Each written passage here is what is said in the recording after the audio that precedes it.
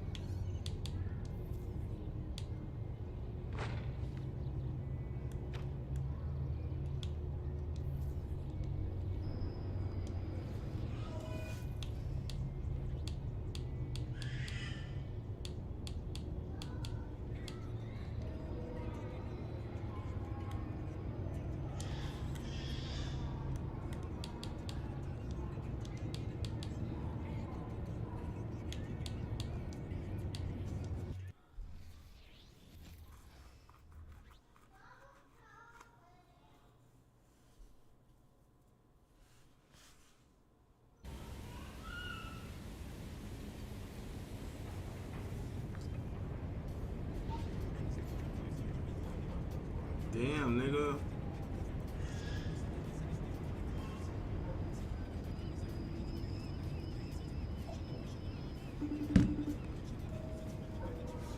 Bro, not you taking a 30-minute shit, bro.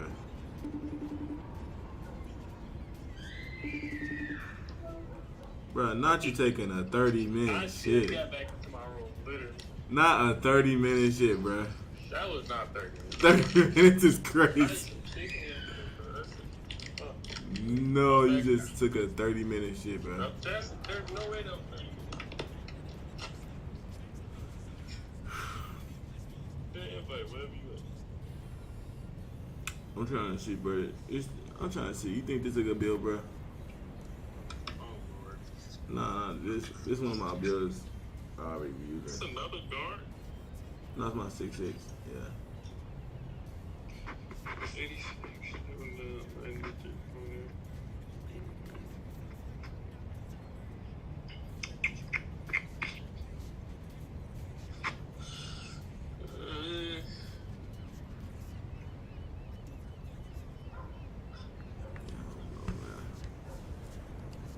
Wait, you updated already? Yeah, this is one of my first builds. Oh, I'm gonna different nigga. No.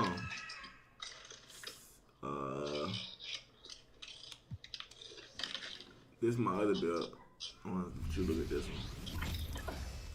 But the build, so the build I be playing with y'all right now that's my ones build. You know what I'm saying? Yeah, I'm already on. That's my ones build. But I'm trying to find a good like twos. I think this one might be my best twos build. Twos like twos and threes. But all my other builds are for like wreck and podium. Oh yeah, I think this might be like the best build. But I can't get T-Mac. That's the only thing I don't like about this build. Did you like T-Mac? Yeah, that's the best base in the game, man. Did you try it though? You'd be 50 with your base. Not everybody likes T-Mac. What about this build? You like it?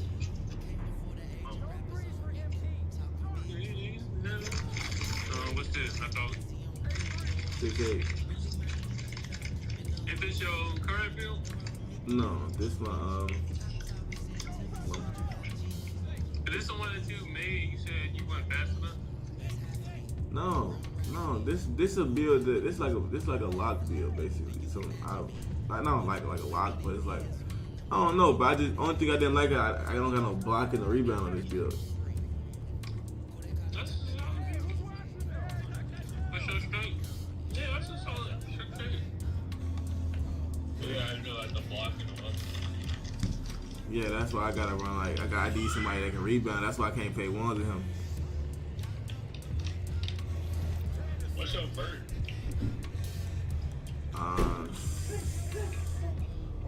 75.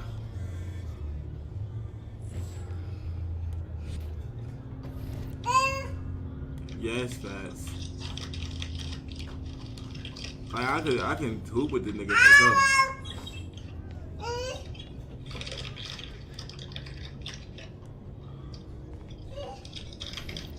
Like I could hoop with the nigga for sure. I could hoop in the rec, the program. He really can go anywhere. You know what I'm saying? But like the ones.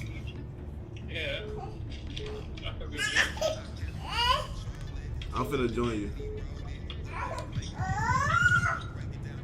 Hold on, I'm finna call you up. Yes, my love. I bought my first product. No, don't call me. Record it. Get off my phone. Record it. I'm already away from it. I had some pictures. I didn't record this one. No, you gotta record it. Oh, I did the transaction. Huh? But I recorded a lot today. I recorded them earlier, but I just did the transaction and stuff. So, but I took some pictures of me when I bought the stuff. But I'm done now. I'm gonna leave. I just wanted to tell you about my first product. Okay. Good. Congratulations. Now, I got a whole bunch of free samples of waxes and stuff. But now, Go I want to buy. Your mom. Go to your sister's room now. Go to your room. You sound so mean. You talking to my baby, so I go to your room. Go to your room, fast. Your mommy's on the way home. Yeah, I'm about to head home now. And I put the chicken in it. I'll put the chicken on as soon as I get home. Ah, you stepped all of my foot, girl. You little fat foot. I see you soon. I'm gonna get ready to start walking to the car. You looked at my foot. You know what you did. All right, man. All right.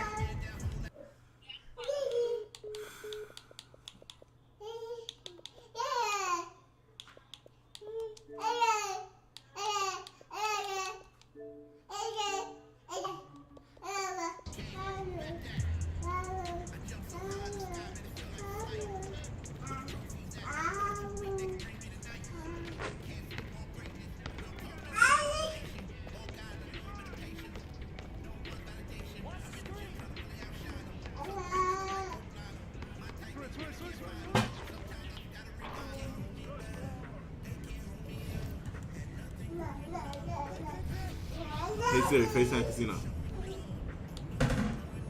Starting a FaceTime call to casino.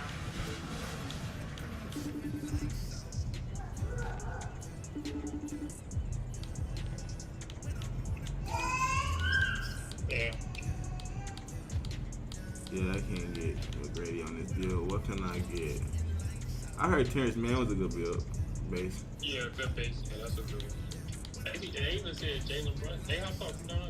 They even said Jalen Brunson should be decent too. I think that's for smaller. I ain't gonna lie, that might be.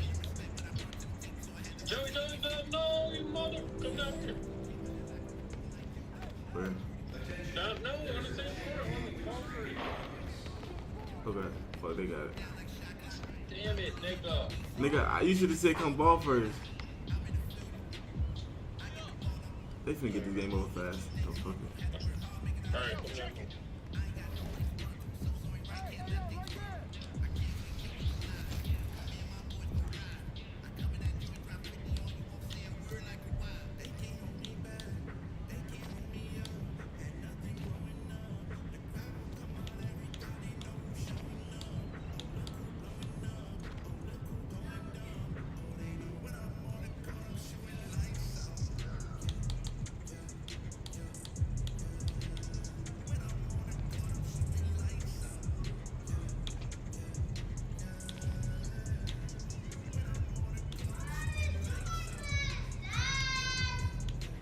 Yes, baby.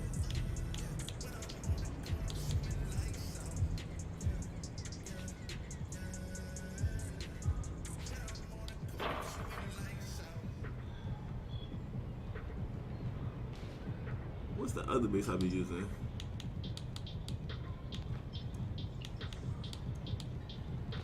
Ben Sharp.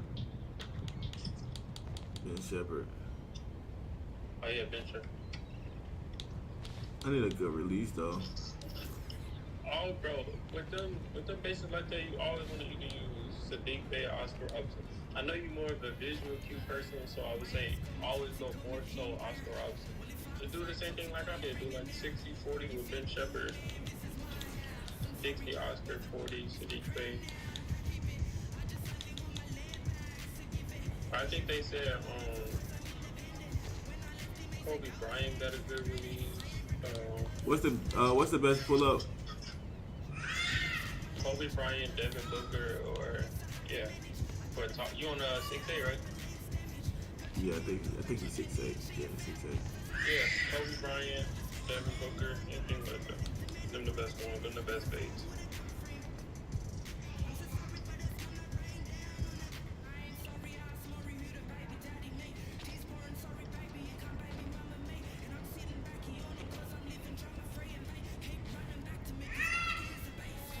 I'm gonna try Paul George. You think that'll be a good one?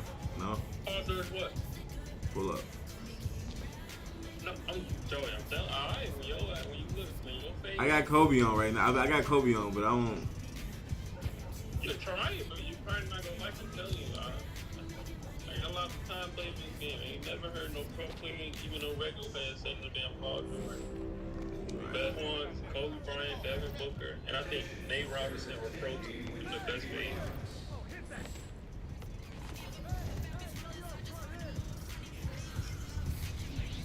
Alright, you can step on. I'm changing my clothes.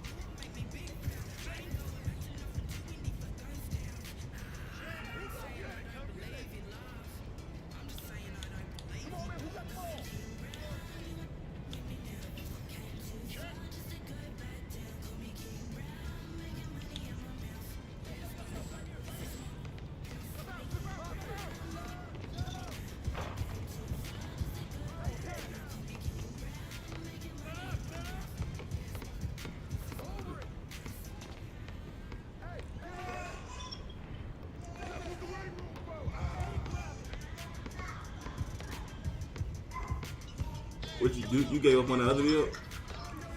What you mean? It's the new build. It is? Damn. Damn, nigga, you be grinding.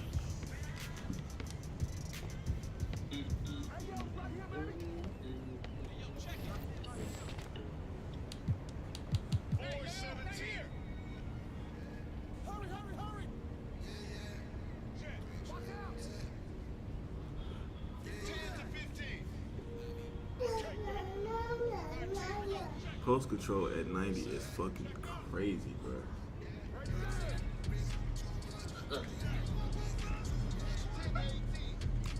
Post control don't take a lot of extra points either.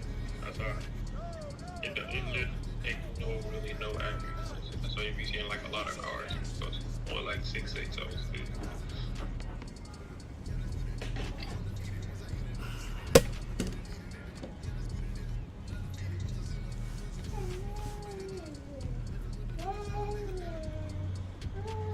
I need to get my hair done.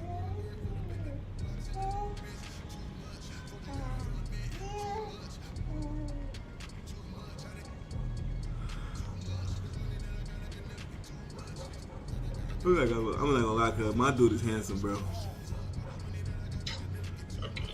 You can't let my bro. My character kind of handsome, bro. With the bad goatee. That's what I like in real life. I just ain't got no haircut. I mean, you don't got facial hair, so you know what I'm saying. You good. Got a mustache. That's facial. Give me up after the game after we get this win. I need another burrito piece of that shit so good. There you go, baby. Man, what we rock? These niggas really can't shoot for real. They got these though. I'll get you next time.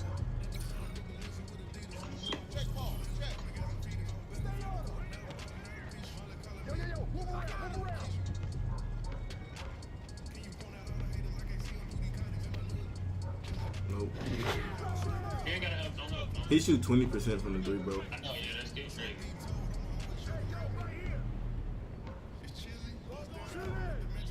Nah, niggas got that loud.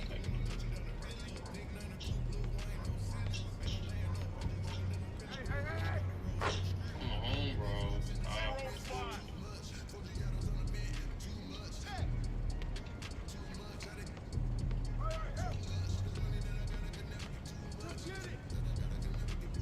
Shoot the ball, bro.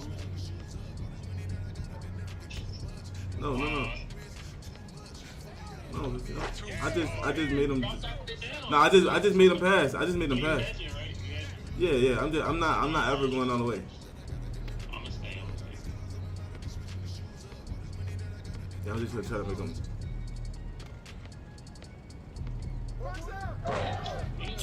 Just ran around. I'm not giving you the ball back to get, I swear. Ain't nigga, like, there's no skill gap in the game, I promise you. You just do weak shit like this. Like, what the fuck are you doing? You can't reach. Bro, come on, we just get. Come on, bro. They shoot 20% from the three. Now they can shoot.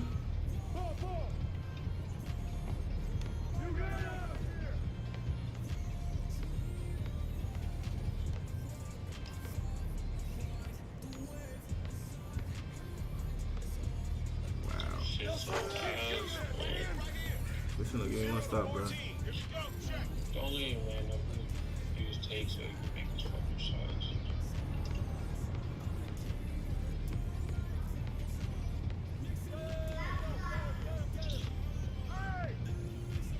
Come on, dog. I need interior and everything. Like, get the fuck out of here, bro. Come on, bro. Come on, we gotta get a stop. Biggest comeback, bro. Come on. Shit's so goofy, man. I hate it, bro. Hey, yo, right there. Fuck it, all the Go. I'm gonna let you do it. Come on, I'm gonna let you do it. I'm gonna let you bring it back. If we had a little more leeway, I'd shoot, but I'm only gonna take the what's the name. Oh, you got it. Good shot.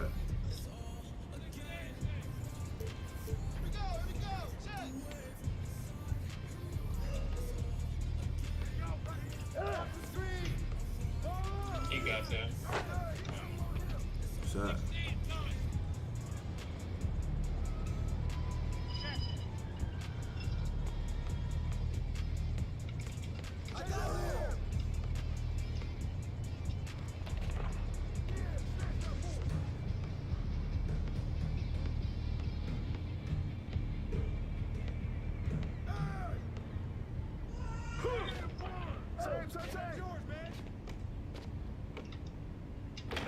No, fuck you. I got it. Go, yours. My bad, bro. I had a green meter when you let me finish, bro. Like, I don't get that. Why is it so fucking fast? That's bullshit. Come on, bro. Just took the shit off.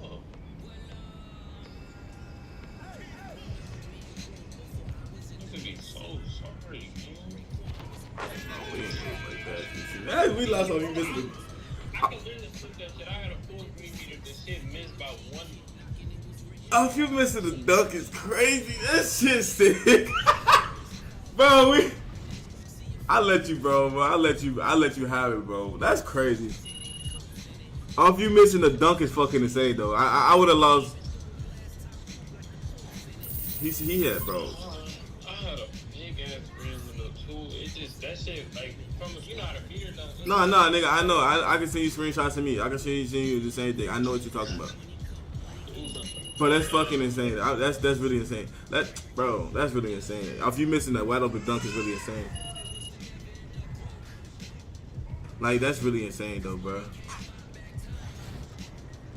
And I ain't gonna lie, I didn't shoot the ball. I could have shot a 3. I could have did something better.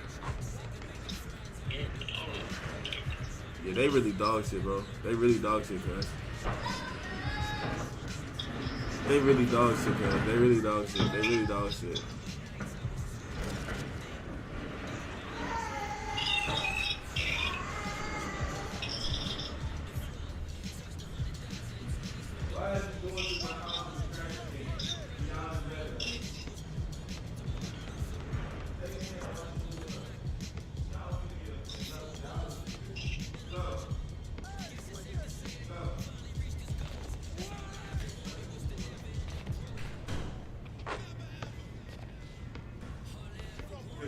Casino, what we finna do, man? We finna win the game, bro.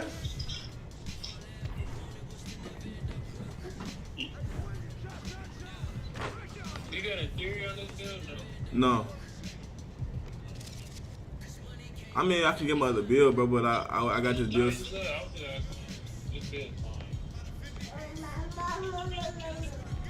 But if you want me to guard the ball, you just have to drop, and if I get beat, you have to drop. You know what I mean? Yeah. You just play everything lower. I play everything high. You just like if I'm on the other side of the court, you play up. But if I look like I'm finna get beat, you run. I'm running straight to yours. We can do it like that. Cause I do got what steal you got on your dude? 91. I just can't get my gloves to gold. That shit so like I'd be getting way more gloves. Like my glove progression not going up. That shit, I'm gonna be really feature for it. I know I can get the lane still for sure, but when it comes to just fucking people, I can't, bro. They be hard. Use right stick ripper, bro. Try to use that. I've been trying. That shit don't even like I can really get a stick with the right. I mean, get a puck with the right. Where's that video at? Oh, here it go.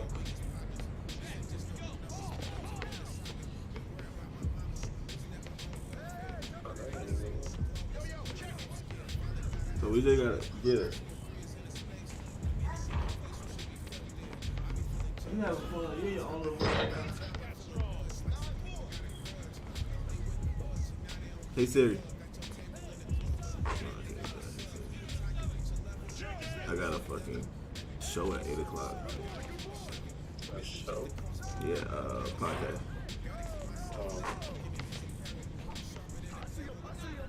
Yeah. I'm moving up, cuz. I'm moving up, bro. Like, I got a podcast. I got some niggas that trying to push my content for me. So, This nigga has a 70 corner. this is one of the games.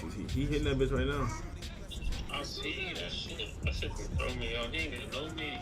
So if he drops into the paint, ain't gonna lie, I'm sitting in the paint. Oh God, he has zero. I swear he has 25 meetings. So I know now.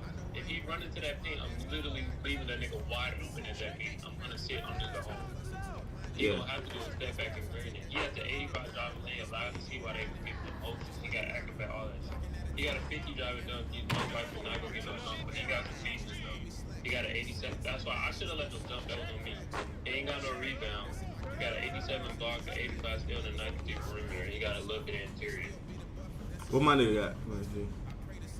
Let me look right now. Yeah, if he ain't gonna lie, if he go back to that 3-point line, ain't gonna lie, I'm right under the hole. I don't know how to play this shit now. The other nigga, let me see. The other nigga got good at defense too. Let me see if he can. What's his three? No, my nigga can shoot though. The nigga I'm guarding, he can shoot. So Young nigga got an 84 3-pointer. He only got a 50 mid range. He got 76 diamond dunk, and the rest of his shit is like defense. He got defense all around, but his shit like overly balanced. He only got a 78. You know, it feel ass as fuck, but I'm not losing no more. He can so ass. Yo, what's good? I already know how to play this Baby. nigga, man. I can't believe I just lost to Give me this. your best in the game after we get this win. yeah, I don't know. He played good, There bro. you go, baby. He caught you off guard, Bro, nigga. layup, he shouldn't even like God. I'll I get already you know how next to play time. this shit. As soon as you drop to that paint, I'm backing all the way the fuck up.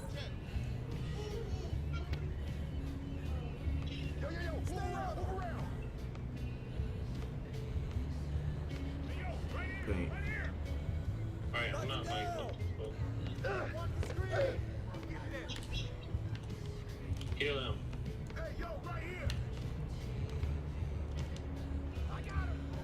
Oh, I had it. Oh shit, I had it. Good shot. Good shot, nigga. I had this shit. I got it.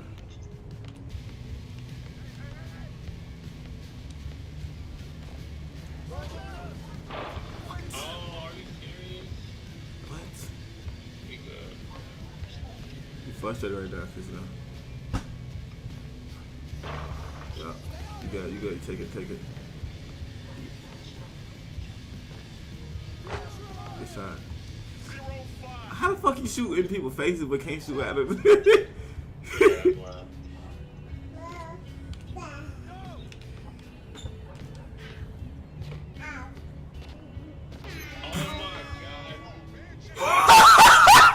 No! No, you did not. No. Dude, we good, bro. We gonna get out of stops. I see how to play. I got him.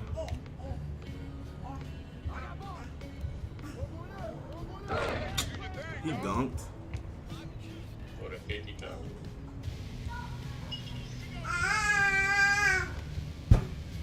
Damn.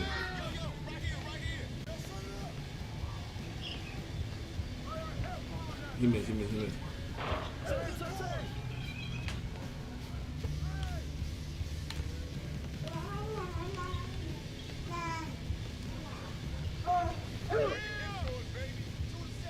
Oh my god, bro.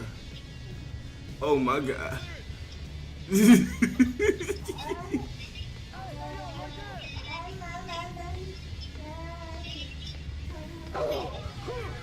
Come on.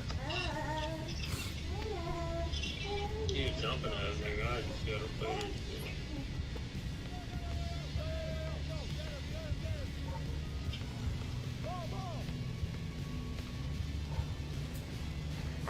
There we go, Cena. There we go. Rock out, shorty. Rock out.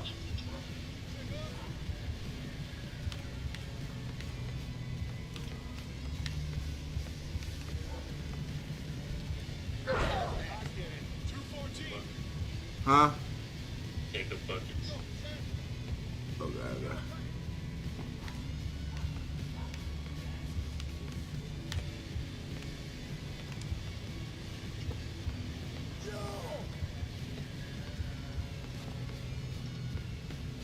Oh, good beat.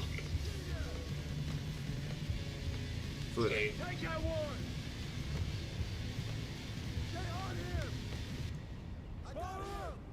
Oh, he greened it. He greened it. He greened it. He greened it. He greened it. Good shot.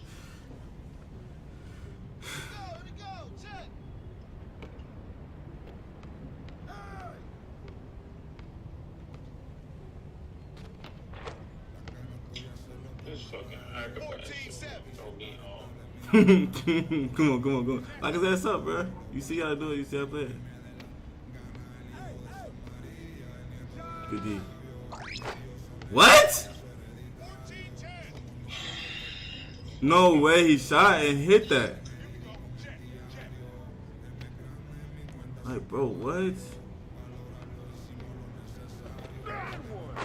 Oh, You jumping? Are you jumping on that? now I can't get anything, bro. This shit is gonna piss me off. Are you jumping on that? Yes, I have blocked. Nigga, just sitting there looking fucked. Who's watching it? Get a steal. There you go. Good, there you go. Good steal. Garbage ass nigga, bro.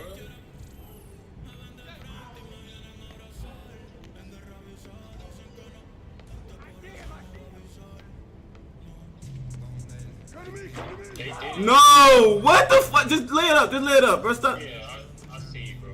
This is so fucking. Just lay it up. What the fuck is that? Like, I have an 8-3 standard. Don't what's going on, dog? just what the fuck is that? Like, huh? There you go. 14-18. Yeah, we can't lose like that again. Hell no. That's your sorry ass stuff, nigga. I just missed 2 wide open dogs. Don't stop with that ball. I swear to God.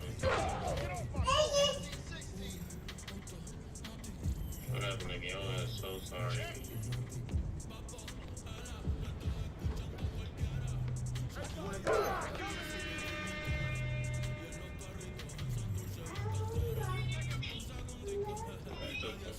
Come on, bro. Come on, come on.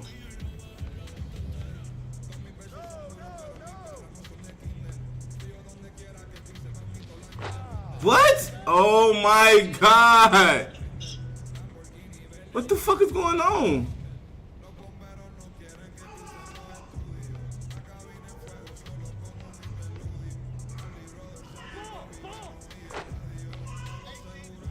Casino, I'm not gonna lie, bro. What the fuck is going on, bro? Get through, get through, get through.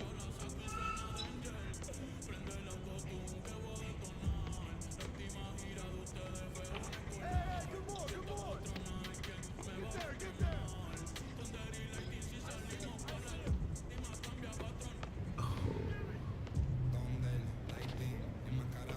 Shot, shot, shot. Come on, what the fuck? Come on, man. How are we losing? What are we? How are we losing? Casino, he's not better than you, bro. You frustrated. You frustrated right now, bro. You frustrated. He is not better than you, bro. He's not. This shit is sick. This shit is crazy. It's not that I don't know. I don't know what the fuck is. Huh?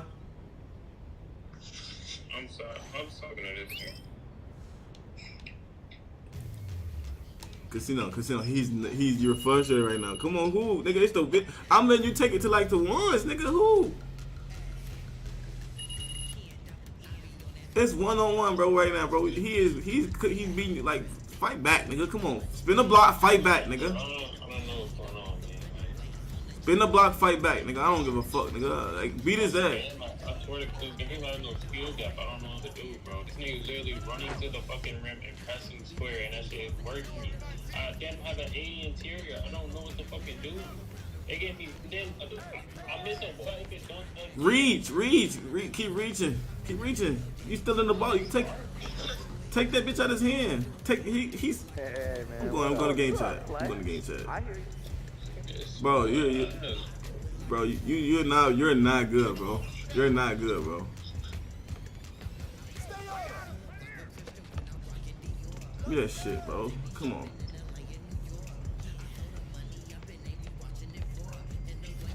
Like, look. That's good. That's cool. That's cool. Oh, hardly. Yo, move around, move around.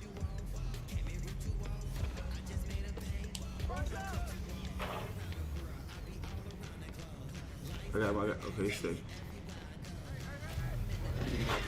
Should have just stayed. I was on the side. I gotta make that. All of a sudden, it's too hard. This nigga just- Yeah, this nigga shoots 20% from the 3, and this nigga is shooting lights out now.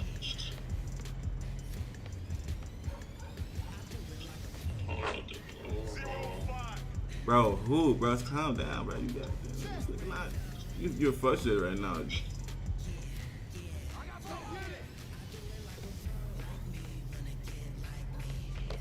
You know shit. You know shit. Shot. Come on, man. Hoop, nigga. Hoop, nigga. It's the tools, nigga. Hoop, nigga. Come on, bro.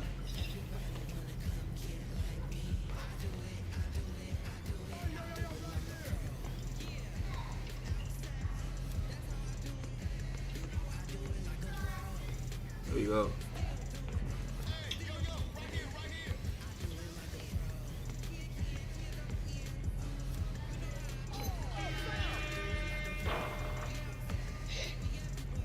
It's okay, bro. Come on, hoop, man. Hoop, hoop, hoop, hoop, hoop, hoop, hoop. You frustrated.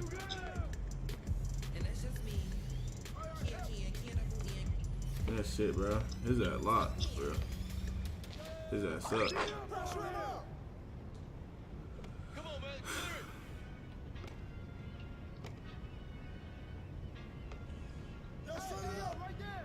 Like, this nigga is a. He's a rim run demon. He's a. Get it, bro. Don't, dog. I don't. Fucking God, this shit is so ass. There you go. Why do I even have badges, bro?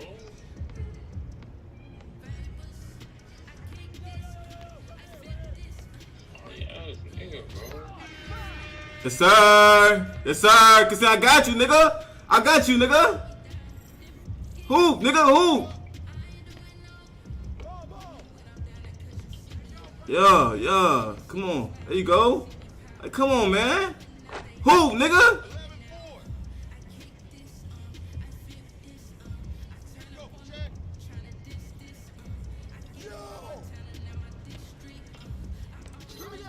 Who, bro? He can't fucking guard you.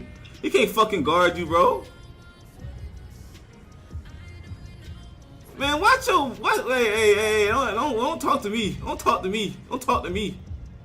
It don't matter. You carry your homie, my homie carrying me, nigga. Watch your mouth. Everybody get carried it once in a while. You ain't shit, bro. You ain't shit, bro. You doing that with look, your box. Your box. Your box. Your box. Your box. Your box. Talking about box. Oh my god, he's boxed. He shot that weak ass shit. He's boxed. He's boxed.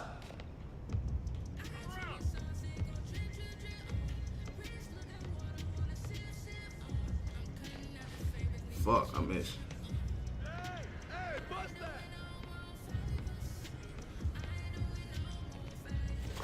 I don't get carried shit, nigga. I'm letting him do this shit to you, nigga. Watch it. Watch it. I'm letting him do it. You weak. You weak. I'm letting him do this shit to you. Green, nigga. Get out there, nigga. Yeah. I don't give a fuck where he is, nigga. He's doing it, nigga. Hey. Can't guard him. Oh my god, where you going? Oh my god. You can't guard him for real? You can't guard him for real? Nah. Don't let him move nothing. Shut up.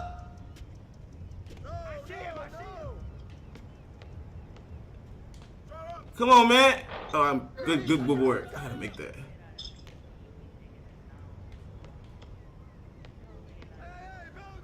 I didn't even go up, bro. Like a...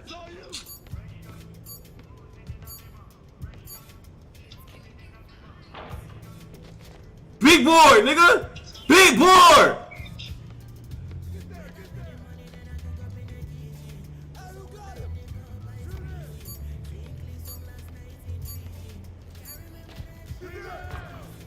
Big board. Big board, green.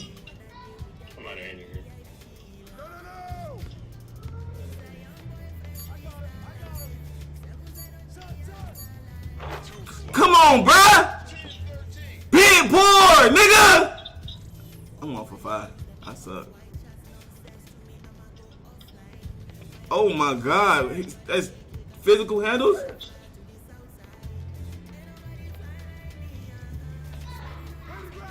You know, pass it out. You know, pass it like that. I got gold. No, pass that back, bro. Yo, I do what you trying to do, man. It ain't going for that's in our favor right now. Yes, sir. Get through. Pressure him up. I just gotta figure out what the fuck I release at. I'm good. I got and you got Silver Diamond coming your way too.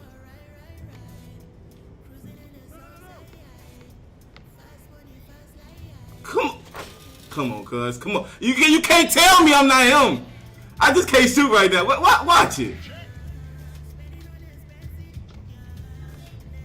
Come get it. Box out. Hey, get the fuck off the court.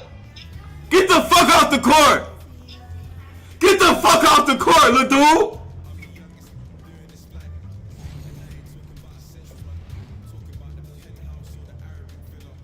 Get the shut up! I don't give a fuck what y'all got to say. Get off the court. Jesus Christ, I found that. He don't got no fucking Zen. That's how. Hey, that's really lit. That's lit, hey, cuz. We made it. Niggas think you got Zens. We made it. Huh? We got Zens. He made it, nigga. And shut up, nigga. Guess what, nigga? You got an L, nigga. Shut up. Hey, look, listen. Okay, you right about that. But I ain't talking about the past, nigga. I ain't talking about the past. Casino, I'm not gonna lie. Thank you. I was talking too much shit that. Huh? Bruh, I'm telling you right now, bruh. I guess the first one was cool. That's it. Come on, y'all. We got this. I'm gonna stop doing standing meter on 2. They got me fucked. Yeah, just. I gotta shoot, bruh. I'm just gonna throw the ball up. There you go. Casino, I got a 93 point on this nigga, bro, for real. I'm gonna go over there check him on 2K card.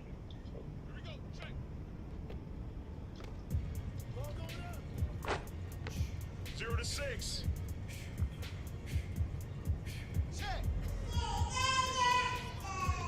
Let me shoot, bro. For the next game. You heard me? Yeah, I got you, my bad. I just need to shoot for the next game. Alright, take corner, dude.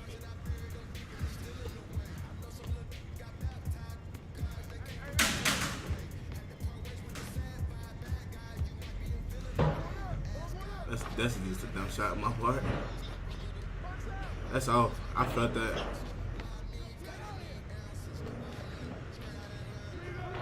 Early? What the fuck is it?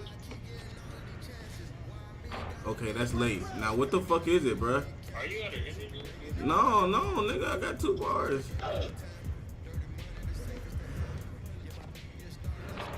I'm not gonna lie, I can't shoot, bro. Like, Slow down, let's go. Gotta get matches.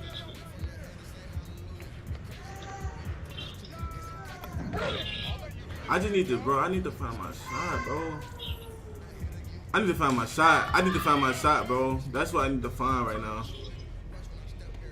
That's dumb. That's just a dumb shot.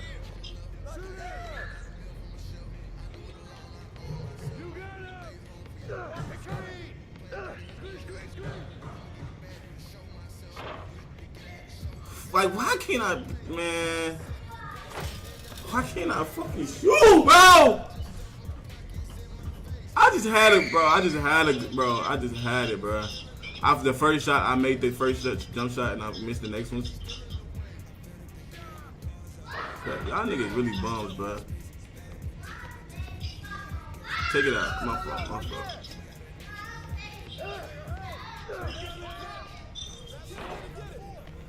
Bro, it keeps saying early and late. I don't. What do you release yours at?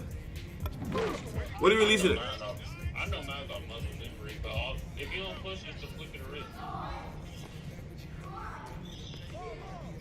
right when they finna flick the wrist.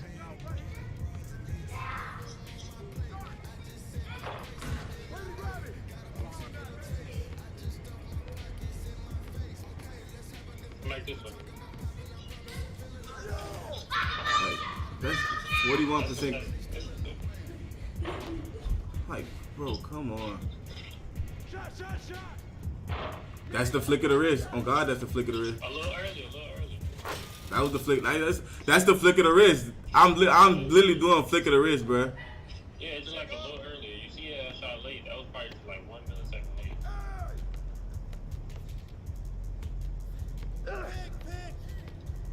I got it. Fuck it. Like, bro, I'm just saying, I'm really. I don't know. It's making me miss. It's making me miss, bro. Cause I was like, it's making me miss, bro. Like, it's literally making me. I'll take you shooting late any day before you shoot early. You just know that you're doing it right. Just literally a little earlier. That's it. What, we doing that now? Niggas got Bell out now, 2K? Yeah, that shit wild. Niggas, they got Bell out. Oh, shit.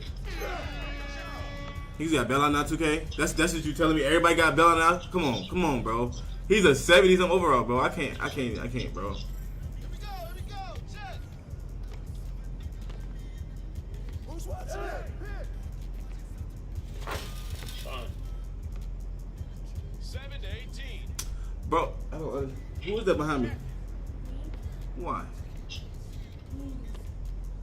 Step out. Yeah, they making me miss, bro.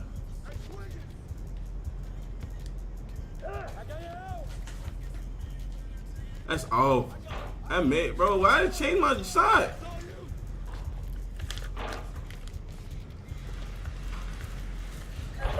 Casino, what is like? What the fuck? Like, bro, what the fuck, bro? Like, this shit making me miss now.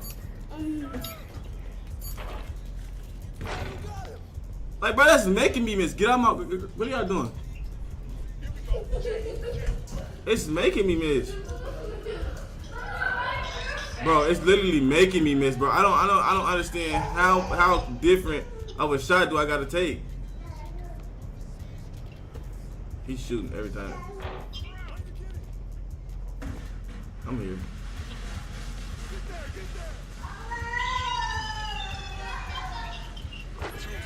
Nigga, good shot. I wanted a double muscle. Bro, they're just making me miss right now, bro. That's what's the saddest thing in the world, because I know that it's supposed to be like, you hear me? Like, it's supposed to be like that. I'm letting it go when it's supposed to be gone. It's just making me miss. Bro, don't say nothing. Don't say nothing right now, bro. Cause you just got spanked, bro. Like, bro, I'm figuring out a new jump shot. You just got spanked, bro. Don't say nothing to me before I smack you and your OG, nigga. Yeah, be quiet. Girls, go. These little girls are scary. Is anybody watching them on my TikTok? I think that's what they're on Twitter. I think that's what they're watching. And no, they're not. They watching from where? I don't know. Bro. They good? Yo, time to have fun. Girls, I'm not gonna say it again. Get out of my room and go play. Come on, y'all. Bro.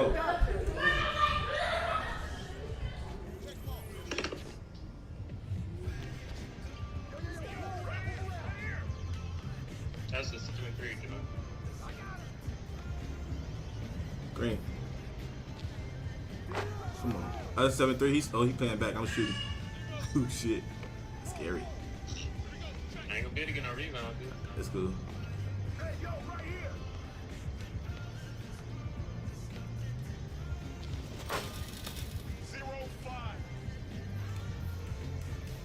Bro, remember that dunk, that Super Mario dunk they had last year? Actually,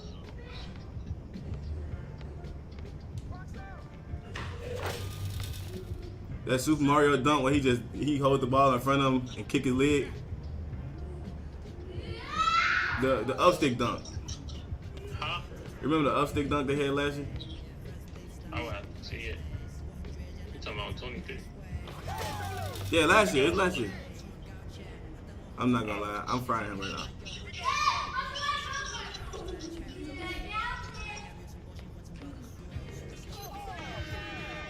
I'm just get a pull back. I can't even shot this. What you want?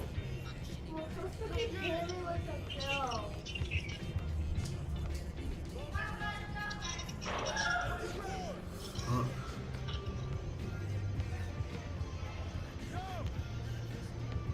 Fuck, bro.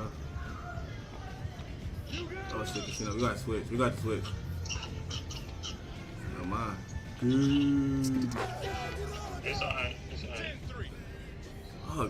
If you come Consistency. up, switch automatically.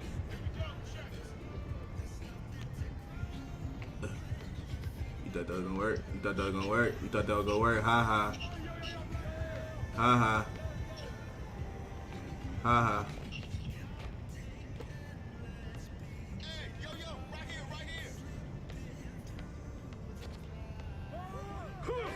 Bro, like, I couldn't get a fucking meter to save my life.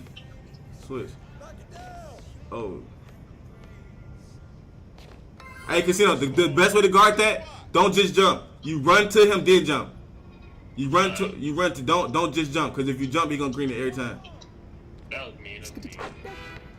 Why are we going against weirdos, bro? You coming in the fucking park with a post board, take your bum ass to the one, bro. And then you not even letting the guard him for the ball. Shit is weird as fuck. Yeah, that's way. Best way. Like, don't, if you jump right out, he gonna green it every time. So what you gotta do, you gotta run up a little bit and then jump and hurry up and jump. That's how I guarded the nigga last time. He gonna fuck up every once in a while because you gonna start locking it up. There you go. There you go. Nah, I couldn't even jump. I was on the wrong button. Shit is so weird, though, man. Go. Oh, you got it.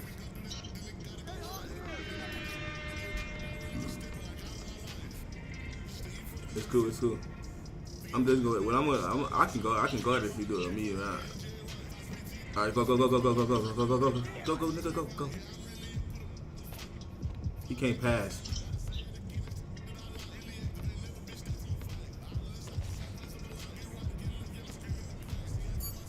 Good deal. Wow, bro. If I have my nigga, I could guard that, bro. If I have my nigga, I can go out here, bro. I can go out right now. There you go. Get it. I couldn't, bro. It's a camera, bro. I couldn't even tell where you were going.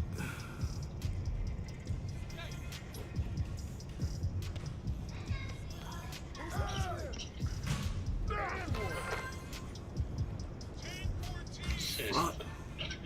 Bro, I'm telling you right now, we can win. I beat the same lineup with it. Somebody go.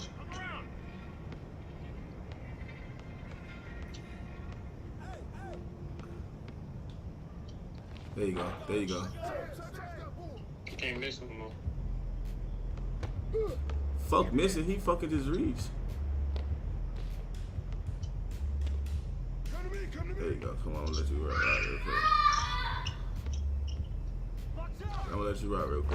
rock real quick.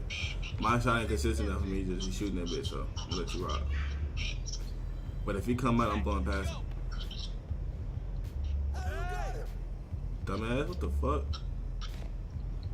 Oh, you leave. Oh, come on. I just got home.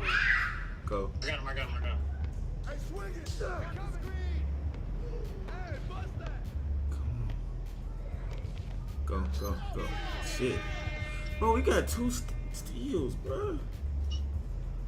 Check. Come on, Casino, you got one. Go, switch. Go. Let's...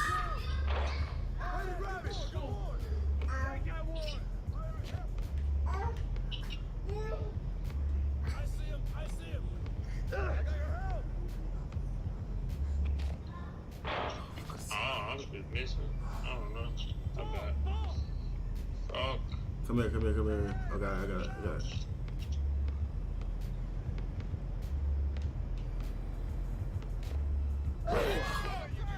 I can't do nothing with that, bro. You want me to get my other guy? I can't. I gotta get him or something.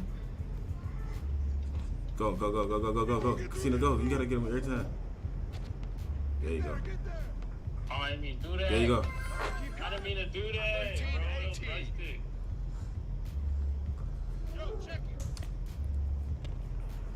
Oh shit, I'm tweaking. Oh, look at my phone. Now you wanna score, bro. Like this is what I'd be. Alright, bro. Oh shit. That's Stevie. Yeah, that's all you.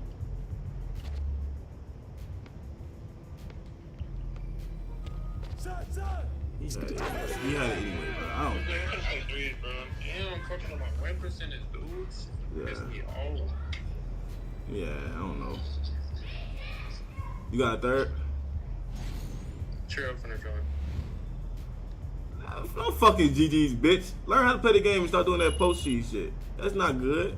Go to the ones. Go to the ones. Go to the ones. Go to the ones. No, go to the ones.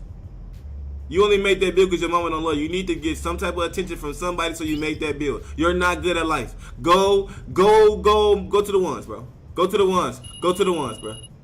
Go to the ones. No, shut up. Stop talking to me. Go to the ones. Go to the ones. Go to the ones. You're fucking trash. You're a fucking bot. You're not good. Your dad fucks your grandma.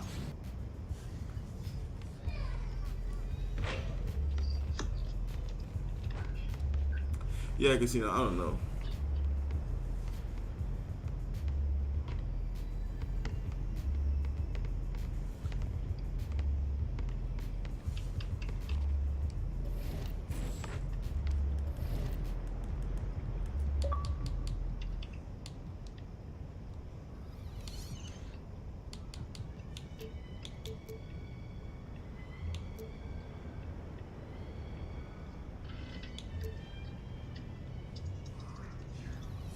I wouldn't think it probably went down, no.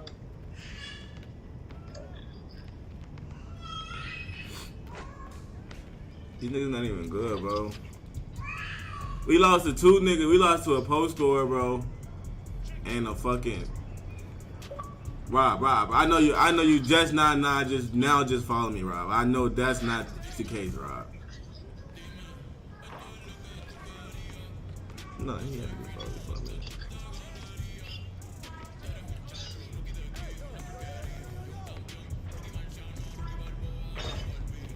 What's your pass echo? You already said that. Yeah, it's low. It's like 63. So why do they have you? You're 6'8". You a shooting guard?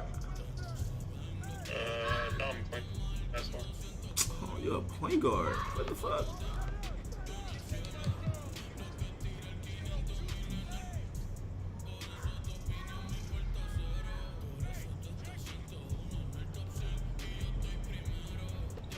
I don't know how I missed both my threes, man. I think I might be out of boost. I didn't think I'm giving you the show, man. This day is holding you right now. I'm not gonna lie.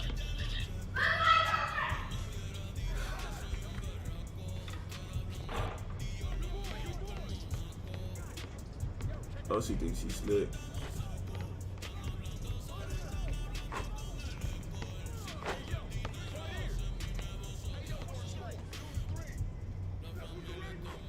Why are you still there?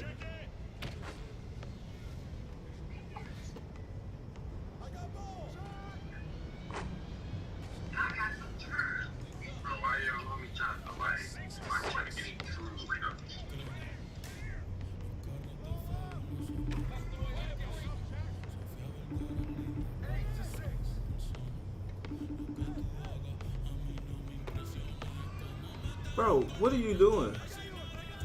I got fucking lost. You ain't got a GPS? What?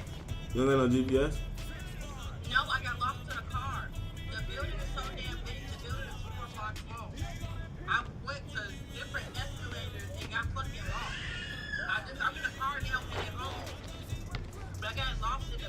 Bro, my show started at 8, bro. I'll be only 40. It says I'm only 40 minutes away. But once it's only because I'm a little. Babe, I want you to. Man, I wish you got a hotel room so we could all been down here today. And it feels good right now.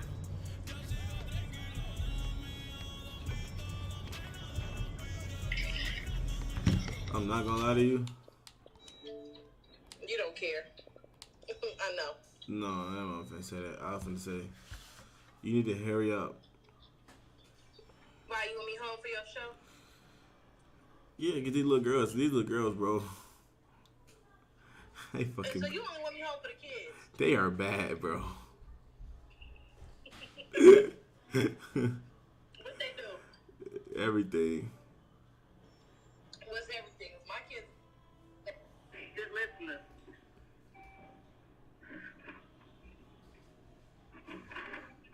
Just look, babe. Like we should be down here. We get the hotel room down here. I bet. When it warm up, I'm gonna take one of our girls down here. We gotta. I'm streaming, baby. So hurry up. I'll talk to you later, okay? Whatever. Kicking me off the phone again. No, I'm not. You are. But it's okay. Just look at this and then you get off the phone. Just look how beautiful that looks. Yeah, I see it.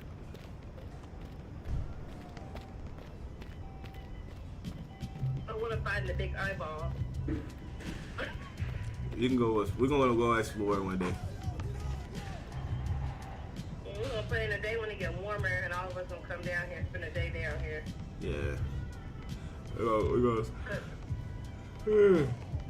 Come on. They coming. Oh, we lost it. There's a lot of churches in down here. I want Yeah, to we take lost you to it, the yeah. AT&T Stadium. Damn. Everybody on streaks, bro. They downtown area is definitely different from Chicago downtown. They buildings all little and shit.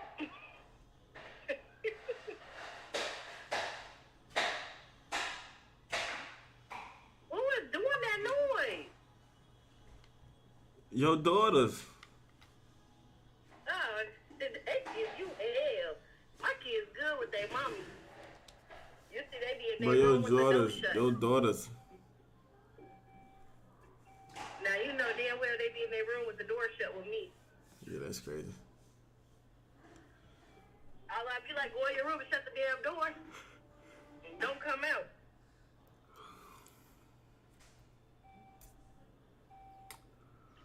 Jazaria had the trash can walking around the fucking whole house. Yeah, she does that. She likes pushing the trash can around the house. I could have told you that. Like, little girl, what are you doing? And if the dirty clothes basket empty, she'll put it on her head and walk around the house. She does that when you're sick.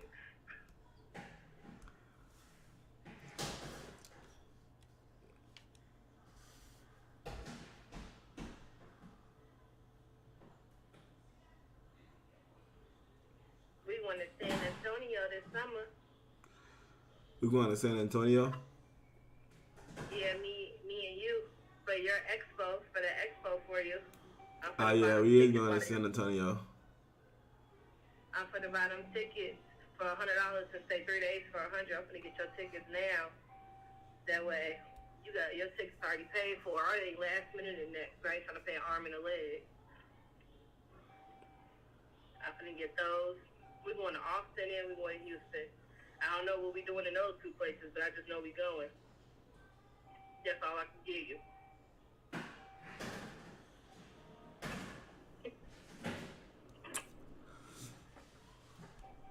I'm in like the next like fight night. Hit her with a left. Hit her with a right.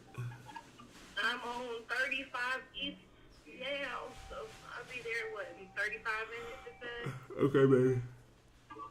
Alright, I'll see you soon. Oh, can you do me a favor? Can you put that chicken in the oven so when I, or just, yeah, no. Well, 'cause if I do it when I get home, I just do it when I get home. That way all my food's done at the same time. Don't worry about it. All right. You don't have to hang up. I can't click off my GPS. I can't see.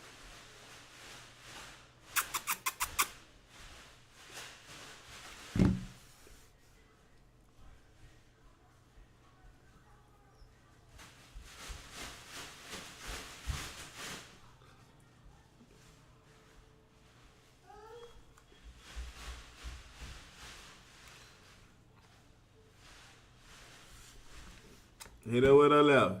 Hit her with her right. I'm gonna knock that nigga out. Back. I'm gonna knock up like fight night.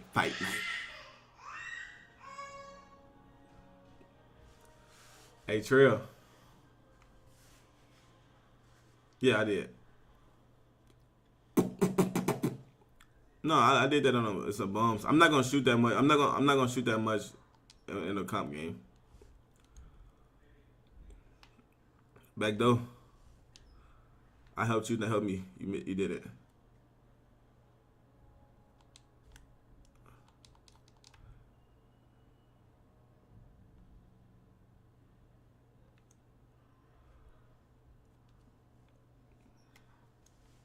Bro, Casino, why you telling that nigga I went 4 for 18, bro?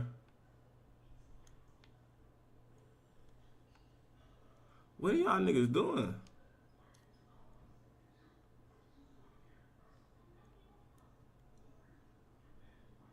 I didn't, nigga, I'm guarding the center right now.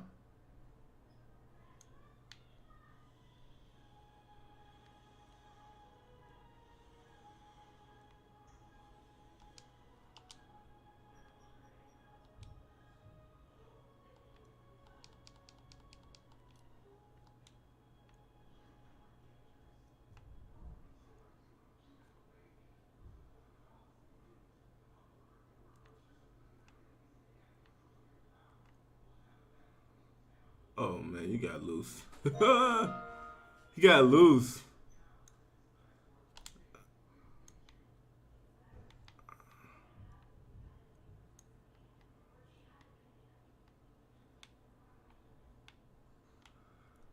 I mean, I'm guarding the center.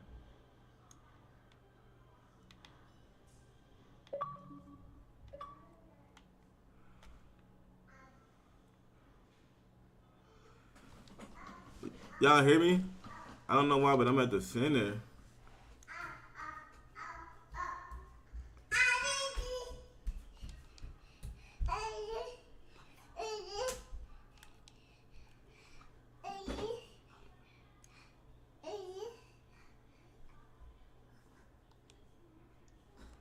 What up, mama? Here I come. All right, I'm coming on.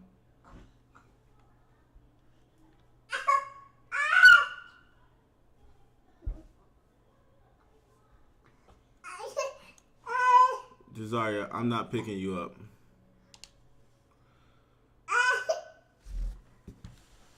Okay.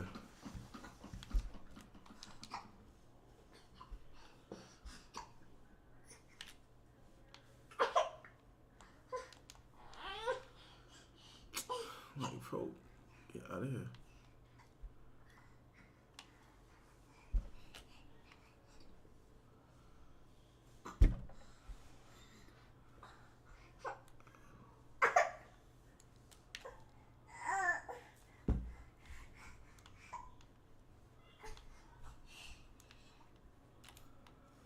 Like, bro, what?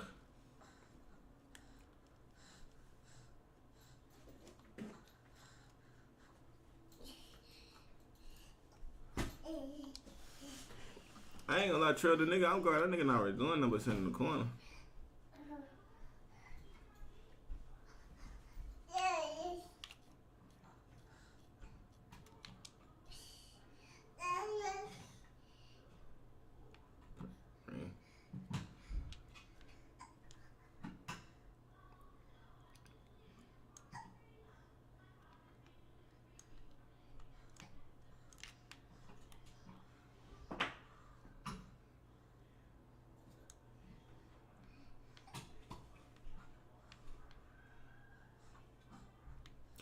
Casino, you that meter dunk, meter dunking.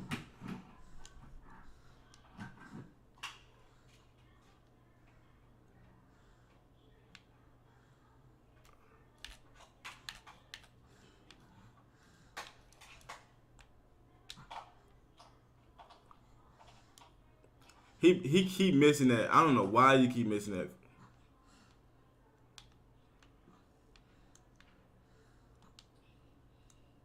Go, Trail.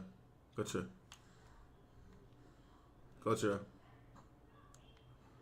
What?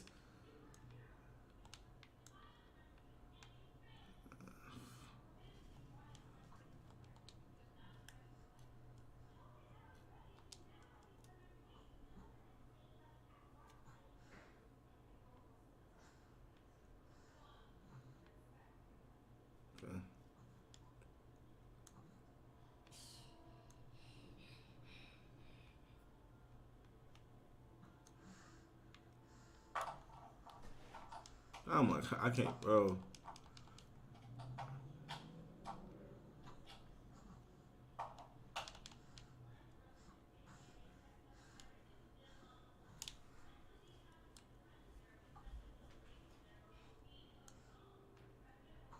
Oh man.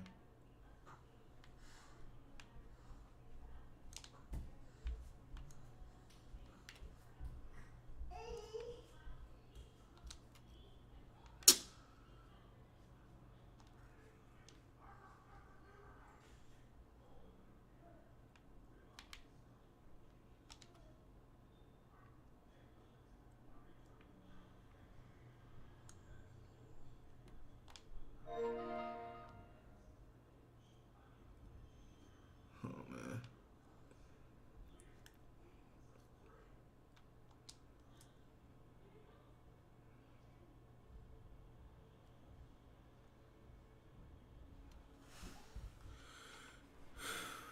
Good shot.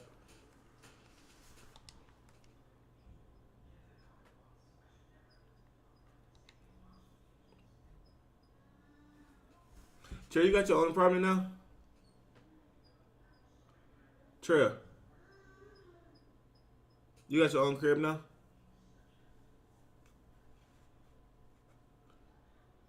Casino, he got his own crib now?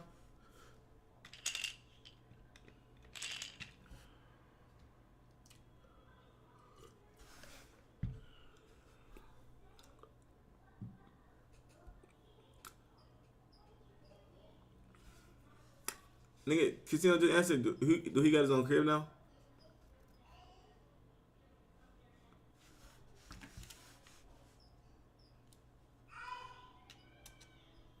Oh, okay. So he just, oh, that's decent. That's decent. That's decent as hell. Got his own, basically.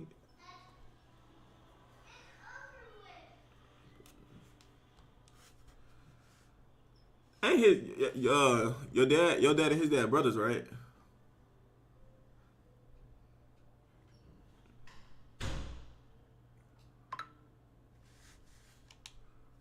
That's crazy.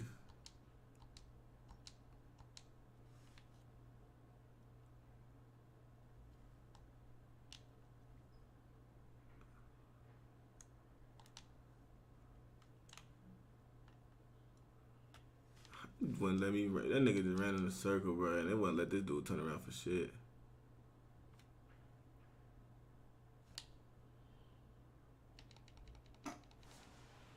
Bro, I'm playing a nigga with a helmet on, bro. I can't lose to this, bro.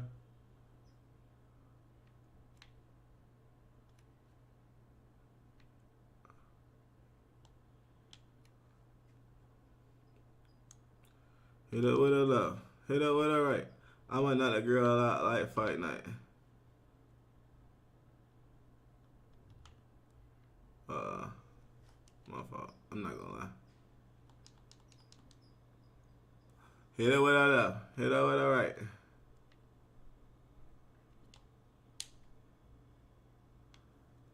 Late, bro. I don't understand, bro. Like, what am I supposed to release it at?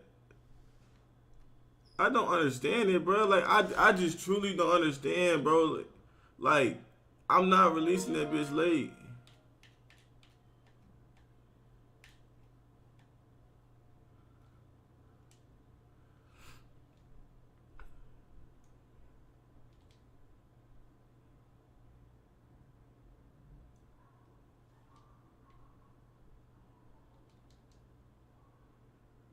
That's my fault, bro.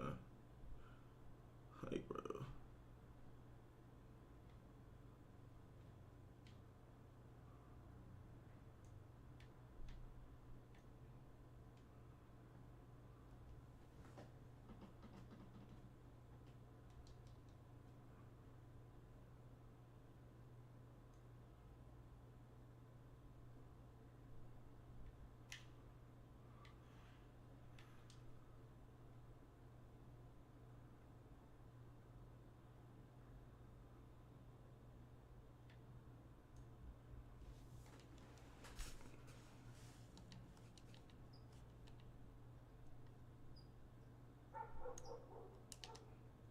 I'm guarding my. We ain't switch.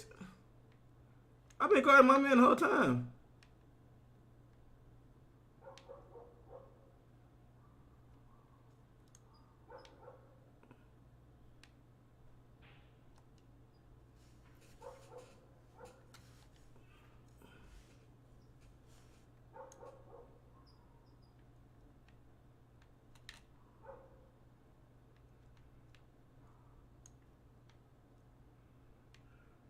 Oh my God.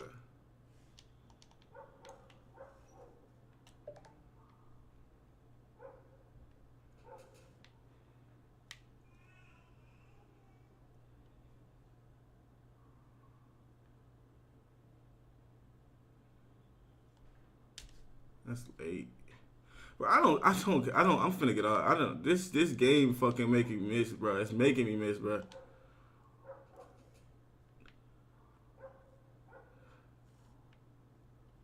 This game making me. I never seen the game make. Like, I don't understand it, bro. I'm letting that shit go before it even touch my head, and it's saying late. Like,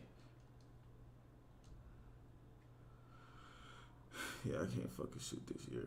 I don't know what it is. I don't know what the fuck it is, bro.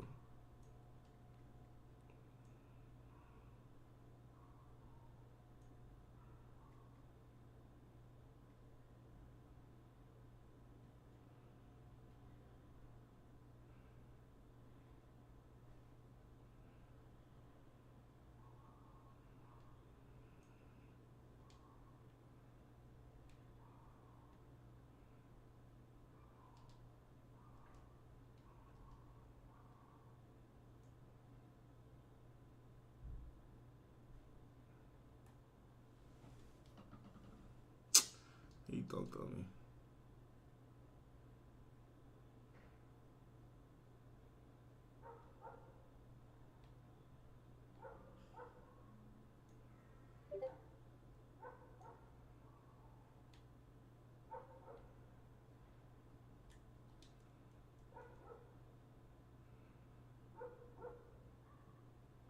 I got a 93 and I can't shoot, bro. I don't understand this shit, bro.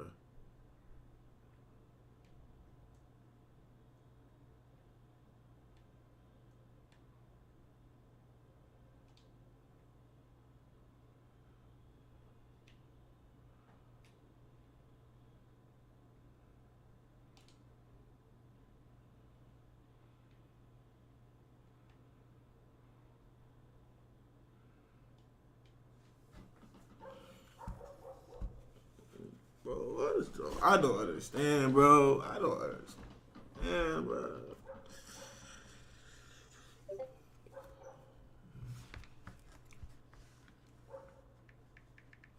I might as well get on my other bill, bro. Fuck it.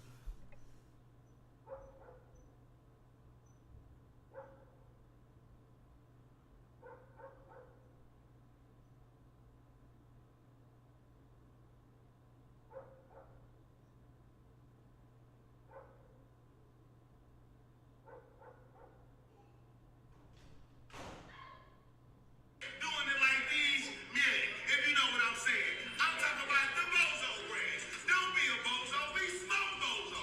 Look for the B-O-Z-O.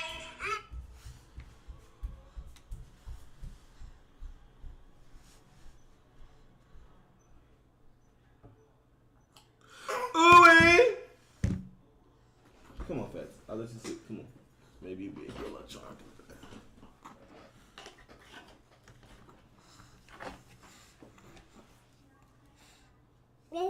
Eat.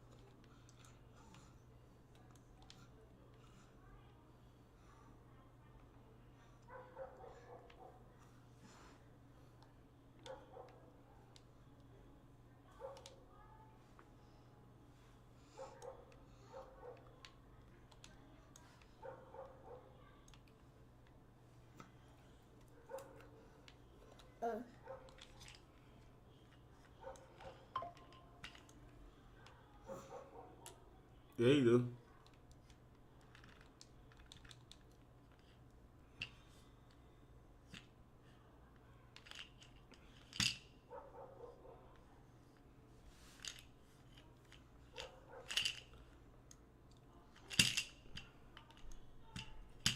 You just smacked his back. But y'all used to get whoopings. Willie, I ain't never seen you get no whooping, bro.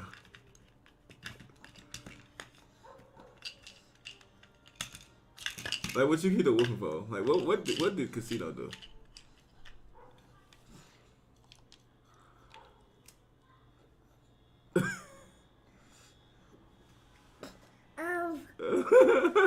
You was hard headed.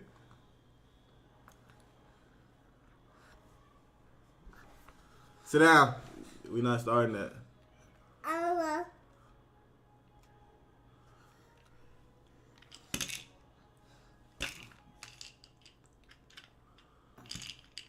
Come on, y'all.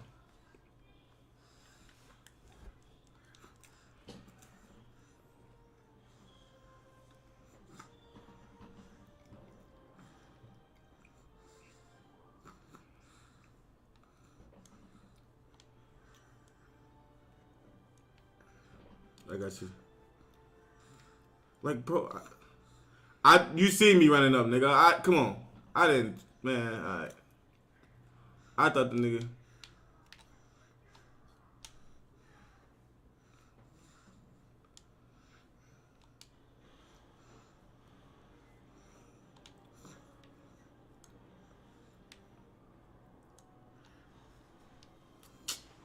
I'm getting my other build up, bro. I can't be in this position.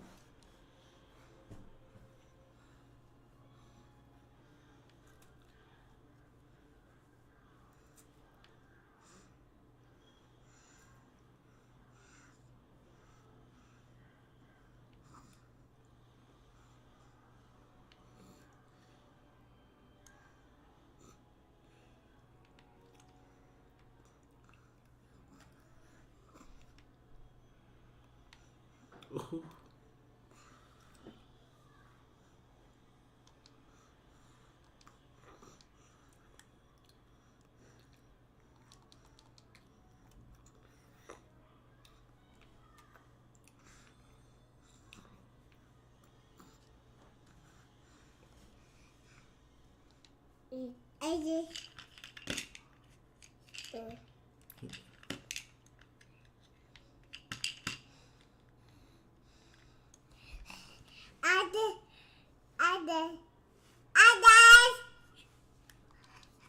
Desire, sit down. Sit.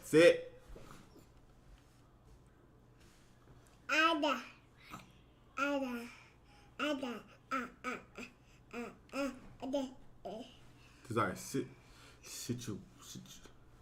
I got you. Just, you wanna switch it? There you go.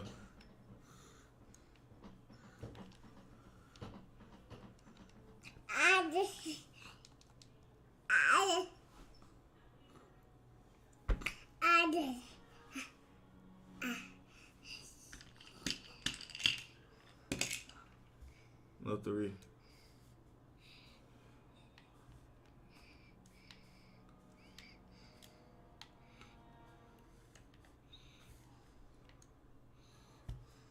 No, it just made me run. That shit just made me run.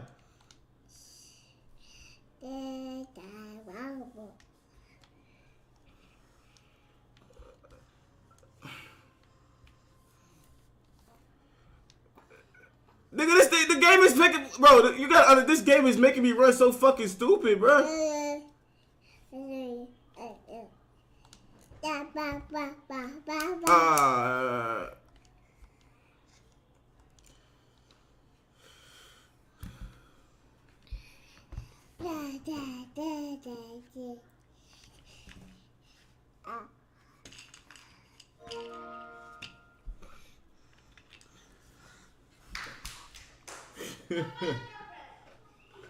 Okay.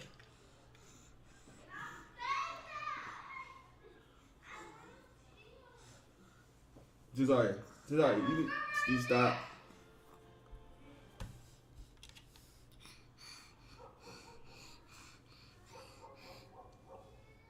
Stop. Stop. I'm trying to be nice and let you sit up here, but you be in the bug. You know, who are you yelling at? You need to stop it, cause I'm being nice to you. No.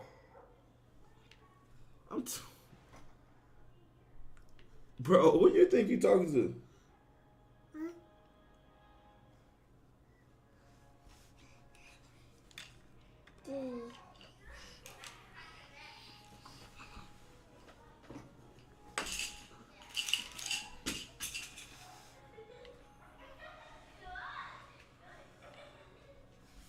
All right, speak.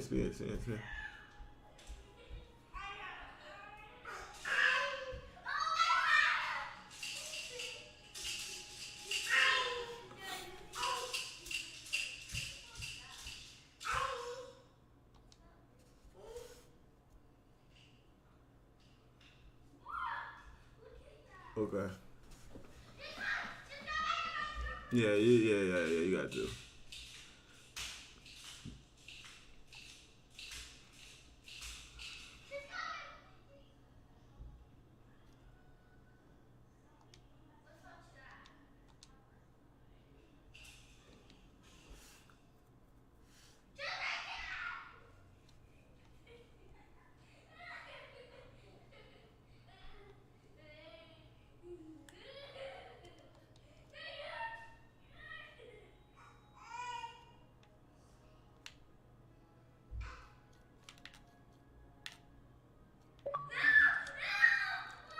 I ain't even gonna lie, bro. I didn't even try. Yeah.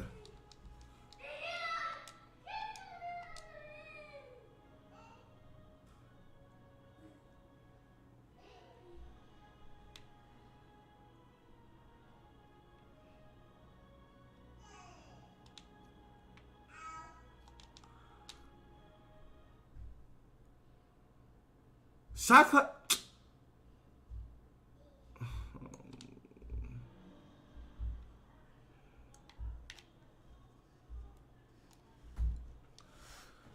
I know, bro. It don't let me fucking. It didn't let me get over there to him, bro.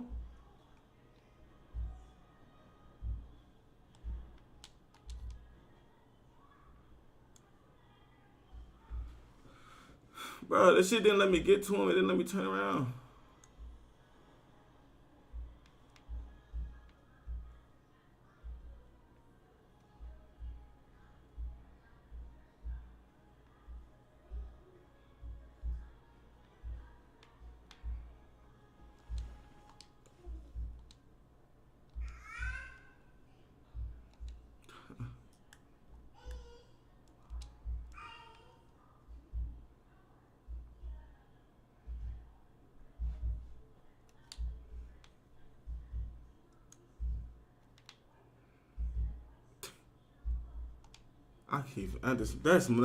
I'm not gonna lie, that's my fault. I forgot that fast. I was guarding that nigga, bro. I forgot that fast.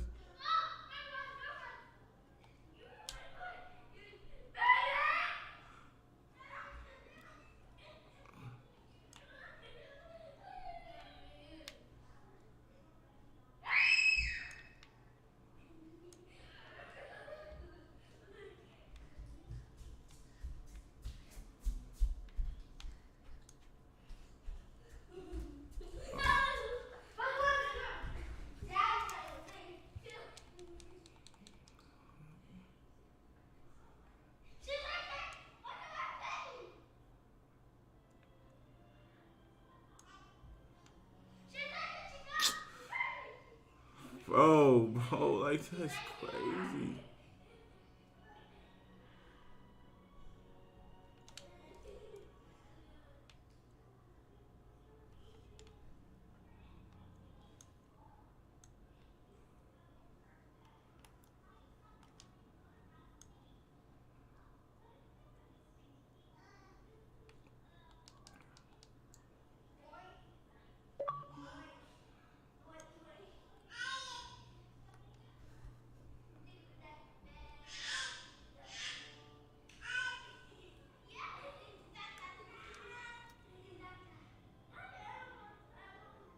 Damn.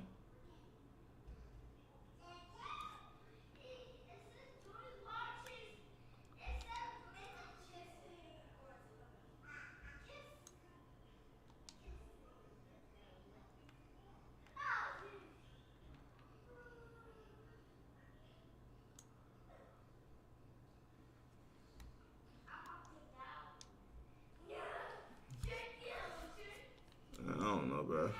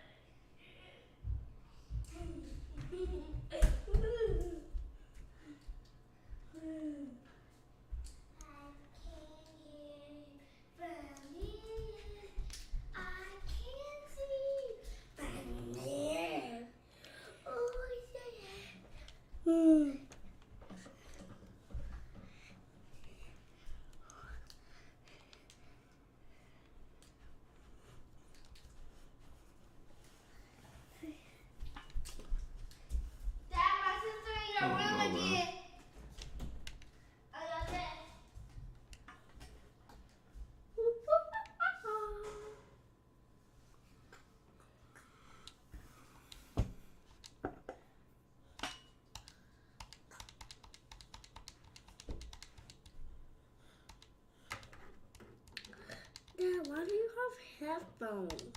So I can hear nothing. Huh? These niggas not good, bro. No, on your character.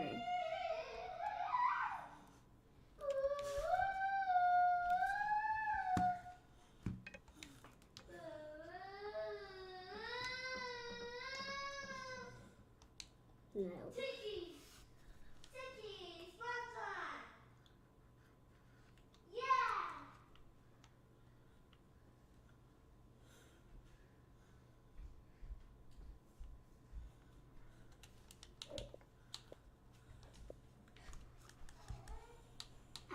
I don't see how we losing, bro.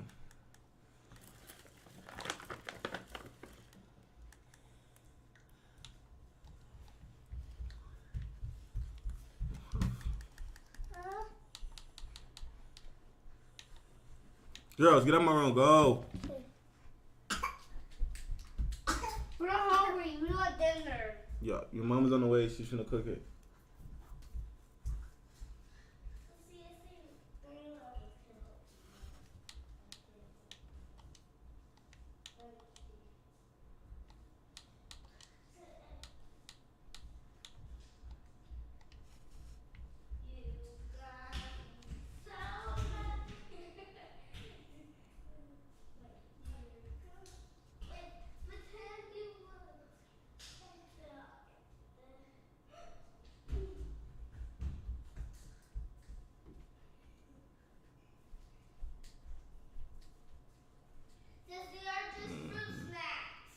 I am. Trail left.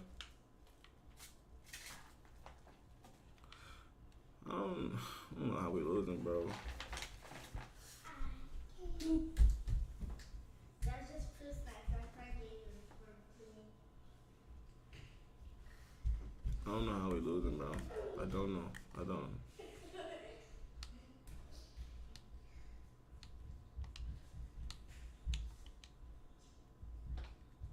I'm changing bills, bro.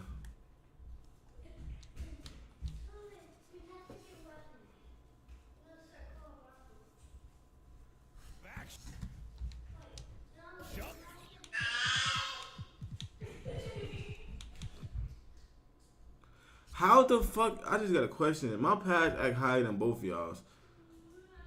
Is Trail build a small for a shooting guard or what's the name?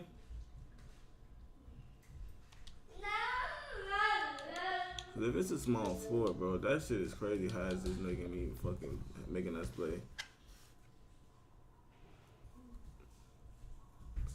out of position?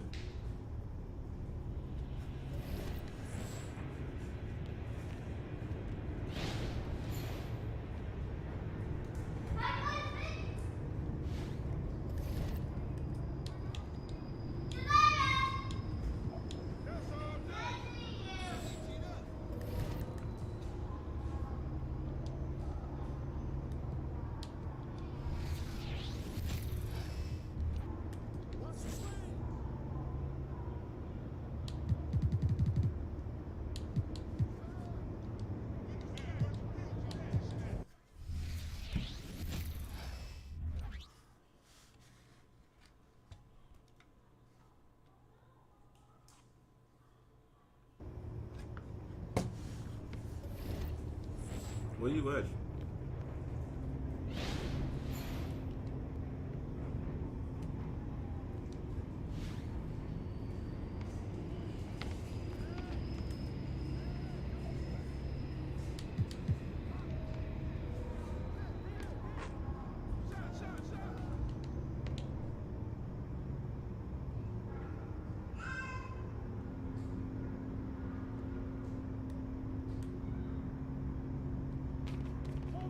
A trail go.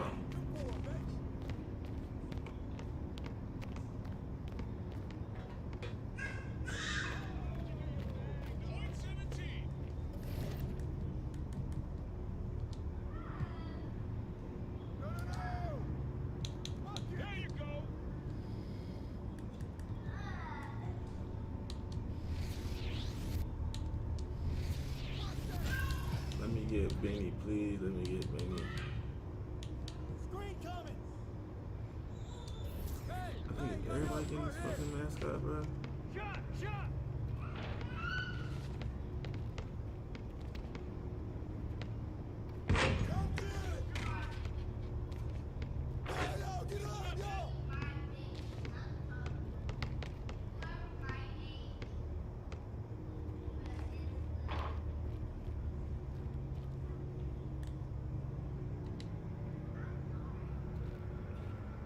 Why this nigga walk like that? Why he why your dude walk like this? He do walk like that. Bro, dude, everybody got the same fucking build. I mean, what's the name?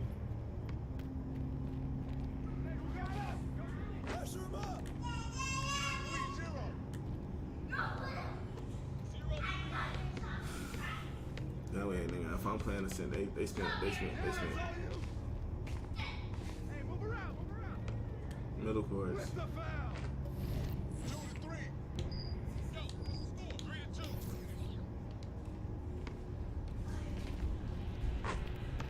Why is that like that? Sure, did you get this mascot too?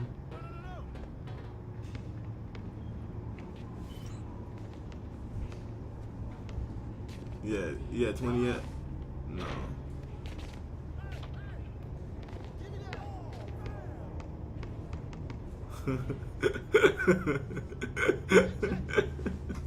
I like this mascot, bro. This shit ugly. This shit ugly. Bro, let's go on a 100-game win streak right now. YouTube. We about to go on a 100-game win streak. You know what I'm saying? Casino.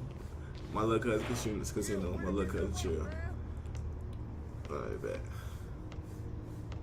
Alright, I said it out loud, so we gotta do it.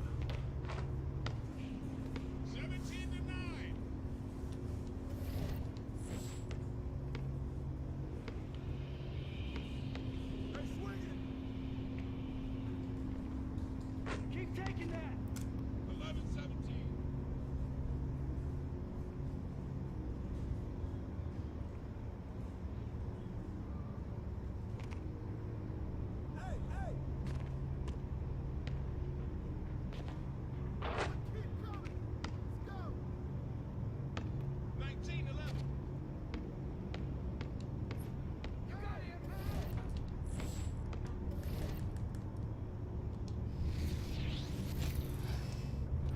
Step back on, bro. I got y'all, bro. 13, Step back on. 19. 19-13. Be up on that pitch. I was trying to. Hey, yo, right here. Hey, yo, shoot it up.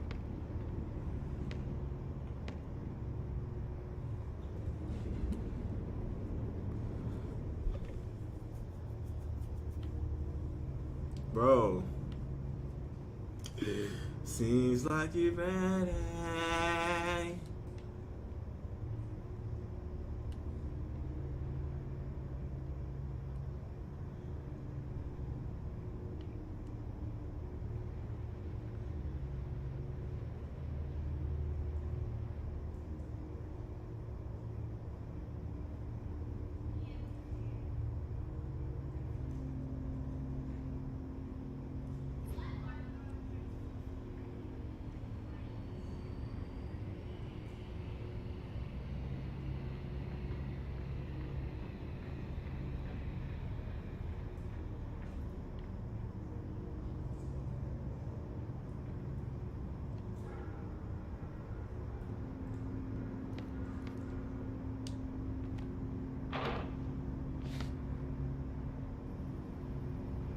want a new build.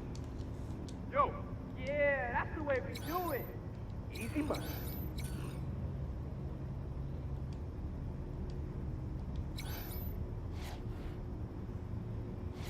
Way to go, man. How you doing?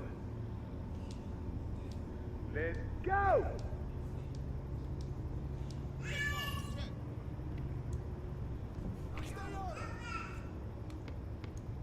Watch the screen. Hey, yo, right here, right here. Come on here. That's right. 3-0. Go. All right, man. Yo, move around, move around. Get out on MP. Ball going up.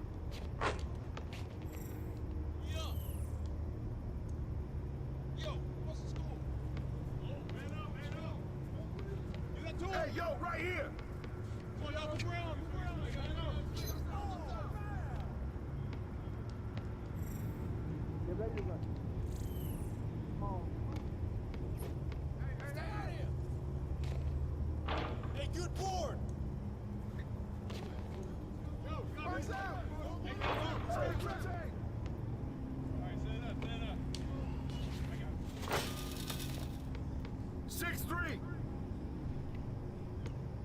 Got 3-6. Who's got MP? I got ball. Oh, there you go. I'll let you do your thing, dog. 5-6. 6-5.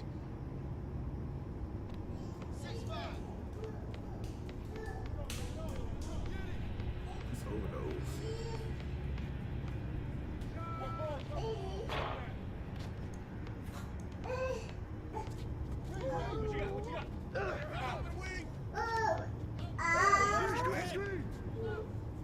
You got it. 7-6.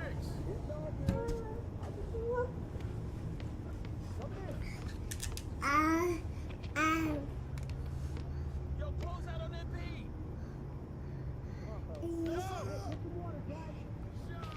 Who's guarding him? 8-7. Man up. Yo, No, let's go to it. Oh, y'all move around. Yo. Pick him in. There. Way to I get hate yours, baby. 8, 9. Come on. Ball. Watch out. Yo, get on him, yo. 11, 9. 9, 11. What you got? Top of the wing. Swing out. Right here. ISO. What's all you? Back at you. Smash that ball. What's all you? Hey, you got it. Bro, Don't let MP shoot that. Oh, something. Hey, who got him? that's a great. Bro, I hate that shit, bro. Like, Get on MP. it's a green, bro. What the fuck is it? What's the point of having a green window if it's not gonna let you use it? Hey,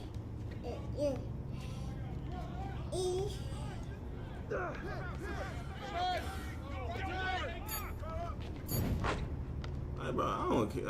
I'm cool, bro. This shit is. 11, 12. Got your help.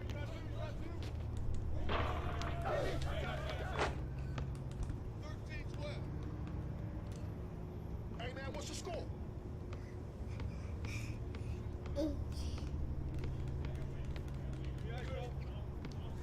fuck. I shouldn't have. I shouldn't have been my business. 13, what you got? Top of the wing. Swing out. Hey, good boy. Yo, D up on MP. Screen.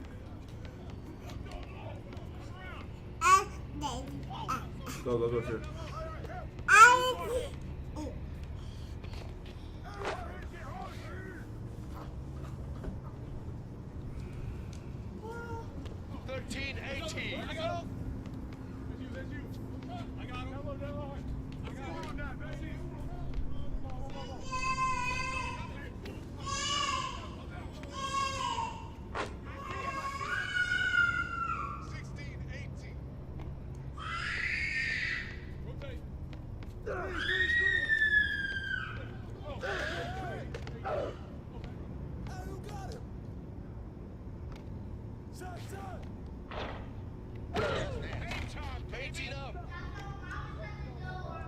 Okay, give me a second.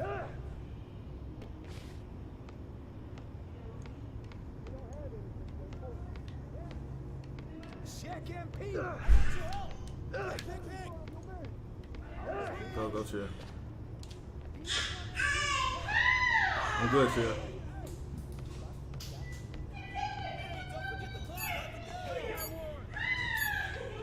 Oh, no. No. No, no fucking. Oh, we played. Oh, no, we played good defense. No, hell no. Not. Bro, what the fuck, bro? What? How did that get off, bro? How did that get off? It was 2 seconds on the clock.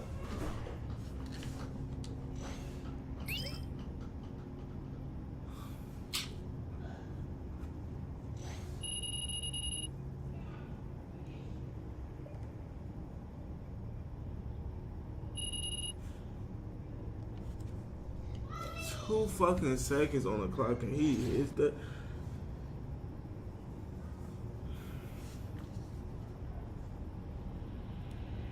Yo, I'm really tired of losing, bro.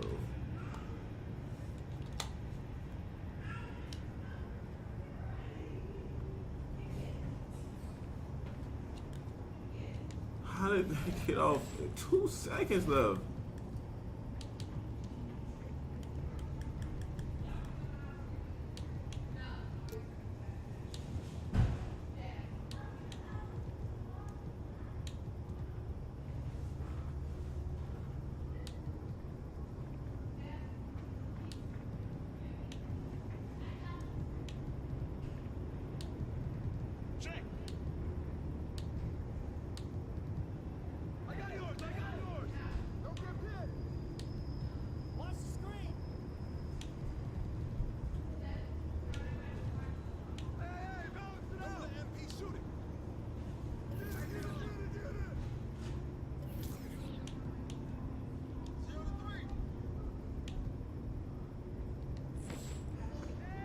How did we lose that one too, bro?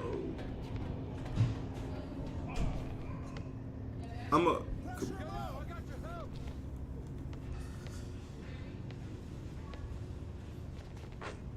a guard ball. Me and Trill can guard ball casino. You guard mine. Trill, we can switch. I got my build away. We can switch. We can switch. If it picks, cause I can guard paint. You hear me? Go ahead, babe. Hi. How was your day? I need to step on my back. You need to your thing. I know it just kabobulated. I need a new sweater.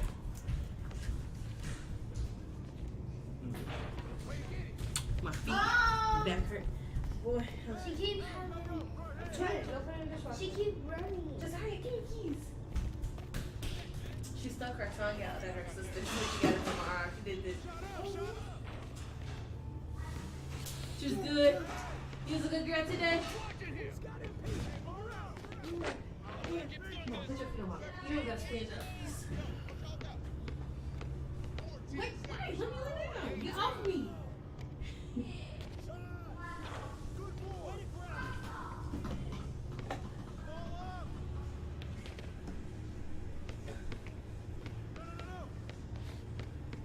Ow, Joseph. Go for it.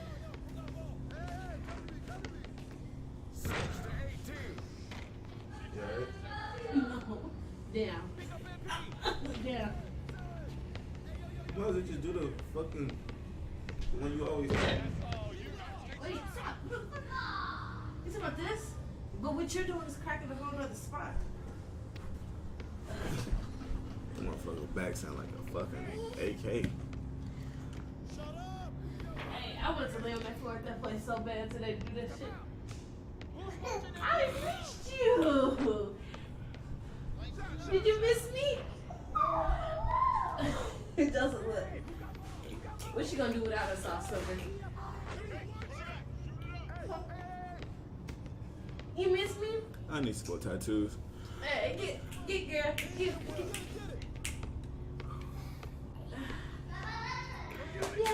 Get girl. Get girl. Get girl. Get. Mommy, I'm so excited to give you these stickers. Put those back in there. I know they're in there. When's the last time she had a diaper change? Oh, like 2 minutes. It wasn't bad. What's crazy? It's heavy, but look, you feel it. It's not that. It's not that full. It's nothing. Yeah. That's why I left it on because it's not full. It's not. It's like she peed like once or twice in it. Why you be pinching my skin? Girls, get out. You ain't got no. Get in the dress. Okay. I want you to go to bed. You hear me? Did you get? Let me see the stuff you got. Bring me my bag. Jasmine, can you bring me my bag, please? Jasmine, can you bring me my purse? This is what she does when she misses me. You get your mom back. I'm going to the game side. Wait a minute. That's how you bring it I miss you too. You got them people. You got them people. You got them people. This one you bought? No, girl, been hit this. Damn, boy. You this boy hype. You got them people. What people you got? Mama. Oh man, you suck. Oh my God, boy.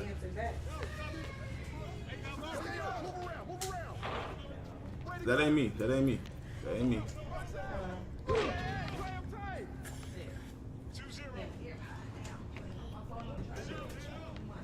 Oh, you can't guard him. I'm trying to say that with you. Because I gotta do my TikTok. Don't put your arm down, crazy girl. Oh, that's all you. That's all you. I got your help. I'm open. That's it. What she been doing all summer. She jumped in my arms, stuck her tongue out in the seat. Push the pace, gang. Push the pace, gang. Push the pace, gang. Yeah. Jasmine, what are you doing? Go see what your sister It's doing. supposed to go to him.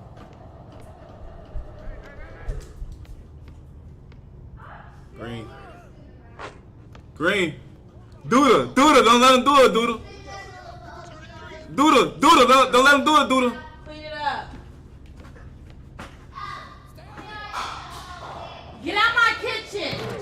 Duda, don't let him do it, Duda. They ain't doing nothing. Duda. Go your ass to your room, set the hair on my. Oh yeah, that's Steele. You know that, right?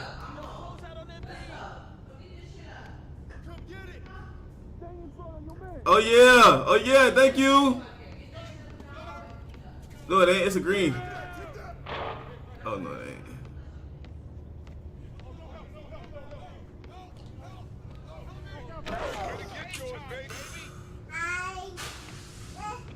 Duda, you lucky they ain't putting the ball in my hand, Duda. Green. Step up. Is you crazy? Duda, tell her step up.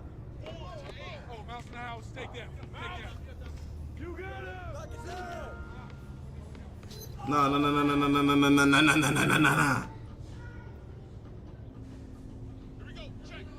Hey, Duda, I'm not even guarding you, Duda, but you not scoring, bro. Duda, you don't want to do that, Duda. You got the middle? What about when he finished with the three, like right now? No. Duda, why are you not picking it up, Duda? I mean, 6'11". What you got? we not worried about that. Well, you ain't got no damn paint. You ain't Picasso. Man, that's green, but y'all better help. That's Dunk City. Duda, they might not. They don't let them.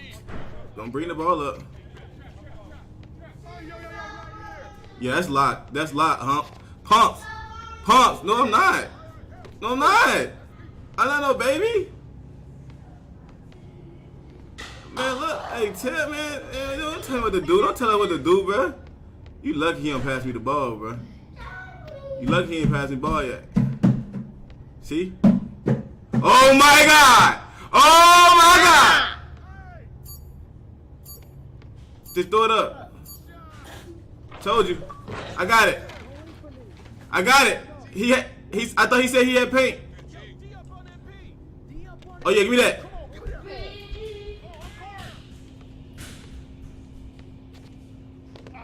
Oh my god, I should just dunked it. Hey, listen. Duda, you can't guard me, Duda.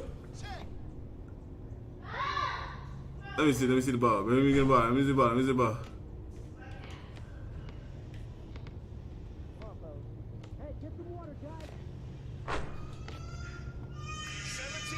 Duda. Hey, man, what's the score? 8-17. Dude, you better shoot that, dude. Oh man, come on, let me see. Please, let me see. Let me see the ball, cuz. Let me see. I know you can hit me. Oh, fuck. It's green. He finna cut. That's a dunk. Hey. Who, me? 6'2". 6. Why? Why that? Hey, come on, still. Duda, I got this. Look, watch this. Thank you, Duda. Come on, hey, Duda, let me get the ball. If he missed, I'm a small forward, bro. 19-13. You got it. I ain't gonna do you like that. I'm funny, I ain't gonna do you like that. I can do this though. That's great. Hey, listen. Hey, Duda, I fuck with you though. I ain't gonna lie. You a real nigga though. Pumps. Y'all actually cool, bro. How you got me on the court? When you got me and then my little cousins, yeah, it get bad.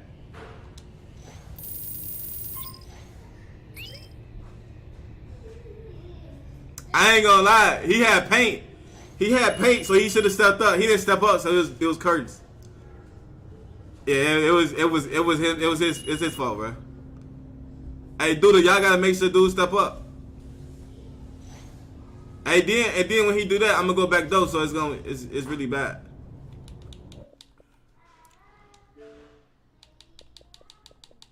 There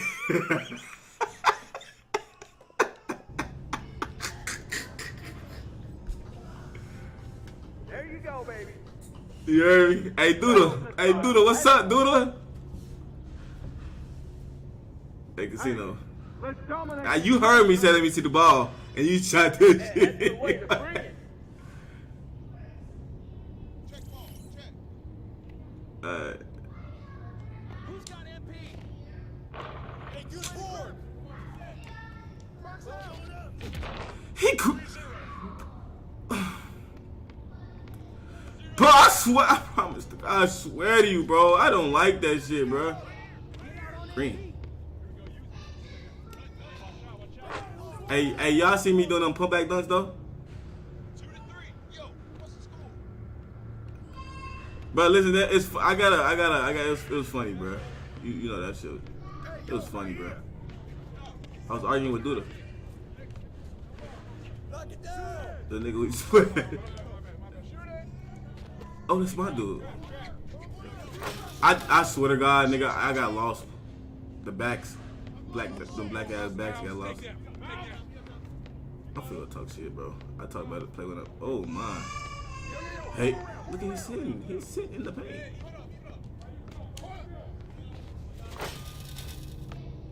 He's sitting on the. 6-5. Stay out here. They running for me though.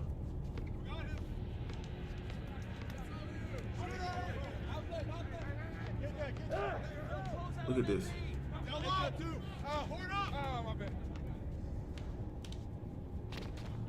No fucking way. No way. He dunked on me and Trill.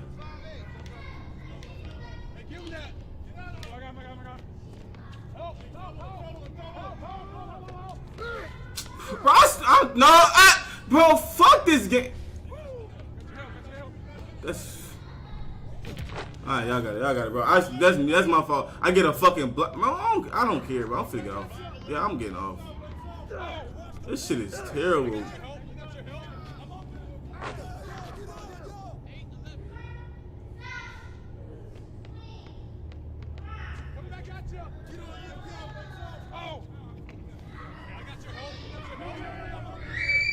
They may just push me over here, bro.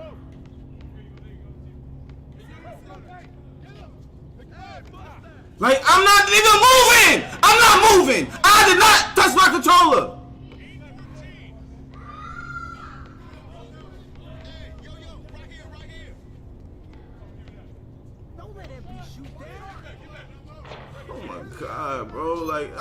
fucking moving, and my nigga just fucking got to the paint.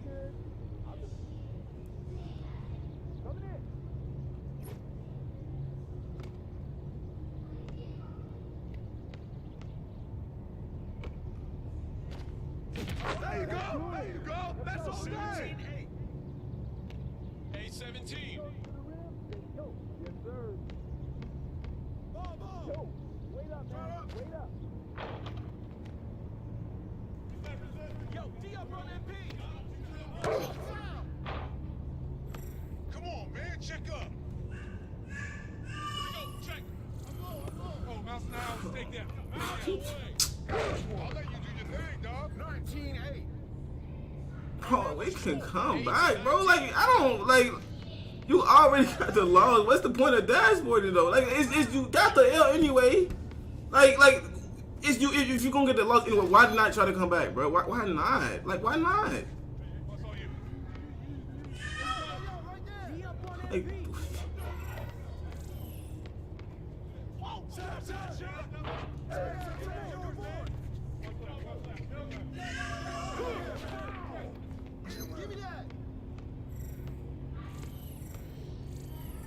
that's all we gotta do, bro. Like,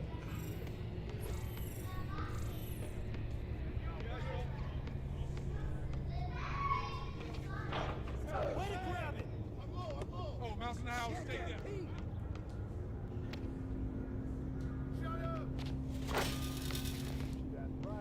10-19. 19-10. that's you.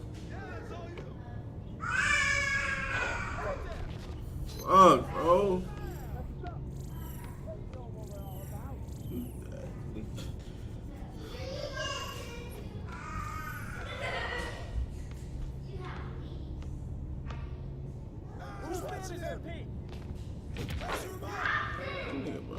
I should just guard him the whole game. I should just guard him. The point guard didn't do a damn thing. The point guard didn't do a damn thing, bro. Like, I don't understand. The point guard didn't do a damn thing, bro.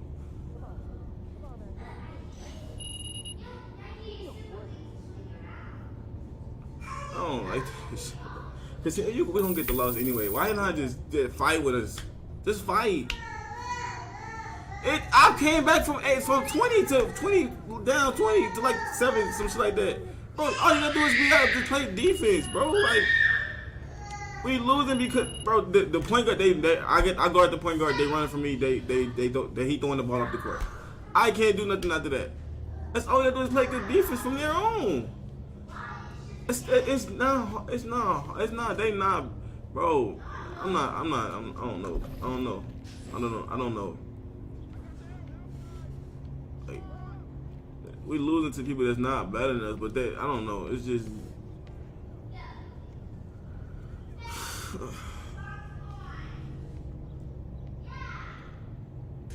We need to just play straight up defense, bro. Cause switching with us right now, I don't know what it is. That's probably what it is. We don't know. Fuck that switching shit.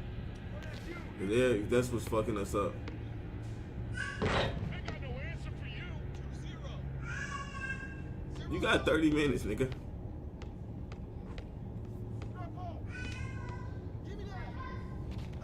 This nigga, I know Katina, he at least got 30 minutes. I'm not even gonna lie to you. He at least got 30 minutes. 2-6.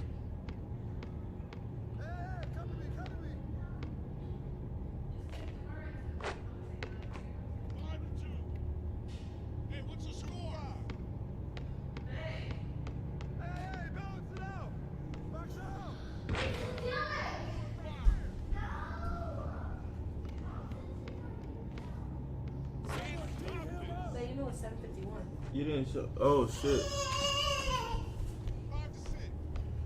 Look at you, girl, keeping up with your stuff.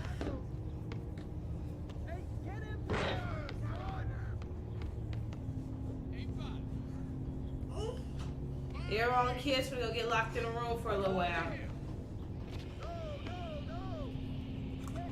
But they finna go watch TV. My man finna do a podcast. I don't give a damn what them people when they gotta say. Unless they gonna come back and sit for me. And I think not.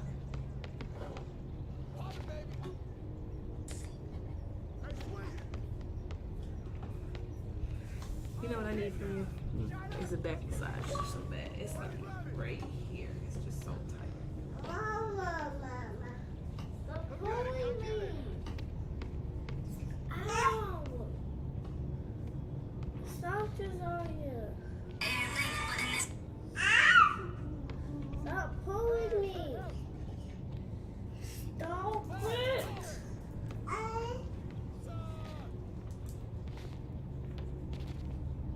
I shared your stuff. You welcome.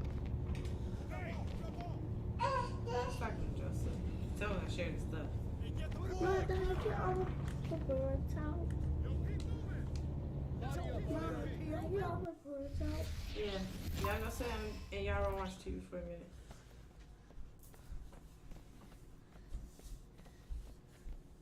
My old Elizabeth Bowman here.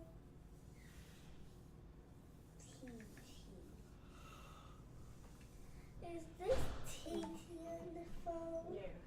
Can I talk to her? And I ain't never gonna phone her. Y'all finna go sit down in y'all room for a minute, alright? Make Jazaria a little bowl of her chips and y'all both get a bag of Takis, so sit down in y'all room.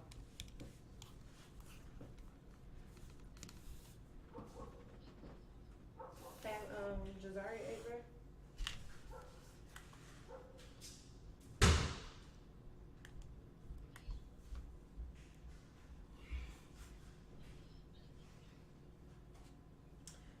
Is your, can you mute your mic? It's like huh? Whatever. No, that big mic, because you're streaming.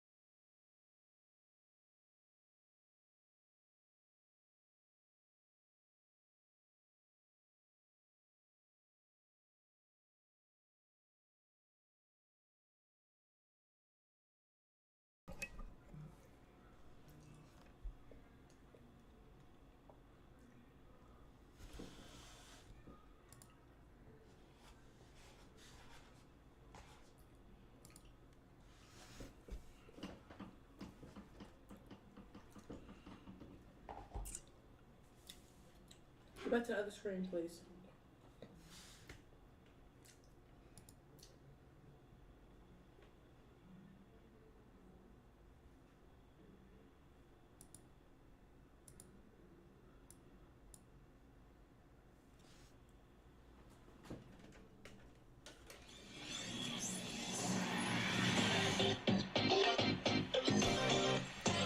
It's live now.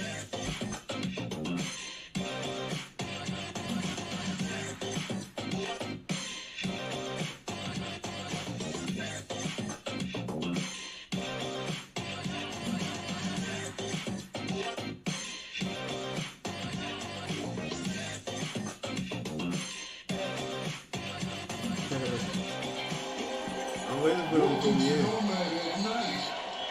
Starring the one and only Nomad.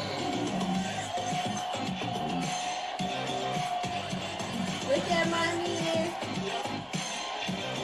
That's crazy. First podcast.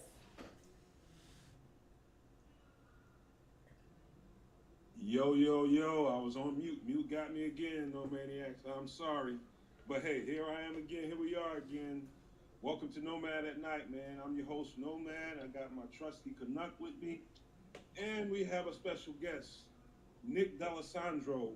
Nick, let me ask you a question. What is your Twitter handle or the handle that you use when you're in chats? Maybe people will recognize. Bears Fan Goomba on Bears Fan Twitter Goomba. and then YouTube. Yeah. Okay, Bears Fan Guma. So most people, I think, would know that name because it's pretty unique, if I would say so myself. And so, hey, again, welcome to the show, guys. Let me see people in the chat. I see Terry Anderson. Terry Anderson is on vacation, checking us out. Much love to Terry. Ouija, who was that up there? Derek, I couldn't see his last name. Cornelius Squall, Smitty, In the Grass, King Buka World. Did I say Cornelius? I'm going to say it again. Bear Troop 9. Let me see. Deuce One Effects.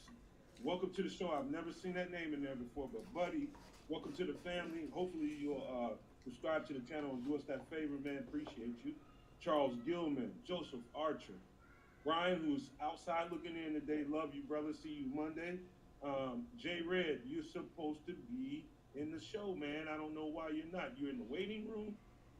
You should be on the show, Chris. I don't know what that's all about, but his email is in the invite area, if you don't mind. I don't know what that's all about.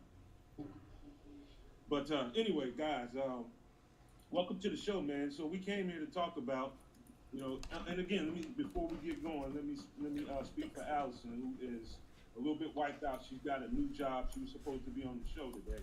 And she let me know that she was a little bit tired and really didn't feel like she could make it to the show. So that's for Allison. A shout out to Allison. We'll get her back on here lately. Jay Red is, I guess, trying to figure out how we get him in the green room. We'll figure that out here in a minute, hopefully, and get him on the show. But let's just give some pleasantries around, kids. You went through the whole squad. What's cracking? Oh, brother, you kind of ate up all the pleasantries. You went through the whole squad. We got some original No Maniacs joining us on the show today. Looks like we got the Bears Fan Goomba rolling with us. Hey, Red. Yo. To be with you and have you with us. And we've just got Jay Red. Other direction. Jay Red. How y'all doing? What do you say, my brother? Keep giving your shout outs, man. We'll get everybody forward, man. Oh, okay. Go ahead, Jay Red. Okay, my Twitter is Go to Go Podcast, but my Twitch where I stream on daily is JRed, JAYEREDD all together. And we got some things coming up that we working on too, so I'm happy to get that going too. Yeah, let me speak on that really fast. So Jay Red, his handle is Jay Red when you game, right? Yeah. So when you game, he's called Jay Red. It's gonna be I think King Jay Red now, right? Yeah. King Jay Red. So look for that logo, King Jay Red. He's gonna be streaming on Twitch through the Nomad Network, and he's gonna be gaming, man. And I like what's cooking and what's ahead of him, man. I think I think he's going to get something going over there with the help of the network. And you guys in the chat, make sure you, when we let you guys know exactly when he's going to stream, make sure you go in there and show him some love. And, you know, just get that word out for him. We're going to help grow him and get him to where he needs to be. So appreciate you for being on, man. Glad to have you here. No, I appreciate y'all. All right. So Nick D'Alessandro down there. How about this, man? Let's just kind of give the audience a little background on who you are and what you do, anything like that. Well, been a Bears fan for 47 years, practically as long as I can remember. And my dad's from Chicago and all his side of the family. And so, yeah, that's my connection to Chicago, even though I've only been there once. But, yeah, just I've lived definitely the ups and many downs of being a Bears fan all of these years. And so, especially in the 90s, unfortunately. But, yeah, you know, I'm glad to be here. Thanks, everybody. So Jay, what's your background and how did you become a Bears fan? I was born in it. I'm gonna die in it. You know what I'm saying? So it's just how it goes with me. I'm from Chicago. You know, so I'm from Chicago, born and raised. Now, it's just first love, first sight. You know what I'm saying? So it's everything to me. Yeah, I can actually. I relate to that in a deep way. I was born into it myself, man, and fell quite quickly in love with it. Not just the Bears, but just football in general, man. It's just in my bloodline, man. Football, man. I don't know my life without football in it. Yeah. And I think it comes through in my passion when I talk. I believe people can recognize that, and I can tell by when people send us emails or when I talk to somebody in the StreamYard meeting. Like when I was talking to Nick, I can just tell, and when I talk to Jay, I talk to you guys, man, I can just tell, man, everybody's so wrapped into this emotionally. I mean, the city is wrapped into this whole thing emotionally.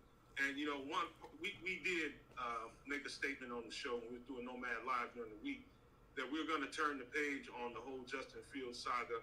But I think it's only right that we'll do this one show where we give everybody an opportunity, the guests that come on the show, the Nomaniacs that come on the show, an ample opportunity to express themselves on how they feel about how everything transpired. We all know that we got to move on, but there's no harm in letting people know how you feel about the whole ordeal and how it played out. What's your thoughts about that? We'll start with Bears fan Goomba or Nick D'Alessandro. Let's get your take on how you felt about how that went down. Is there anything about it that sat wrong with you? Would you do anything different under the circumstances?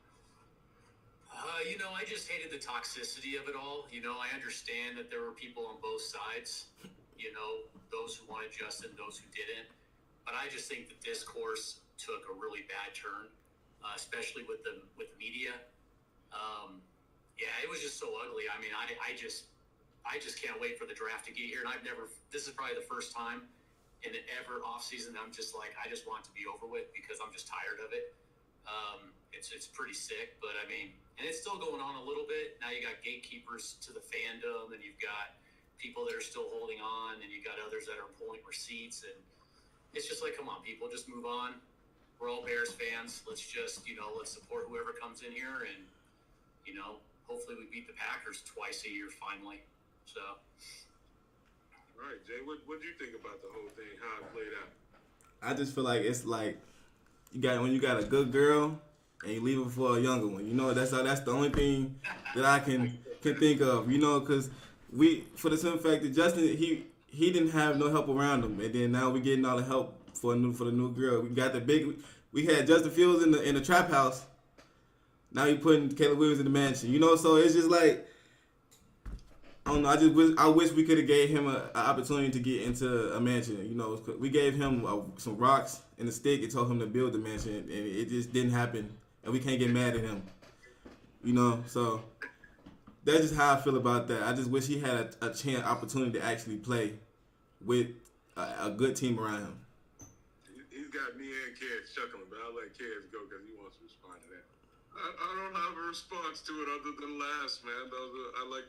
I like your analogy. It's a very succinct, very succinct analogy. A little bit of trap house action. What can you do? Is what it is at this point, and hopefully, Caleb is like the Fresh Prince in that mansion. You know what I mean? Takes things over, changes it up on Uncle Phil. So that's basically where I am with it. Cool. Go ahead.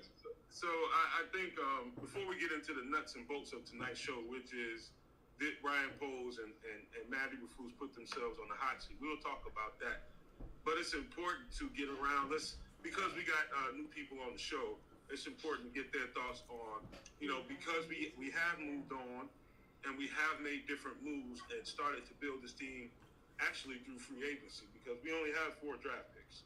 And, what is it, 4 or 5 draft picks left? I think 4. And so now apparently they felt like the pieces that they needed to really, I guess, cross that threshold of being a playoff team. I guess they felt like, okay, we draft this new quarterback. We get some guys in free agency that can really, they felt like, can change the game. Keenan Allen, you get DeAndre Swift, you get Kevin Byard, you go grab, who am I missing? Gerald Everett, and the pieces that they grabbed in free agency. What did that do to you guys' thoughts on what they can do moving forward? Do you think that's enough to make this a playoff contender? We'll start with you, Nick. Yeah, I think, I'm a little worried about only having 4 draft picks, to be quite honest, just because there's a lot of players in this draft, But other than that, I do think Poles is making the right moves. I can honestly say I probably trust him more than I've trusted any GM probably since Jerry Angelo in the early 2000s when he was, drafting the Pro Bowlers and everything. But I think they're on the right path. And I'm not Flus. I kind of want to see, some better in-game decision-making, but other than that, I think Poles is doing a pretty good job. Kind of curious to see what he's going to do with that number 9 pick, whether he's going to trade back or not. So, go ahead, Jay. I think we need something. One more piece opposite of Montez. That'll solidify the defense, And then a third receiver. Tyler Scott, he's okay, but I feel like we need a third receiver. And we get a third, our offense would be legit if coming in Caleb Williams is the Caleb Williams that everybody thinks he is.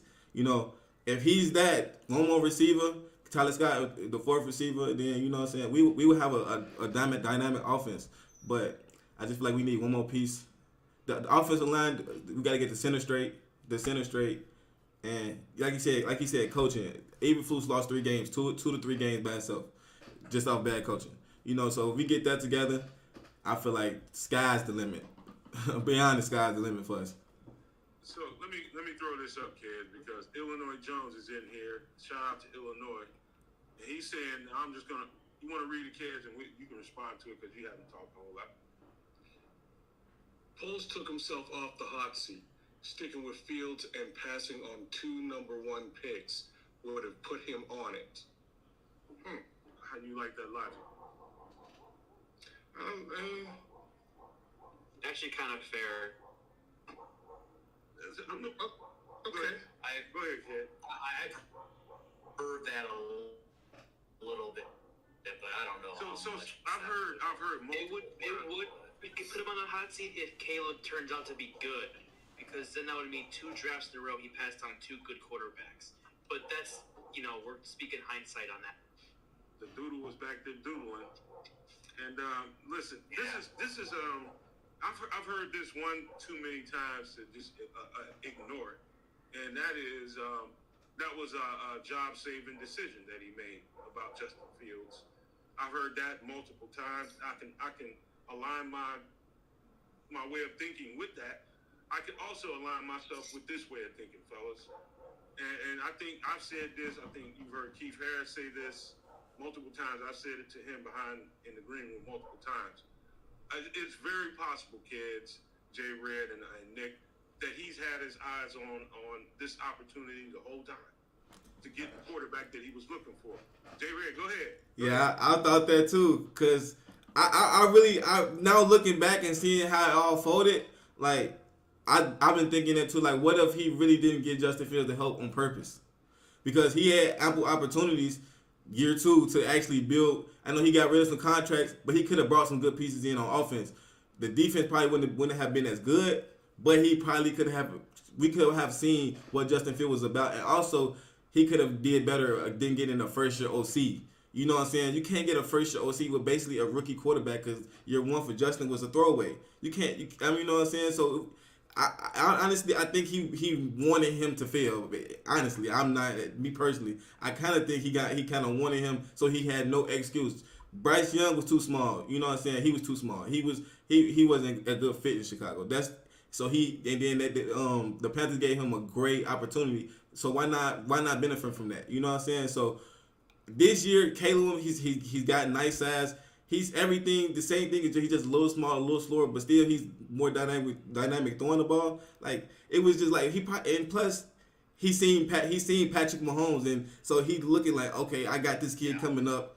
Let's just buy time. And if Justin has to make this hard for me, if he doesn't, hey, I'm not gonna make it easy to make it hard for him. You know what I'm saying? So what if that's how I was thinking about it too.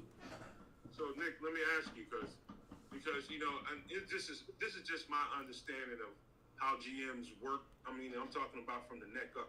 The way they have to think and the way they are trained professionally is to look always 5 years down the road at the things that you do now and how it might affect you 5 years down the road, whether it be contracts, whatever the situation is, aligning, getting your situation player-wise, draft pick-wise to where you see yourself now and 5 years down the road. That's just good business, right?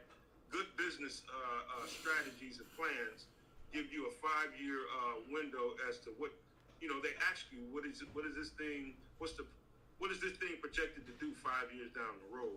And so thinking 5 years down the road, Caleb Williams was only 3 years down the road for Ryan Poles. Is it possible that that's what he was thinking the whole time?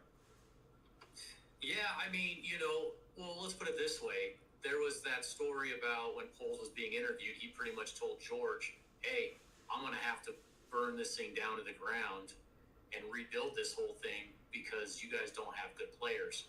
And then he proceeded to basically get rid of all the, the veterans and the Khalil Mack and Akeem Hicks and everybody.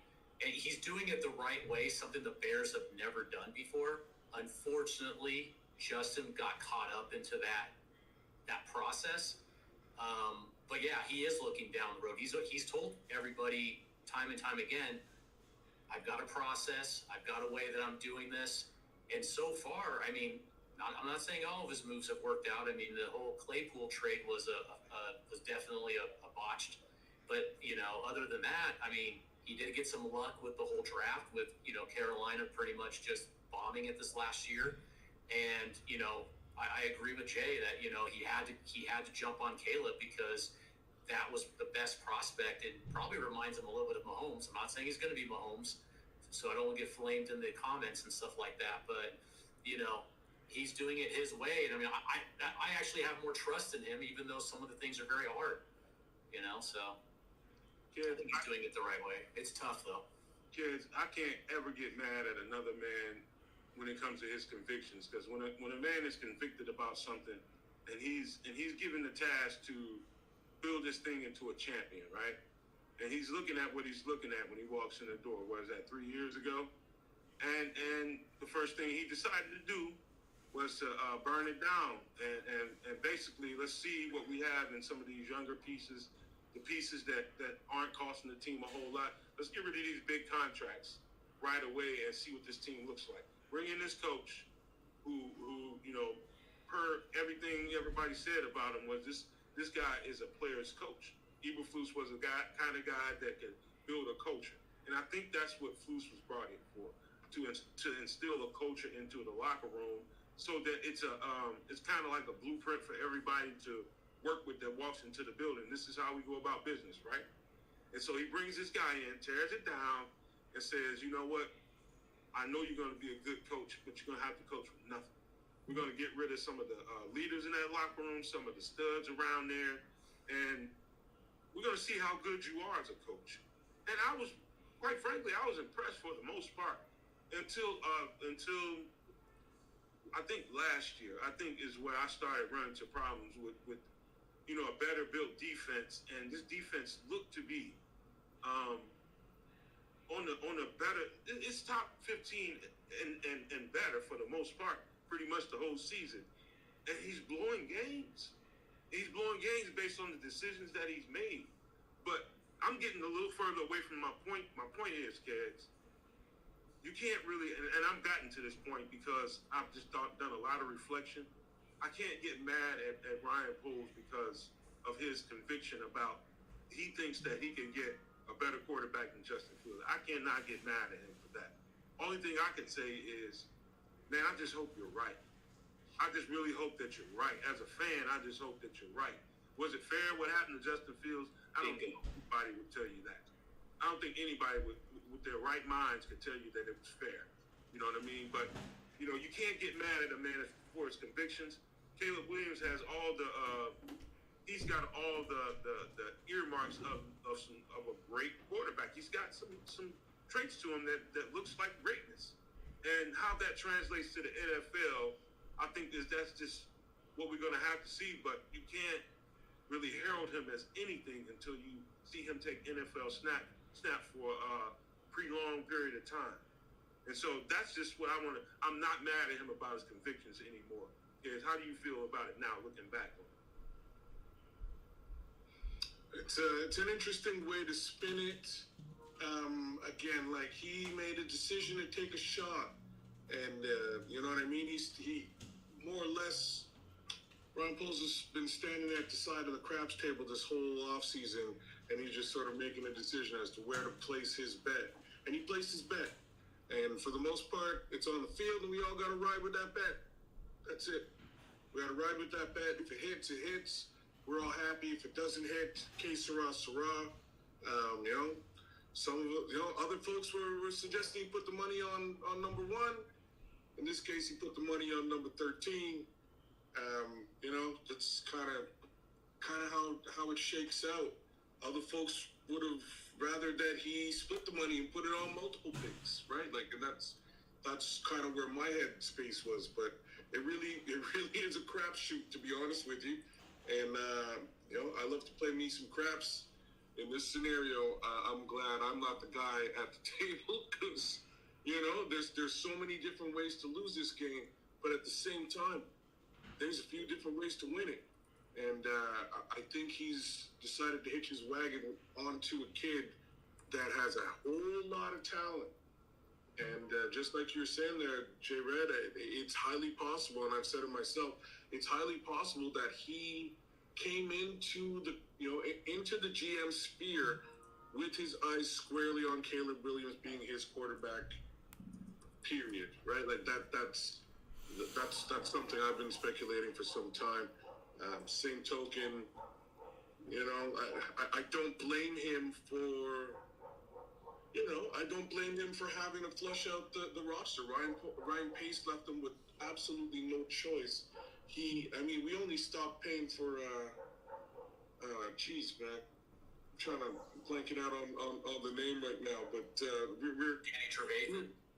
That's exactly what I'm talking about. That's it. Danny Trevathan. We just stopped paying for Danny. The contracts associated with Robert Quinn and Khalil Mack were astronomical, really hamstringing him, and his ability to make any real maneuvers over the course of the future. So, had to tank that season, had to flush those guys out, reset the books, and more or less start again. And here he is. So once more, I can't hold anything against the man. He placed his bet, and I think, I'm not that I think, I hope, I think we all hope that this bet's a winner. Here's my thing, man. I believe this, man. And you know what, Justin Fields, I'm gonna root him on just because of the hand that he was dealt. No matter, he's in Pittsburgh right now, I'll root for him because I believed in him, and I tell people this all the time because there's a lot of people running around here taking victory laps because we didn't keep Justin Fields and they ended up looking like they're gonna draft Caleb Williams, and now all of a sudden you know more football than the next podcast. And that's, hey, I'll tell you something about yourself here in a minute because I'm gonna tell you straight up, I get more right than I get wrong. I don't think I got this wrong. Poles just made another kind of decision. But people are going to say what they want to say about that. There's a lot of victory laps going on. I have no problem with it. You can do that all day. But, this whole thing about podcasters and reporters that they were right and you were wrong, to me, that goes right over my head. I don't even let that land on me. Ryan Poles decided to do something that was contrary to what a lot of people thought that he should. You know what I mean? Yeah. A lot of people felt like, okay, the way this team was trending towards the end of the year was every good reason to say, you know what, let's give this one more year and add some pieces to it. It had all the earmarks of that. Yeah. Am I right, J Red or Yeah. I just want to say this, like, people blame Justin Fields, but I don't blame Justin Fields for not developing, because developing comes from coaching. He never really had good coaching and also good weapons around him. I hate when people say he couldn't play on time. I got a question. If you start the show at 8 o'clock, if the show starts at 8 o'clock and I get here at 8 o'clock and you get here at 8:50, can I get on the show on time? Most of the time, his weapons were not getting open. They were the worst in separation for 2 years? Like, for the last 2 years? Like, and not to get, where are the weapons that he had to throw to now? Chase Claypool, he got traded. He's not even dressing. He didn't even dress probably but one game for the Dolphins. Then you had Byron Pringle. He was our big acquisition on the wide receiver side last year. Where is he? You know what I'm saying? Where are that's why I say he just got done so wrong. I just wish that Ryan Poles was like, okay, I'm gonna do him right. I'm gonna give him a season for everything and see what he can do. Cause that's he never had that shot. Everybody said he's worse than fourth quarter, and he's worse in the fourth quarter and halftime. Like, okay, he has nobody to throw to. The only weapon he has ever had is DJ Moore, and he has a career year. That's not an anomaly. That's not. It shouldn't be like, oh no, we shouldn't throw that out the window. Like, no, I don't like. That's one thing I don't like. But I just wish Ryan Poles just like, man, I'm gonna give him everything. But you see, right now, Caleb Williams really doesn't have an excuse. He has 2 number 1 receivers. If he get a third, listen, you put all your money on him. You should dial like Russian roulette. What is it? Roulette when the ball spin around. Yeah, you put all your money on Caleb Williams. It better hit. You know what I'm saying? That's all I gotta say. You put the money all on Caleb Williams. He has the weapons now. He has 2 1,200 plus yards receivers. He got 2 of those. He got 2 tight ends, 2 good tight ends. You know, he got a really, really good number 1 running back and a backup runner. He got his offensive line they played good. They played good in the back end for Justin Tools. I'm not gonna say that they did play better at the end. Now all he has to do is draft the center, and look, the offense is good. You got a top 10 defense for the last 8 games of the season, for 8 to 10 games of the season. So listen, he has it. You have the church's money. Please, I pray, let you use that prayer, and it comes true, because that's all I got to say. That's all how I feel. Nick, before you respond to that, because I do want your take on it, everybody in the chat, man, the reason we did this show is to give people that view the show an opportunity to express themselves, and that's the conversation that we're trying to lead. Just allowing people to air it out. Ain't no need to get mad at anybody for having their opinion. It's just people expressing themselves as to what went down. We're still gonna have to turn the page regardless. It's just letting people have their say so about it all. But go ahead, Nick, if you got anything. No, I was just gonna say, there was a lot of blame to go around. Getsy was a big part of it. I think I saw Berlissimo say in the comments that everybody knew what we were running in the fourth quarter. Things were very predictable. Greg Gabe has said that, he doesn't even know how to call, Getsy doesn't even know how to call a game. You saw that he didn't know how to set plays up, to continue to, get down the field. It was very predictable. But something I wanted to build off what Jay just said was, he did have DJ Moore, but he also had Darnell Mooney. He had Kmet. He had some other people that could have gotten the ball. Unfortunately, Mooney did drop a bunch of, there were that Hail Mary and some other ones that he dropped. There's blame to go around. I don't think it's squarely on one person. unfortunately, the offensive line was, some people say it was better than what people think, and definitely wasn't as good as it should have been. So, hey, just got to move forward now, and it seems like we're going to have a better team this next year, and that's what I'm hoping for. So I think what we came here to talk about is here's where I get a little conflicted. But I'm going to be totally above board and be fair. I don't give a damn what rookie it is, whether if it was Justin Fields coming in as a rookie, whether it was Caleb Williams, Jaden Dan, I don't care who it is. I just understand this, that it's a rookie. And I know what comes with a rookie. Rookies there's a learning curve for every rookie, especially if you don't set that situation up for him correctly. Like the way they set up C.J. Stroud, I tell people this all the time on film, it's easy to determine why he had such a good year. They basically spent the whole half of the season cutting the field in half and giving him half the field to read. And so they just ran plays, they wanted to run the ball, and they did that. And then when they did pass, it was out of play action, and the field was cut in half, and he had 1, 2, 3 levels to deal with. So it's either a running back out of the backfield, tight end on a drag, or receiver coming down over the field on an over route, kind of in his vision. And he had to. It's a layered concept, and it's easy for a rookie quarterback to only get broken down to 3 options that are all right in front of you on one side of the field. They did that for an entire half of the season, and it worked out aces for the Houston Texans.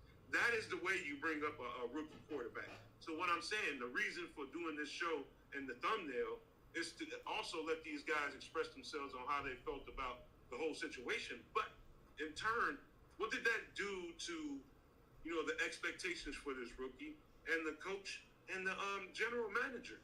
Because it appears to me that if we don't have success, meaning that we don't make a playoff run, they have put themselves in a situation, to me, kids, extreme heat behind on the buttocks. I think so. I think Flus is going to be the first one to catch the stray, to be honest with you. Oh, for sure. Matt Eberflus is the built-in scapegoat, right? That's basically what he is. It's unfortunate, but it's the way that these things go. The reality, though, is I don't think it's gonna fail this time. I don't know what else to say. This time, I think it's gonna work. I think they're gonna build themselves mediocre is not the word to use. We should have a decent enough team, not only to make the playoffs this season, but potentially do some damage the following year. That's where my headspace is. I don't think this can't be a failure. It just can't be another failure season. It would be a real disappointment to all of us if it was. Because I think defensively we have a high caliber team. I think we still need that cornerstone on the other side, as Jay was sort of alluding to earlier on, Jay Red. We need that cornerstone. Offensively, I think, more than I think, this team is coming into a situation where offensively, even though he's a rookie quarterback, we probably haven't fielded an offensive squad like this ever in Chicago. If we have, we're probably talking about Cutler, Marshall,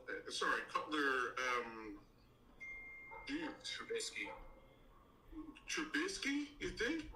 You think the Trubisky 2018? Oh, no, I'm sorry. I might have been thinking about something else. I would think it'd be the Cutler year with Marshall and Jeffrey. Brandon Marshall. And Brandon Marshall, Martellus Bennett, yeah. And Martellus Bennett. That's probably the closest thing to what we're talking about. Add an additional tight end. I've got faith in DeAndre Swift. This team should perform, man. And I'm cautiously optimistic about it. Again, I don't want to hold Caleb to too lofty, too lofty dreams or delusions of grandeur. I don't want to do that because again, he's a rookie coming into a situation. But I think coming in as a rookie here, he might be set up in the best possible way. So, you know, more power to him, and I hope things work out. And I just wonder, you know, what does Poles do at this 9th pick? Does he go and get him and you know, does he go get him his friend? You know, does he go get him Joe Alt? Does he get that protection piece for him on that left side? Right? Like that's, I've been thinking a lot more about it. I know you've been pressing it, Nomad. I'm all for the wide receiver, but maybe having the 2 super solid wide receivers we have now in Keenan Allen and DJ Moore, maybe that's enough. You know, we might be able to get somebody else on waiver wire a little bit, or free agency a little bit later on. And you just get him that cornerstone, protect the kid, and give him an opportunity to go. Oh, Chris got in here. Well, you know, I'm just going to tell you, like I always tell you, high drafted wide receivers don't usually cause you to win championships. Strong defensive line, strong offensive line is what will win you a championship. That makes everybody better. So my problem is not with drafting anybody. My problem is with his strategy to build a team into a winner and forsaking a possible haul of picks even into the future and stocking a team with talented blue chip players rather than going with a generational type talent. And as we know, unless, you know, Brady wasn't a generational talent coming out of college. Aaron Rodgers went into, you know, what, the 20s. For the most part, Peyton Manning is the only number 1 pick, I think, in the last 20 years that's won a championship. Right. Correct me if I'm wrong. So, Chris, build a team, huh? I got a question, man. Go ahead. Are you done being upset with the way the Justin Fields saga has played out? And I'm talking about his just being respectful of Ryan Poles' convictions and what he saw in the next quarterback. Here's again what I'm saying. Yeah, I didn't like the way Justin was done. I like Justin, and you know my take on it has always been, you know, Justin was the good guy. Let the good guy win for once. You know, let him be here. Didn't happen. So, but I still find fault, you know, in the way Ryan Poles, you know, is building the team. You know, it has nothing to do with not liking Caleb. It really has less to do with even wanting Justin here. It's just not the proper way, you know, team building 101. You know, and like I said before, if your approach is from a stance of I'm doing this to make, you know, job security. You know what job security, what fixes job security is winning and winning championships. You know, you can think, okay, if I draft a quarterback, I at least got 2 to 3 more years. And that to me is just an ineffective approach to long-term success. So I don't know that was his thinking, but like I said, the proof is in the pudding. You win with you know, with a good team. And even Mahomes, you know, this past season, Kansas City played terrible the first part of the season. Yeah, they beat us, but they didn't look like the odds-on favorite to win the Super Bowl the first part of the season. But they developed the talent they had. This is where coaching matters so much. They developed the talent that they had, and you see it with six-round picks contributing to the championship. That's what we do. You know, that's what we should do, is to develop. You know, Chicago's always been terrible at developing players. So, you know, I'm just ready to. So I'm not still upset. I'm more upset that I'm upset that we don't have all those picks, man. That's what I'm upset about, is we don't have all those picks. Yeah. You know, and we've got an offensive line. You guys are talking offensive line, and yeah, we're good on one side. The other side, we're not sure about. Defensive end, the second edge rusher that's what we need. We don't have a player on the other side of Montez Sweat. D-Rob is probably going to be working at Walmart this time next year. I'm just, you know, just what I'm saying. If you're going to do something with the 9th pick, go out and get a generational type. I ain't gonna say that word. I just see Jared Verse to me has he has no weaknesses. All he needs is to be developed, and you got a guy that's gonna play at Pro Bowl level at least for the next 10 years. So Chris, I think what I'm getting at is I've had homies that they've been married to people, and recently, some of the people that they married became real good friends of mine and close, and I know they're good people, but they got to a point where they reached a state in their relationship where the male, my homeboy, was just ready to do something else, and I kept telling him, I'm like, dude, man, and this has been a couple years down the line since. I'm talking about one particular, I can't name him, but he regrets it now. A couple years down the line. You know why he regrets it? Because his approach was defective. Okay. He didn't build it the right way. But I forgave him. That's what I'm trying to get at. I forgave him. I forgive him. I mean, that to me, that's a moot point. That was his conviction at the time, Yeah, but you do stuff the right way, and you ain't got to worry about it. Your convictions can be controlled by your emotions and what other people say. That's what we talked about even with polls. Is he feeling pressure from outside sources to do this? Build a team to win. We know how teams are built to win when you have good teams, not just good players and quarterback. So Eli Manning wasn't as good as Aaron Rodgers, but he certainly got more Super Bowls, had a better team. Nick, you getting the vibe of where we're going here? It's like it's basically respecting someone that's been tasked to do a job, and he's doing it in the way that he wants to, and he's basically it's half. I wouldn't say half. I don't know what the particular percentage is, but there's a lot of people like myself that's okay with it now, and there are a lot of people that just like, man, that's the wrong way to treat this guy who's giving you everything he's had, and he started to really grow, and you decide to do that with him. It's a lot of people that hasn't reached that threshold that we have, and ready to go ahead and let this guy do his job the way he chooses to do it. And that's why we're having this conversation, to get it on out there, and so that people can, I hope I'm doing a part of trying to help get closure to the situation. And I think part of it is just letting people air out how they feel about it. But the respect part of what he has to do, respect his decision making. What do you think about that, man? Are you okay with the choices that he's made? Yeah, I'm okay with it. I think the biggest problem is that everybody's struggling with in different ways is the fact that the Bears have never been a competent organization that's ever made decisions like this.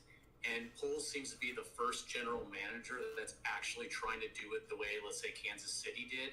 1 year Kansas City had a horrible defense. They fixed that. The next year they had a horrible offensive line. They fixed that.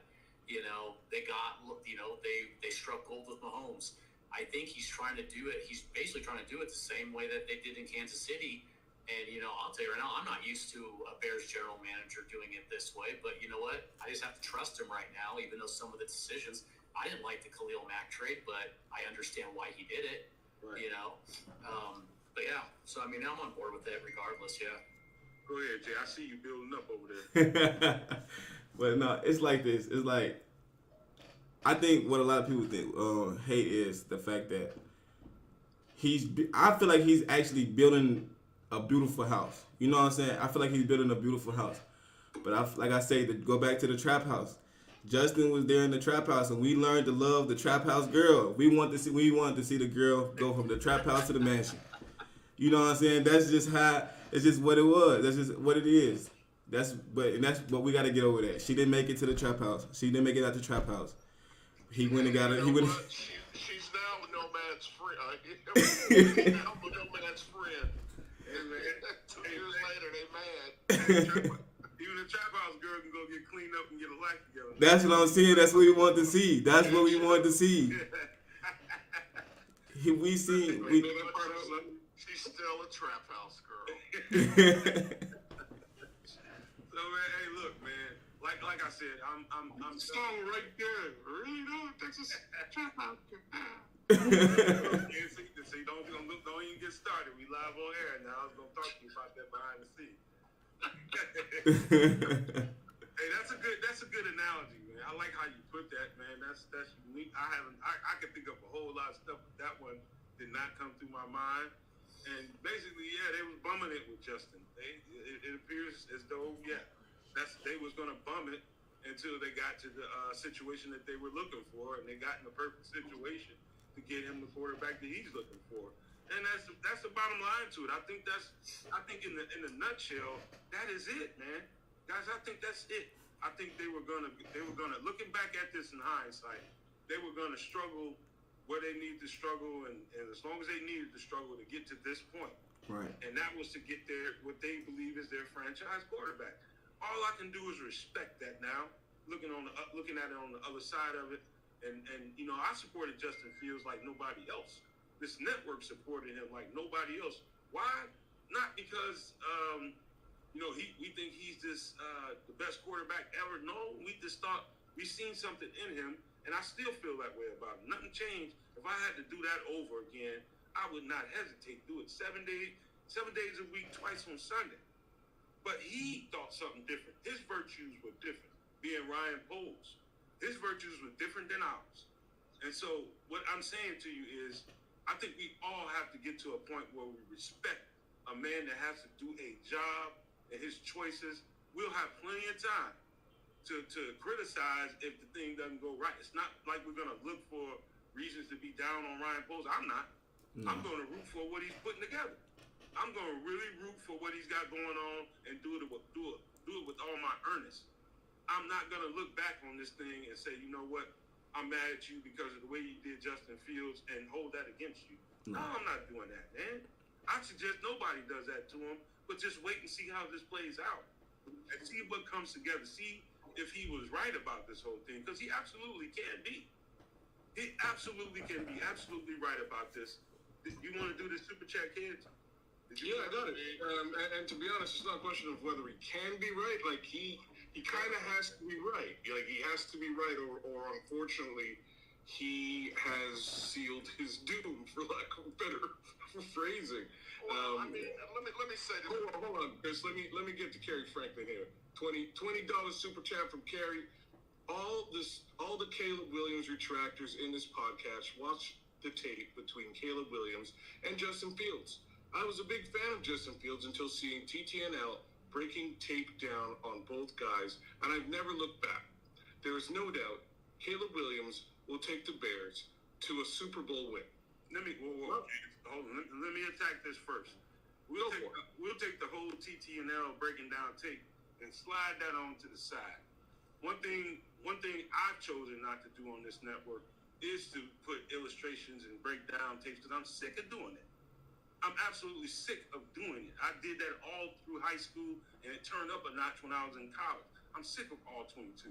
It's a new tool for everybody else, and everybody that does all 22, some people do it and do it well. I respect those people, and I shout them out all the time. But then there's others that do it, and just because you can, like, I could find flaws in Caleb, I can poke holes in Caleb Williams' game, but I choose not to. Other people do all 22s and do the, all right, this guy versus the next guy. That's one thing. The thing about Justin Fields versus a Caleb Williams, the only thing, and I looked at the all 22s ad nauseum. I mean, when I say ad nauseum, I don't illustrate it all on this network and show you what I'm looking at, but trust and believe I do my homework. The one thing that you would say that sticks out like a sore thumb as the difference between Caleb Williams and Justin Fields is the quickness and the mechanics of Caleb Williams' release. Yeah. That is the one thing that stands out. You could tell me all this, I watched this breakdown over here and it looked like that over there. I can tell you straight out, anybody that's finding a huge difference between Justin Fields and Caleb Williams is full of SHIT. And tell them I told you that. Tell them I told you that.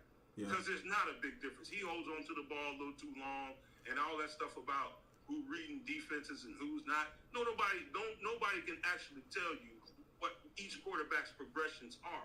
So how are they going to tell you how somebody is reading something? They don't know. They're not in the huddle. They're not the offensive coordinator nor the quarterback's coach. So they wouldn't be able to tell you. Anybody in their right mind can't tell you what the progression is for each quarterback. So take that completely out the picture. Caleb Williams has an ultra quick release, and that is a huge difference for a quarterback in the NFL. That can make you right even when you're wrong. And so if there's ever a reason to say that Caleb Williams is an upgrade over Justin Fields, there you have it, right there. Yeah. It's the mechanics of his release. That's the only difference between the two quarterbacks. There's another difference, and the other difference is that Caleb's looking to throw as opposed to run, and I'll give him that. It's not that Caleb can't run. It's not that he is, as much of an athlete as Justin. I'll have to say that Justin is probably the better quote-unquote athlete. But he will run if he has to, but he's not looking to. He holds the ball because he's looking to find a man that's actually open, and he generally actually hits him. He'll also throw the ball away more frequently, and these are things that I've criticized Justin for in the past. So I have to say that all of the things that I've personally criticized Justin for, Caleb is generally a lot better at. So once more, I have no problems with this move. I have no problems with the tape breakdown, but you do also have to recognize that if somebody wants to tell a story, it's a great way to do so is by manipulating tape in a manner that tells that story. I'll throw that there too. But before I pass over to Chris, I will also say that Phil cuts tape very well, and he's one of those guys, and one of the reasons why I started doing stuff like this, because of his tape breakdowns. Well, don't get this taken the wrong way.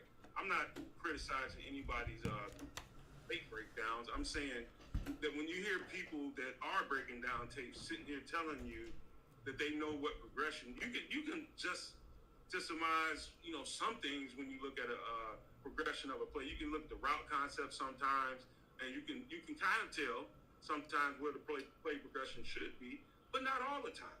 And so these people come up with these, they put these compilations together and make it look like this guy doesn't know what he's doing, and not really knowing what the hell he's looking at and supposed to be. You don't know where the guy's eyes are supposed to be on each particular play. I seen when I saw Coach T do the interview with Avery. I think his name is Quincy Avery. I was so glad that he said that. When you hear all these complaints about Justin can't read defenses, he doesn't know how to go through his progression. I'm just going to tell you guys in the podcast, and an ex-football player, when you hear people saying stuff like that, hurry up and start turning that crap off, because they don't know what the hell Justin Fields is listening to and what he's being told in the huddle, what his coach is telling him, where his eyes should be. Right. And half the game is about eye discipline when you're playing quarterback. Where your eyes need to be as you're dropping back on your drop back. Who's the first person you need to be looking at? Who's the second person? But all in timing and all in rhythm, which is the West Coast offense. And so people are just, basically, I ain't gonna lie to you guys, people are shaking y'all down, having y'all believe that they know what they're talking about. They don't. And I'm not talking about nobody's network. I'm just talking about your average person with the all-22. That's just enough information to hurt yourself with. You really don't know unless you're there. Period. Well, I'm scared to talk now. What? He's right though. Without understanding or really knowing what the offense is doing. Well, I've always said, you can't look through the quarterback's eyes and see what he's not looking at. What we do know is all quarterbacks miss throws. Right. We saw that in the Super Bowl. We saw Mahomes miss his guy there coming across the middle. He could have won the game on that throw. He ended up winning it, but all quarterbacks miss throws. What we do know is that Justin Fields, and we've heard everybody say it, he's got rare talent. And I've said this before, what do you do with rare talent? Do you cut it? No, you coach it. And that's what he's not received. So the comparisons are moot at this point. And they were moot before. It's really what Ryan Poles thought, and because he's a man on the job. So, we've been dealt We've dealt the hand we've got now, and I'm gonna be excited for it. I want to see the kid. If we do indeed draft him, I want to see him come out and throw for 4,000 yards and be the Michael Jordan that they say he can be. Definitely want that.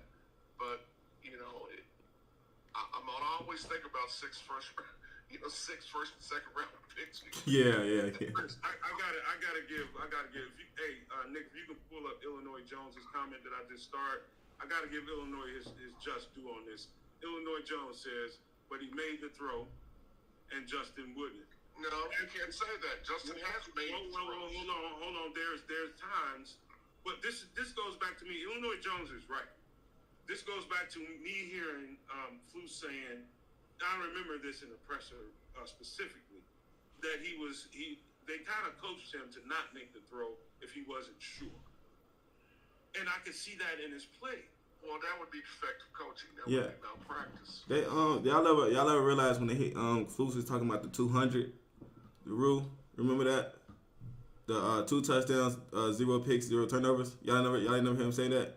Yeah, I think I've heard it. Yeah, so I feel like you say, the biggest difference is freedom. You know what I'm saying? Justin Fields was coached to do certain things, and when it wasn't there, he didn't feel comfortable enough. Probably didn't feel comfortable enough to go off script. He said that earlier in the season in the press Yeah, conference. that's what I'm saying. I feel like Justin Fields, it was the freedom. You know what I'm saying? Because, like I say, it's playing football. It's plays, but it's also improvisation. You know what I'm saying? So what if Justin Fields was coached out of his improvisation? Oh, you run, and only thing he knew to do was save his own life was to run. You know. Well, what is the one thing that we're so wowed besides his arm strength with Caleb Williams?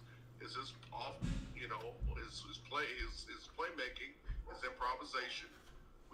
That's the other thing. They look, the stuff that I don't think it's translatable to the NFL. Certainly not the way he was doing it in college.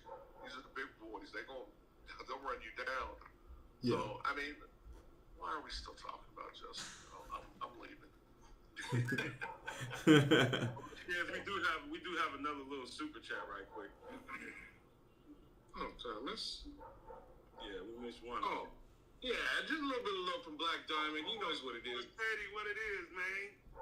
He knows what it is. Give Petty a little bit of love in the chat. So, man, every dollar counts, man. We respect all contributions, man. We need every little bit we can get, and we respect every last single nickel. So appreciate you for that. And so, guys, how about this, Chris? Let's take a quick station ID and jump right back on this after that.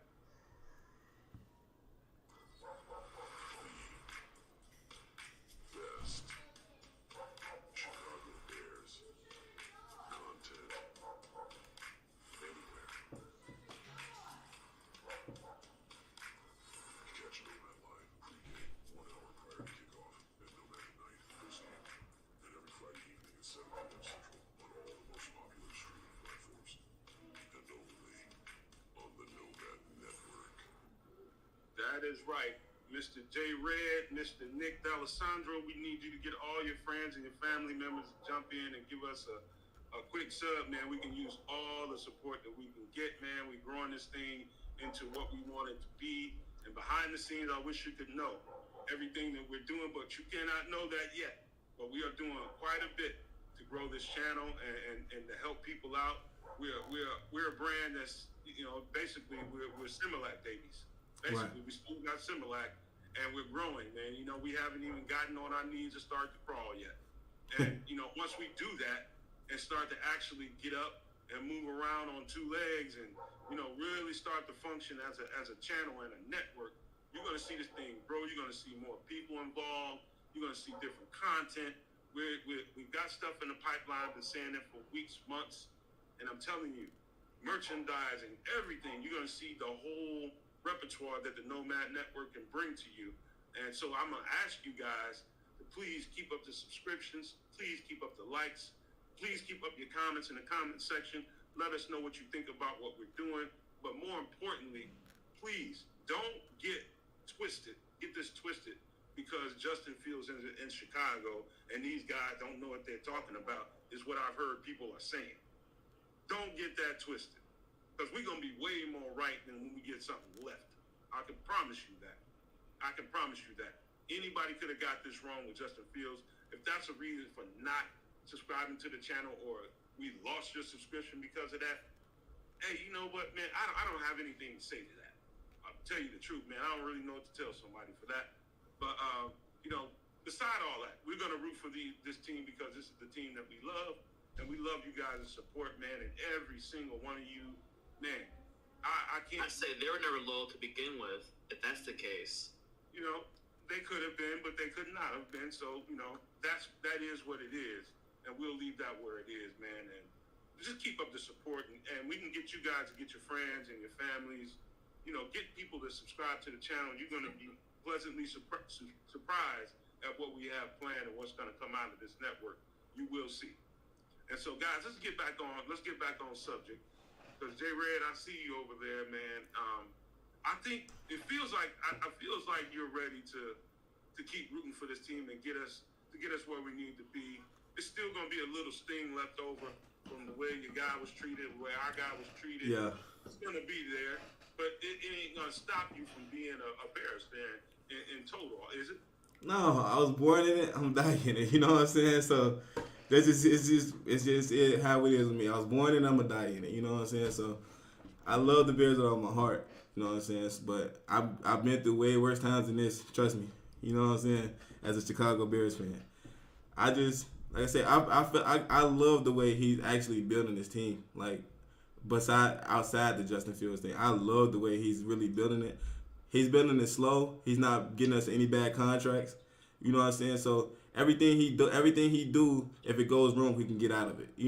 So I'm not mad at how he's building this house. It's gonna be a beautiful house. Caleb Williams, if he's the cook, I just want some good food. That's all I want. I just want to come in the kitchen and eat some good food. As long as the food, they say winning is the solver. That's the food. I'll come in the house and get some good food. I'm good with everything else that goes on. So that's really it. It's not the fact that it's Caleb Williams, Justin Fields. No, it's Caleb Williams is our guy now. And hey, it's not a bad guy to have, It's not a bad guy to have. And so Nick, here's my thing. This was my thing, and I'm like Chris going into this situation before everything transpired with the quarterback. My biggest concern, Nick, and I don't know how much in depth you've looked at the roster and looked at the depth that we have. My concern, I think we were good on the top side of the roster. So that means your first team players. I think we're good from 1 to pretty much 53 on the first team. So we got 22 guys. For the most part, we feel pretty decent about. We feel pretty, in some parts you feel really good about at some positions. But there are some holes in this roster that I'm still not good with. I don't know how you see it, but do you see some of those holes and where they might be? Yeah, that's what scares me about them having only 4 draft picks, is because we have some holes with defensive end.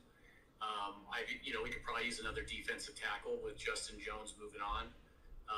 We need some more wide receivers, just because we do have the 2 number 1s, but behind that we got Tyler Scott and Velus Jones. Yeah. It'd be nice to get one more young, promising wide receiver in the house. I would say the only position I feel comfortable with depth is cornerback and safety at this point, just because that's where Poles has been building up, the last couple of years. So, he's probably going to do some moving back, but, those are the areas I see. Go ahead. Kid, you got anything about the depth or... You know what I mean? He kind of touched on wide receiver there. I would really be looking primarily at center, safety, right? Center, safety, left tackle, wide receiver, defensive end, and 3-tech in that, more or less in that order. But I like at this point, just with the number of picks that he has allotted to him, your guess is as good as mine as to what he's going to wind up doing to secure that, that property. And that's the only little thing that irks me about this maneuver is that, in my opinion, he was in a position where he could have stockpiled a whole bunch of picks and then addressed, like, if Justin failed in 2024, he could just address quarterback next season. And the question is really, is there a quarterback of note next season? I'm not all that familiar at this present time, so I don't know. Maybe more than maybe. I assume that Ryan Poles and his staff knows the full flow what that might be.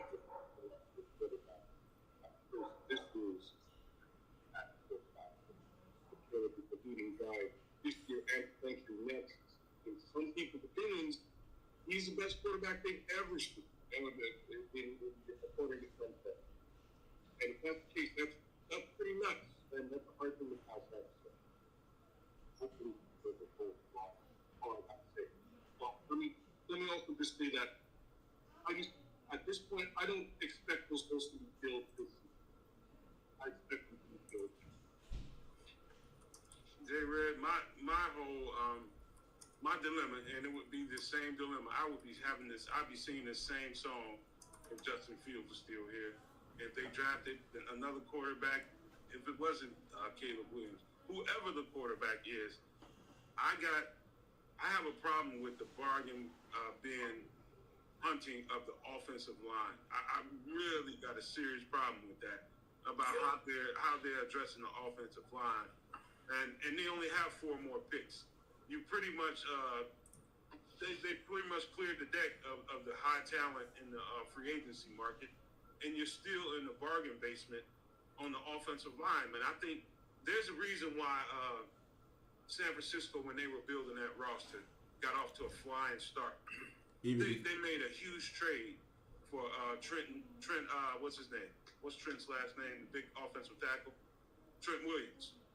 They made a huge trade to protect the quarterback's backside. Had they not made that trade, I don't think San Francisco was this far down the line. They would have got a dominant piece, and they didn't care how they had to do it. They would have got a dominant piece to protect that quarterback's blind side, and they were off and running. And so, how do you feel about how they've addressed the offensive line so far?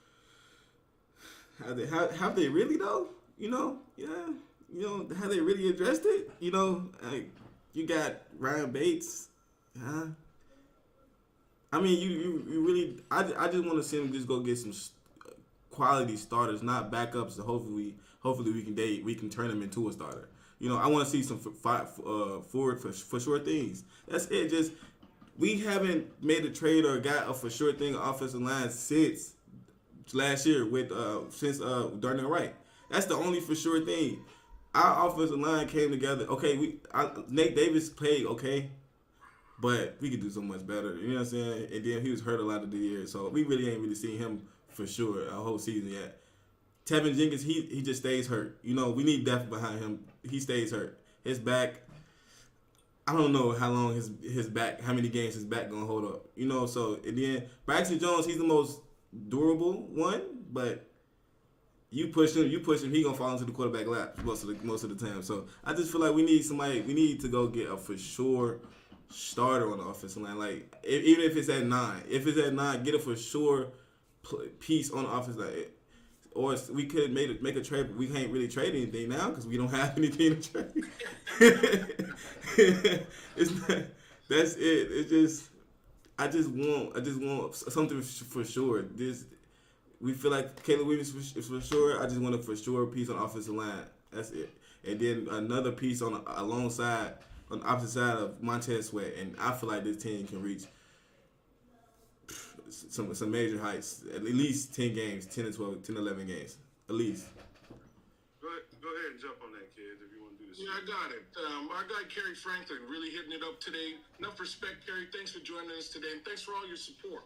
At 9, he says, take Turner or Alt if available. If not, trade down and get some picks.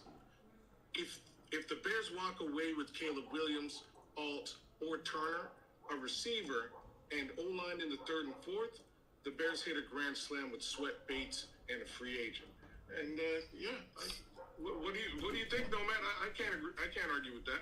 All right, I'm gonna read this again. Take at 9, take Turner or Alt if available. If not, trade down and get some picks. if the Bears walk away with Caleb Williams or Turner, a receiver and an offensive lineman in the third and the fourth, the Bears hit a grand slam with Sweat, Bates, and you know what, Gary? Man, thank you for the chat, man. I appreciate you, man. Appreciate the comment. That's a lot of ifs, man. That's a lot of ifs. But that's very possible. Now, with that being said, it's very possible. My thing is, Gary, I would say this, and this is just my opinion about, me looking at tape and viewing the draft as a whole. And I've said this multiple times on the show. The positions that I see as the strength of the draft are tackle, particularly offensive tackle, particularly receiver. Now, somebody in an NFL front office would argue me and tell me that the offensive tackle market in the draft is so rich. It's almost I think there's probably about 10, 15 tackles in that draft, whether it be a left tackle or a right tackle, that I think they're almost can't miss prospects. As I could say about the same thing almost with the receivers. After about 5 to 7 to 8, maybe 10 receivers that go, it gets a little bit lean after that. I think it's a lot of projects after that. But I think what you got, here's what I would say to you, Kerry, is I don't know if you looked at the DJ Moore interview on 670 The Score, but that cat ain't happy about what just happened. He is not happy at all, and he's coming up on a contract. There'll be an opportunity sometime during the season to get him on an extension, and depending on how well this thing goes, I think that determines whether or not we keep DJ Moore. That's number one. That's big. Number two, we have a 31 getting ready to be 32-year-old Keenan Allen, and so you have to consider that. Unless you think that right now we have a team that can go right now and make a absolute run at the Super Bowl right now with a rookie quarterback. Unless you think that, I believe they need to bolster that receiver core. I think that should be the first pick. One of those top-notch receivers.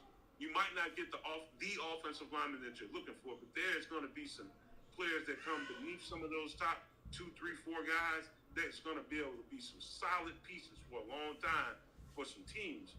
And that's what I would do, Kerry, if that answers your question. So, what do you guys think about that, Nick? What do you think about that, the choices that he has and what he should do with that pick? That's what I keep going back and forth on with the 9. I'd like them to trade back and get more picks. Just because we need defensive end, we need some more offensive linemen. We need a wide receiver.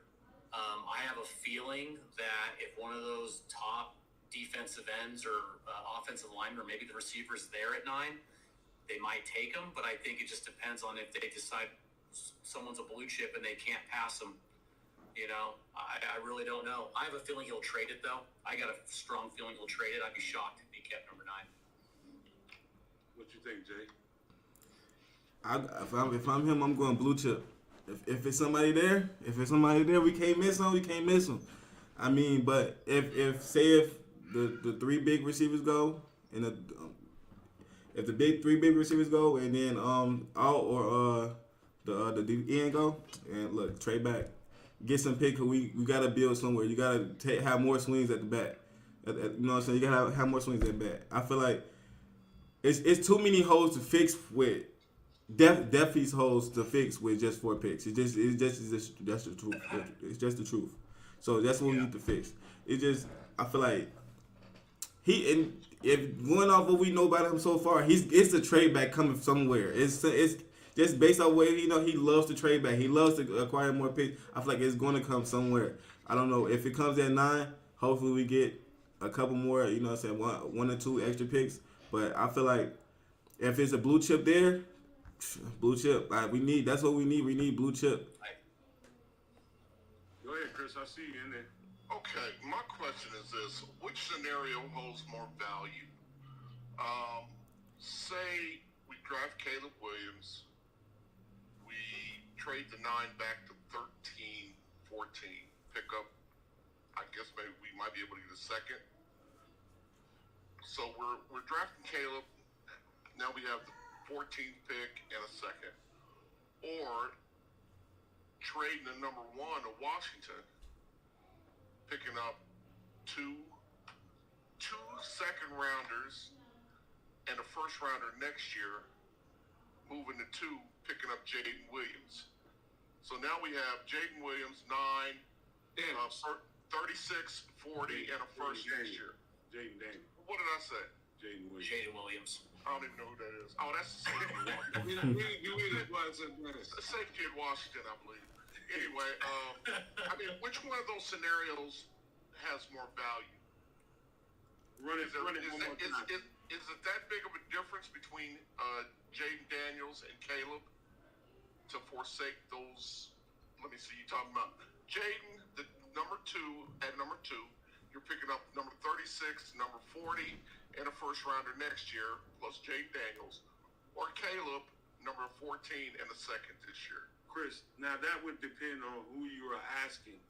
Now, and I'm not asking whoever. I'm gonna respond to you. I'm gonna respond to you because there's a difference between, and I'm not casting no dispersions against anybody. I don't tell nobody how to be a fan. But there are people like me that have problems that are addicted to watching film. You know, people that really scour the film for the, trying to find if there's a difference between the 2 quarterbacks. Well, I mean, that's all we have is the film. Yeah, and what I would tell you is, no, there's not a lot of big difference between those 2 guys.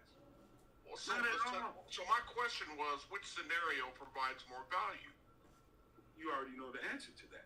Well, no, I'm asking everybody. I know my answer, but I was trying to get because all our concentration is now on the number 9 pick. Okay, we'll pick up a second. That'd be cool. We'll have 4 picks. We'll have 5 picks then if we pick up a second and move back to 14, say. Or we in the other scenario, we still get a top-notch college quarterback, and we secured all these other picks, 2 firsts. We still have we have our number 9 pick and a first next year. Might even be able to get more than that, because Washington wants Caleb. They want Caleb. It's a storybook ending. Here's the problem, Chris. Hometown boy comes home, saves the team. Say what now? Here's the problem. I think Bose wants him that bad too. Well, he might. I'm saying we're still in the business of assumption, because that possibility still does exist that he might trade number 1. I can't see. I mean, I can't. If He'll get crucified if he does. Yeah, that's death. That's not. Well, hold on. Why would he get crucified? Well, and that's why I posed the question. Which? Oh, you didn't ask me, damn it, Chris. I asked them. No. But they never answered my first question. Okay, I'll answer your first question. I don't watch tape or I don't watch college football. If all things were equal, so if Caleb Williams and Jaden Daniels were equal, then obviously trading out of the first and going to the second would have more value. But like I said, I don't watch tape. I listen to shows like your guys' to get insight on some of these college players, because I don't watch college football or tape. Wow. But I'll tell you right now, he'll get crucified if he trades that first pick, because that's pretty much the assumption that's going to happen if he does that. I just have a feeling that's going to happen. I mean, if he were to do that, it probably will. It probably will, but I was a specific question, Chris. Yeah, I did. I just wanted to know which one you guys felt had more value, because I mean, if we all agree that has more value, getting Jade and the extra picks. I mean, to me, that's what it's about, getting the best value. Well, I'm saying only if they were equal quarterbacks. Like I said, I'm not saying they're equal. Well, and I guess I assumed you had an opinion on which one you liked most. No, I mean, honestly, I've been growing with Caleb more and more just because I've been hearing more about him. I've heard a little bit about Jaden, but I'm kind of on the Caleb bandwagon right now, just because of what I've been hearing since the trade and everything like that. So, but like I said, I don't watch tape. I don't watch college football. It's just what I'm hearing. So, Jay, where are you at? Which one has the most value? The most value. You get more. I say you get more by trading, but the value, I feel like he's a better quarterback. So the value is back in the quarterback. So I feel like Caleb will win. Caleb at one. That's I feel like where the value is at. I thought we already dispelled that with the Aaron Rodgers Eli comparison. Yeah, but good quarterbacks help win. Great quarterbacks help win. Takes a team. NFL's the most 11 individual parts moving at once. If one goes out of fault. Yeah, but that's the whole thing up. The Chicago Bears ain't never been 11 men. We need some. I know you starved, man. Y'all young ones are starved. You never seen a championship. I've seen one. Yeah, you know what I'm saying? That's just it, man. Like we never had a team with a good 11. So right now the value is, I mean, the face value is that we can see right now is Caleb. That's probably the best value that we can see. The young guys, you know what I'm saying? So optics. It's the optics. Yeah. Man, I love the chat sometimes, man. We got JD every day riling it up, and Hendricks getting all PO'd in there. He's getting at him, and Zeno Tennant, and I know who you are, Zeno Tennant. I know who you is. You know what I mean? In any event, good to see you back, and it's cool. People can like Daniels too. Don't get too riled up, you Caleb guys. It's so funny, man. To me, this whole situation at this point is hilarious.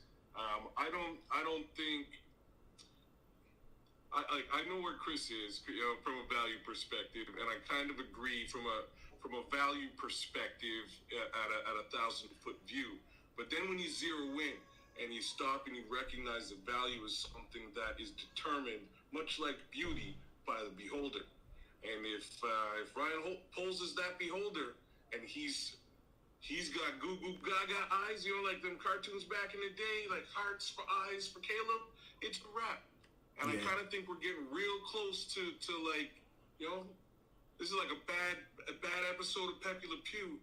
I just hope it all, you know what I mean? I hope it all shakes out the right way, and the chick ain't running away from Pepe like the chick's into it. That's never how those episodes go, though. Well, Pepe was a rapist.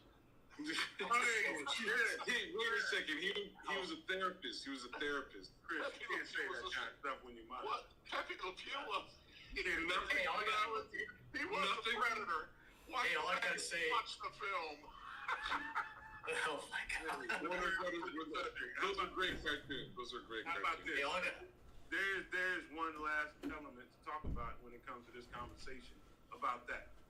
That is, there is a world where he could really change everything in his virtues and whether or not he wants to come here.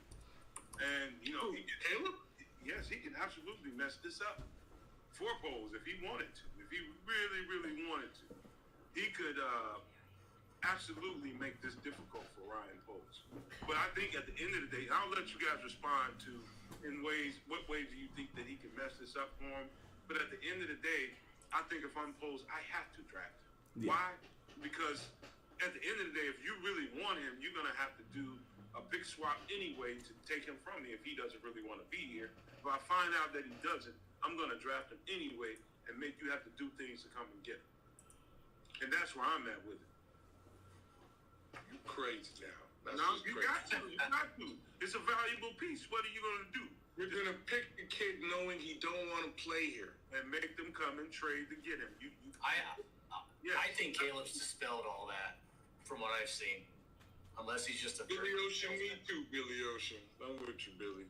Caribbean Queen, brother. I'm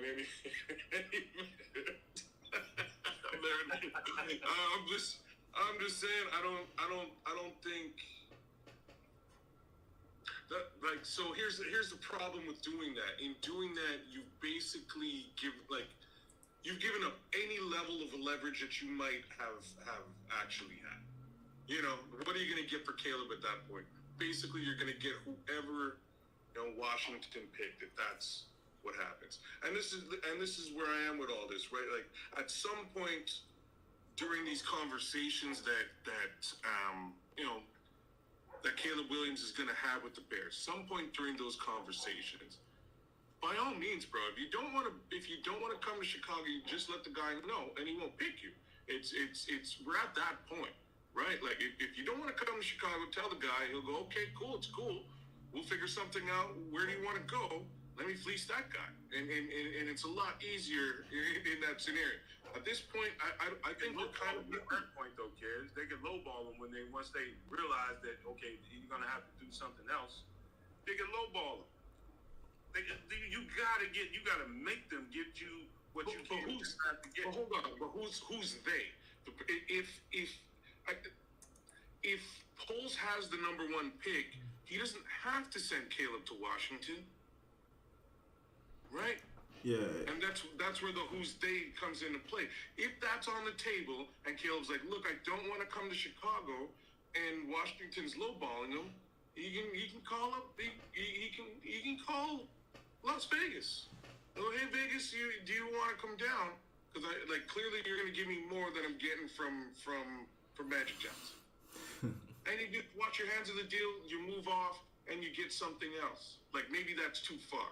Maybe you're talking to the Patriots to keep you really still in the mix. But you don't cave. It's a negotiation. You have to masterfully step through those negotiations. Realistically, at this point, I would like to think that conversation should have been had last Tuesday. It should have been guys, you know what? Yeah, I'm not feeling it. I don't think I want to go to Chicago. Cool. We'll figure our way around. Yeah. Go ahead, Jay. Yeah, if I'm Ryan Poles, I'm gonna pretend I'm Suge Knight and I'm telling him he's signed to Death Row. You coming to Chicago? you coming with me? I'm just and if they want to come get you, they gonna have to. I love Jay's references, man. He's doing a great job today, right? Yeah, I love those references. Pop culture references. Girl, that ain't pop culture. That's a whole other culture. No. Hey, I'll tell you right now, there's no way Caleb's not going to be a Bear. You know, there's no way. Like what Ked said, and even what Biggs has been reporting about the meetings and everything like that, it just seems like it's a sealed deal. It's just everybody's keeping their mouth shut because the NFL doesn't want them spoiling anything. Caleb's keeping it cool. All the interviews that you see him on, and everybody's like, "Oh, you're going to be going with the Bears," and he's, you can tell he could tell he knows, but he's just playing it off. All right, let's say this, man, because this needs to be out there in the atmosphere, and all the people that get mad, and when I say things contrary to what your virtues are right now, just hold your fire, man. Just hold it. Listen, there's a locker room dynamic here that hasn't really been necessarily addressed, and I said this beforehand, before this whole situation played out. I said that, this locker room built up some great harmony. And me being a person that I'm so in touch, that's the thing I miss about football the most is the locker room. And the camaraderie you feel, man, you talking about brotherhood for life type stuff that goes on. This stuff that goes on in the locker room becomes sacred. And when I say sacred, I mean, like you take this man to meet your mom and eat your mom's cooking, and you trust him in a room by himself with your wife because he loves you that much that he will never cross that boundary. Those are the type of connections that are built in the locker room. And when you have something built the way we had built, you were taking an absolute risk. The minute you found out that this locker room and the players, DJ said it, wanted this quarterback, and he went completely opposite of that. You took the risk, and I think that now, with me saying that, I do believe that there's enough professionals in that locker room that they will march on. But if the thing doesn't go right, and I mean quickly, there is a way that this can go completely left. When I say completely left, I mean completely. This thing doesn't get off to a rocking start, and these people don't start feeling like they're getting their money's worth with this quarterback, and versus what we had going on with the quarterback that we had, this thing can go another direction. I'm just telling you. And so I just want to get people's reaction to that. Anybody. Oh, okay. Man, the locker room is gonna take some time. But like I say, DJ Moore, he is a threat to leave us now. Like, you know what I'm saying? Because he's not certainly happy. If that's his guy, you know, that's what most of you don't understand is like, bro, like they seen Justin Fields. They know the real. The ones who know the real, they know the real. So that's why they have his back. Cause why do you think they got his back? They know what's really going on. And they see that if they see him getting done wrong and they know what's going on, how do you think that's gonna make them ultimately feel? They can say all of things like, yeah, nah, everything is business, or we just gonna move past it. But they remember that. And then what makes you think they're gonna give you the chance to do them the same way if they can get a chance to get up out of there? But you gotta he has to manage that.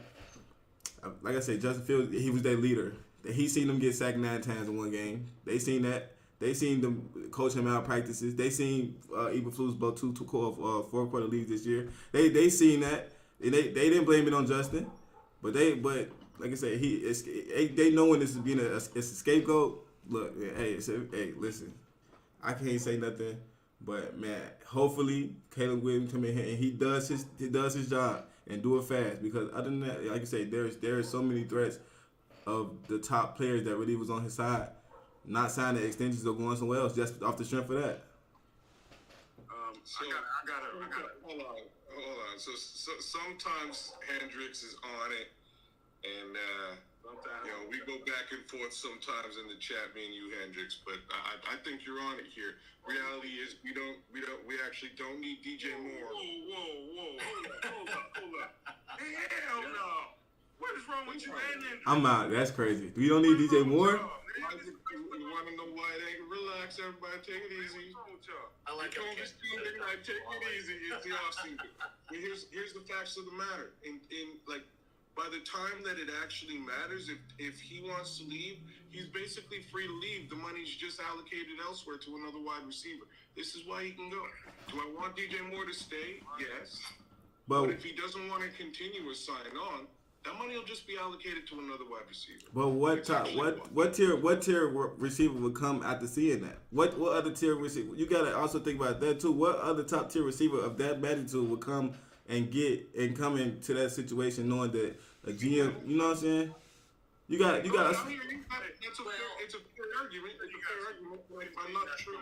Let me tell you guys. I'm not sure Carlos will be able to replace him like for like. Let me tell you guys something real quick. And I listened to DJ in earnest when he was on 670 Squaws, checking out for his tone, his tenor, and just to see how he was feeling about what just happened. And what he said was the players, plural, the players wanted Justin Fields back. And this was coming off of a question about the outro interviews when you're leaving and going out for the summer, and they interview the players and get a sense for what the players want. And the players wanted Justin Fields. And Hendrix, man, all respect to you, man. That is nuts. We need. It's not nuts. It's financial. We need DJ Moore, kids. Period. I'm not saying that we don't need DJ Moore. What I'm saying is strictly from a financial perspective, at that point, if he is. Like, if we haven't extended him and he walks, he walks. And it's about that simple. If he walks, he walks. He has full autonomous reign to decide whether he wants to sign on and extend with us or not. You don't need him. It's absolutely bananas. It's not that many top 10 receivers out there. The fact of the matter is, this is the boat that Ryan Poles is floating in right now, right? Like, if it comes to that and DJ doesn't want to be here, Sarah, he's got to go find another guy. It's like, as much as you may like him or don't like him, there's no two ways about that. If he goes, kids. But I'm saying, let me address Kerry. You know what I'm saying? Like, do we need a DJ Moore caliber player on this team? We're going to get on it right after this super chat. Kerry, you want to keep DJ Moore? Yes. Shout out to Kerry, man, and appreciate you. Man, Kerry, you're doing us good things. Thanks for all the support today, brother. Let's get out of here, Kerry. So, this has been a great show and a lively debate. Much appreciated, fellow Bears fans. Bear down for life, 100% across the board. That's what it's all about, Kerry. All about the lively debate. That's why we do these shows, to create the lively debate. If I was sitting in a room with a bunch of my homies, man, or if I was sitting in a room with these guys, who Kez is my homie now, man. That's my guy right now. And if I was sitting in a room with him, we'd be having the same conversation in the same tone and tenor. I'd be like, Kez, you have lost your GD mind right now. Talking about TJ Moore, he can go. If he wants to go, he can go. No, we wouldn't be good with No. him. It's like I'm saying, it's just the fact of the matter that Ryan Poles has no, like, all Ryan Poles can do is put a sweet deal in front of the guy and hope he signs a piece of paper. It's about that simple. If he says, yeah, I don't want to do this, I want to test free agency, that's what he wants to do. And he's going to go do that if that's a scenario, right? Like, if this year doesn't work out. That's not what the chat said, though. The chat said we don't need him. That was Hendricks. We do need. But that was in response to what Nomad was saying. Yeah. Right? Yeah, but we need him. Nah, it's not the. I'm not saying I don't want the guy on the team and he's a bad player or anything like that. That's not what I'm saying. I'm saying if we get to the point where we have to re-sign him, which is coming, I believe, next season, right? End of next season, and if he doesn't want to be here, all the marble, like, it's all in his court, right? He makes that decision. Yeah, I want to be a Bear. I'm going to extend. No, I don't like what was going on here. I'm out of here. It's on him. That's bad. That's bad for business. Sure if we can franchise tag him at that point. I That's don't think we can. Go ahead, Jay. that's kind of bad for business though, because it's not too many top 10 receivers in the league walking around that want to come to the Chicago Bears. We need him. I don't know who's. Caleb starts winning and balling out, they will. Yeah, that's the only way. That's the only way things. Yeah. That's the only way things remain copacetic, Nick. Is if he turns everything on its head and says, you know what? I know Justin was your guy. I know y'all really put on for him, but you know I'm going to prove this GM right, and I'm gonna come in here and show y'all guys, you know, that I ain't nobody's stepchild. You know what I mean? So he's gonna have to come in. He's coming in with a lot of expectations on him, Nick. But I think he has the tool. He has the skill set to make it all right. And so that's, I think, what Ryan Poles is banking on, is he has the tools and the skill set to make him right. And so, yeah. Go ahead and respond to that if you want. Oh, no, I was just going to say, supposedly, when they were interviewing him at the Combine, he said, do you guys want to win? You know, Caleb pretty much told them that. And not only that, but he's also said that he wants to be great. He wants to have, you know, he wants to leave a legacy. He's got the right mindset. You know, I think he definitely has to be a little humble with the veterans to make sure that he, ingratiates himself with them. But one thing that Komet said on the CHGO podcast was he didn't like the fact that Justin was gone, and that there might be some emotions right now in the building. But the fact that the off season's a little long, he thinks a lot of the players are going to, it's going to soften up as it gets closer to the OTAs and stuff like that. So I think it's just, people aren't happy, but it's business is business, like a lot of them have said. And as long as Caleb comes in and he does what he needs to do and he doesn't burn any bridges, I think everything's going to be just fine. So I'm banking on that thought that you just said, that Cole Komet, and he's right about that. The extended period of time that people have, just like we are as a fan base, just letting the sting of it settle, and just getting over the emotions of it all, and getting back to the actual football and what this guy that's made the decision thinks works for this team. He's thinking he's making the best decision for the Bears. And so I think that has to settle with a lot of the players too. And so it's as much time as they have, this is what I know what will happen. Just from what I know from experience. What they're gonna do right away is look at him side-eye. They're gonna ingratiate themselves with him. They're gonna dap him up and say, hey man, we're gonna roll with you, Rook. Do your thing. But the minute and the second that it gets sideways and it gets to a point where, you know what, we're gonna challenge you, we're gonna push you, and you start responding to it the wrong way, dog, it's gonna be some smoke.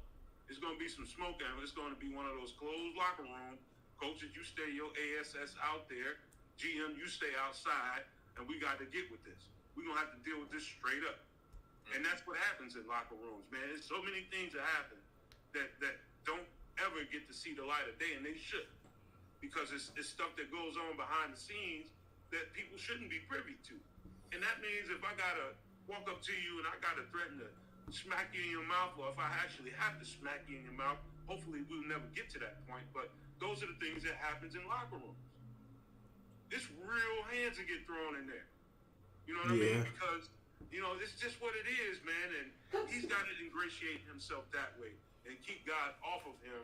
There's no player in there that's going to be like, no, you can't touch him. No, this is what the GM said we was going to do.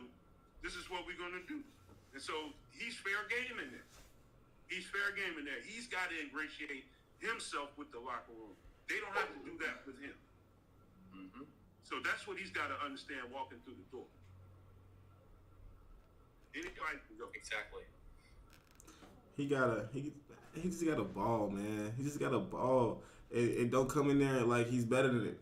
You can't come in there like you better than the last. Just go in there and he got to come in there and beat him. Caleb can't. I feel like he gonna be good, but it's a lot of pressure, not from the outside but from the inside. Because if he don't, he can lose the locker room fast, or he can win it fast. You know what I'm saying? So it's just that's the pressure. He can lose or win the locker room as fast as he can walk in through the door. That just is what it is. 'Cause they already don't want to. When you walk into a room full of people that don't like you, you can do something, the slightest thing, and they don't want you there even more. But you can come in there and change their minds. Then look, man, hey, if he can go in there and change their mind and win them over, then that he deserves to be the quarterback of the Chicago Bears. That's just it. So, hey, you know what, guys? It's the whole thing is all projection, all of it. Every last single bit of what we're talking about today is projection and the possibilities. What could happen? This thing could go absolutely peachy keen, and absolutely the way Ryan Poles, and I hope it does, the way Ryan Poles has this thing cooked up, and I hope it does. I think Caleb has a unique skill set.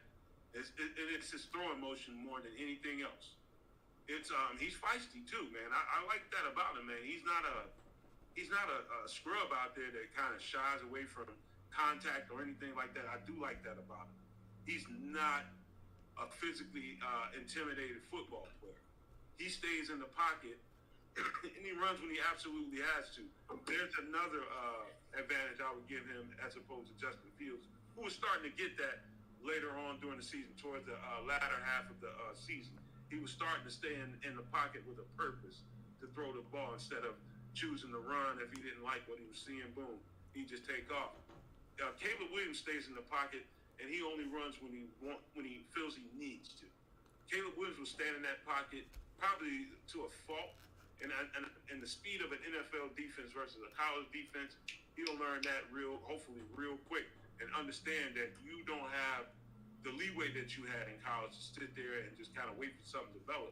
You got to let that thing go or run. And I think Justin Fields came to that conclusion, but then he started to refine it towards the end. That's one of the things I would say about Caleb Williams is an advantage that he had over Justin Fields. It's his willingness to try to stay in there to make a play that might not have been there early on in the progression. And so, go ahead, Jay. When people say it, no man, bro, I feel like how much willingness would you have if you get sacked 50 to 60 times? Yes. How much willingness would you want to stand in the pocket?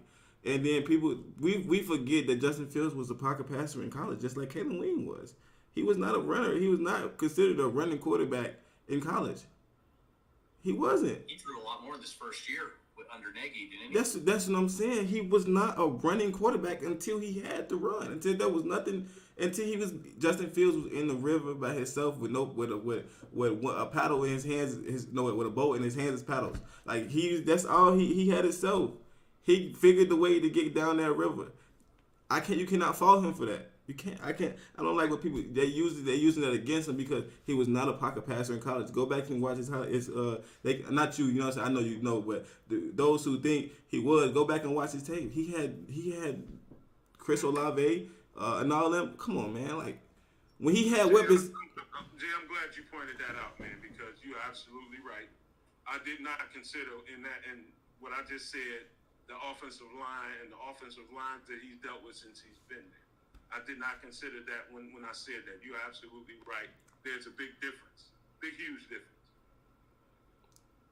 That's all. Because Justin Fields, I feel like he was on his way to being a good quarterback because he adapted to what he needed to. You know, he adapted. Whenever he ran out of necessity, because trust me, if he stayed in the pocket, he's gonna die. You know, it's like if he stayed behind, he had nobody to throw to.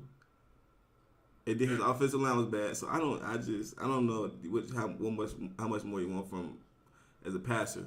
You gave him one weapon, and he improved as a passer. That's not an anomaly, guys. You know, he got Darnell Mooney was having a good year his second year until he got hurt. You know, Darnell Mooney took a step back this year because he was still gimping and running. If you pay attention to how he ran, he was still gimping a little bit. That's why he wasn't didn't have a big year this year, and he got one weapon. He had one weapon, and he had his career year. The one weapon Justin Fields has had in his NFL career has had his career year. I don't understand why people would just throw that out the window. How about this, man? Because we did this. This was more or less a ritual for. We've already done this as a panel and as a host and co-host. We've already done this. What we wanted to do is give the viewers of the show who've been watching us from afar a chance to speak their minds about, what they thought about the whole situation. And all the people in there just talking about, we still talking about Justin Fields, yes. Because, we got viewers that wanted to express themselves about how they felt about it. However, that part set to the side, now we're going to move on without Justin Fields. And here we're going to have a rookie here coming up real soon. And we get ready to come into a season faster than you guys think. With the rookie quarterback, no matter who he is, whether it's Caleb Williams, Jaden Daniels, or whoever that quarterback that is coming in here, we'll start with kids. What is the realistic expectation for this quarterback? Wins and losses. So here's what it looks like, right? So unfortunately, Matt Eberflus has lost one, if not 10, too many games. So he needs to keep himself in good standing, A, with the fans, B, with Ryan Poles very specifically, right? So that's important to take into account. The reality here is that Caleb probably has to win somewhere in around, 9 at the least, 11 at the best games this coming season, and hopefully this team is a playoff caliber team. Now, I'm also going to factor in the strength of the North right now. I think Minnesota might be a little bit challenged this coming season. And, I say that now, and I know Justin Jefferson's situation is kind of in the balance right now. Nobody knows what's happening there, unless something's happening that I don't know. They may be a little bit challenged. But the other two teams, they're definitely in the mix, right? The Packers ain't going nowhere. Their quarterback's good. Let's admit it. Same things are to be said over in Detroit too, right? Brad Holmes, Don Burr, Jahmyr Gibbs. In any event, right? Like there's competition in the North, so it's going to be a tough slog to get into the playoffs out of the North. So I think we might be able to beat Detroit 1 out of 2, maybe 2 out of 2. So far, we haven't proven we can beat the Packers. So there's some questions there, right? So that's what the expectation looks like to me. I don't know about the rest of you gentlemen. Nick, what do you think? I think 10 is a good number to look at. I do think we will beat Detroit. They showed last year they should have beat them twice, but let that one game get away. Minnesota, they're going to have a new quarterback this year. So I think we might have a good shot. Green Bay, I won't say we're going to win until we actually start seeing it, because every time they are beating them, Green Bay comes back and beats us. So, but I think overall, we'll do better than last year, and there'll be more positive signs. So What'd you think, Jay? I feel like we was a 10-win season, 10-win team last year, barring the three mess ups. And that's 2 of them was coaching, so that's 9. So we should at least get that. So I feel like Caleb Williams' floor, it should be CJ. It should be CJ Stroud. That should be his. He has better receivers. He has 2 number ones. He has 2 good tight ends. He should have a good running game behind him and a top 10 defense. Like, yeah, it's 10, bro. CJ Stroud should be the floor. That should be the floor. Okay, CJ Stroud should be the floor. What did CJ? How many games did he win last year? Anybody know? I'm talking about numbers wise, wins wise. I'm talking about his numbers wise. Wins You're wise. talking about Caleb's numbers should look like CJ Stroud's numbers. Yeah. Oh boy. Yeah. Those are pretty good numbers. Yeah, that's right. But he has. he has better. On my fantasy team last season, I decided to pick him up in perilous, in a perilous case scenario. Wound up leading me to the playoffs. Them numbers wise should be his floor. I feel like, yeah, at least 10 or 12 should be the wins. All right. So how about this, man? Because I think we covered everything and kind of went across the whole gambit, man. I think it's time to give some pleasantries before we get out of here. Some shout outs and just do it like we always do, kids. Well, no maniacs. It's been a slice. It's a Sunday. We kind of went around and back. Lots of spirited conversation in the chat. Zeno Tennant, proud of you. Proud of you, bro. You didn't get you didn't go overboard this time. You kept it straight. I know a lot of folks were getting back at you. You kept it straight. Kerry Franklin with one more before we get out of here. What do we got to say, Kerry? $10 super chat. One more super chat, he says. I went to last game in Green Bay, and out the door, the Green Bay fans were chanting, "Keep Justin Fields." That should tell us everything. Interesting. You know what? Call it like it is, and you know what? I think that's a great way to end the show. Unfortunately, Mr. Fields is no longer with us. For all intents and purposes, we're moving forward with somebody else under center in 2024. I like what I see in both Caleb Williams and Jaden Daniels, but I think, I think Caleb's got a little something extra in him, and I also think he might be able to handle some of the scrutiny a little bit better here in Chicago than anybody else. And it's taken me a while to be able to say that. A lot of folks look at personality as being a potential issue for him. A lot of folks are worried about the fingernails and the crying and all these things. I'm not so sure I care anymore. I think that if you're making about $11 million a year, you might have a little bit of scrutiny, a little bit of eyes and public eye case scenario. People are going to be looking at you. You are a public relations issue wherever you go. He's got bodyguards and stuff like that as a young man. These are things that regular folks don't have to deal with, and I think it might bode well for him coming into Chicago. Now, let me take a step back even from that. It's going to bode well for him stepping into Chicago and dealing with the Chicago media. I don't know how well it's going to help him in the locker room, as Nomad has sort of alluded to. Double-edged sword. Lots of gray area in life. At the end of the day, I'm optimistic. I think the kid's going to do fantastic in blue and orange, and I hope everybody else does too. Nick, what do you think, bro? Yeah, no, I'm optimistic as well. I like everything I'm seeing and hearing about Williams. He's got my support, and hey, just come in and do what you need to do and start winning. And once that starts happening, all this is going to be just history. No one's, people are going to be on the same page for once. So, yeah. What about you, Jay? You got any shout outs? Before we get up out of here? Yeah, just if y'all can follow me on Twitch, man, at JRed. Same thing as you see on the screen. And other than that, I just feel like I'm on this ship, and I'm rocking and rolling as long as I can. Bear down, you know. That's how. All right, so before we get out of here, man, let me say this. I appreciate everybody, all our guests.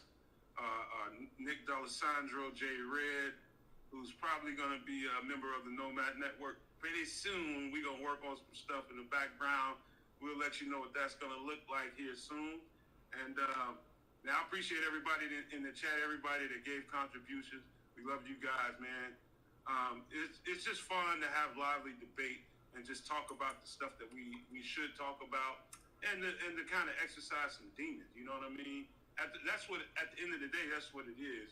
I think most people are ready to turn the page and ready to give this young man a chance, whoever he is, as our new quarterback. And I think everybody will learn to be okay with it. I know I will be. What we're talking about is the possibilities of, it going right, it going left. You can't get upset as a viewer or as a fan. You can if you want to, but we're going to do podcasts in a way that we feel we ought to do them, take them in a direction that we feel we ought to, and then, let the chips fall where they may. We're going to be authentic and be ourselves as we're doing it. And so that's just the way it's going to be, and again, we appreciate everybody for coming. We appreciate the people that agree with what we're saying, the people that don't. We love you all the same, man. It's a family over here, and we don't always have to see things right the same way. And that's the beauty of what we do over here. It's always going to be respect. Always going to be respect. And if it's not, then you won't be here, period. That's just the way it's going to roll over here. And so that's just how it is at the Nomad Network. We treat each other with respect. We don't name call. We don't do all that stuff over here. You want to do that, go to somebody else's show and do it. I'm just letting you guys know the standard here is respect. And we can move on from there. We can have a good show and do great content. And so with that being said, I'm going to leave you guys with these famous words. Love, peace, and hair grease, y'all. Peace.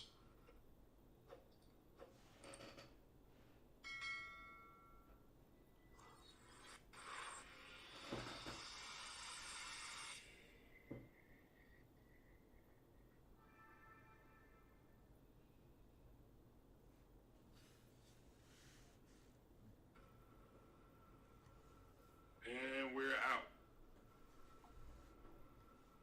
How'd it go, man? I think you guys did good, man. For Nick, this should be in your first show, man. This is good, man. Yeah, my girlfriend was in the chat. She's not even a football fan. What was her name? Lisa Bella Design is her handle. I could tell. She's like, I love Nick D'Alessandro on the show. I know. I told her, I was like, oh my god, your comments are cracking me up. But yeah, she's not even a football fan, but yeah, I think she's going to subscribe to your channel anyway, so. I appreciate that. I think Jay had some people up in there too. I seen him. Kieron Wilson Jr.? Yeah, that's my little brother. I had my girl mom and my girl was in there. Hey, man, nice. Love, man. Make sure they subscribe, man. Yeah, I told her to subscribe, just, so yeah. Get family members to do that if you do nothing else, man. Chris, you want to wait to show him? I don't know if Chris still here. Yeah, I'm here, man. You want to show him this stuff, or you want to wait? It's up to you. Well, I'll let you call out. Man. I ain't gonna get. Whatever you want to do, man. We can wait a minute. We can wait and do it privately. I'll say right now, man, that chat got real feisty, man. Wow. You ain't seen nothing yet, bro. You wasn't checking it before they traded Justin? Oh, I can only catch some shows live. I'd have to go back because I was usually working and stuff like that. But man, I was like, that was the war zone. Yeah. So Zeno Tennant is Leonidas, by the way. Just that was. Oh, for sure, 100 billion %. But he was all right. Popped his ass. He was all right. Yeah. He was okay today. He wasn't an absolute total douche. He was sort of like a muted douche. How do you know that's him, kid? Because I know. You know what I mean? You can tell. You can tell. Just Don Burke kind of. Yeah, 100%. It's funny because me and J2K were on another show. I can't even remember what show we were on the channel, and there goes Leonidas going crazy, and then Leonidas disappears. And all of a sudden, Xenotenant comes in, acting exactly the same, and J2K was like, "Bro, you're definitely Leonidas." I was like, "Oh shit, okay, I'm all right. I can see it," and like you can tell. So I know you blocked him. I think you probably banned the Leonidas account the last time. So here he is as Xenotenant. But anyways, he wasn't too bad. Was you banned him, or you just kicked him out? No, I blocked him because he be in here with all I think you banned him last week, the Leonidas account. So there he is again. Calling people names and shit. Man, get the fuck out of here with that shit. Yeah, he was a little bit, like I say, he was a little bit cooler today, and that's why I was like, bro, like you're always going at people. You gotta just calm down, calm your fucking self. But, I mean, he'd be cool if he can avoid all that, man. Like that's all. That really bothers me, man. Why are you gonna engage in discourse and gotta call people names when you run out of ammunition to argue about it?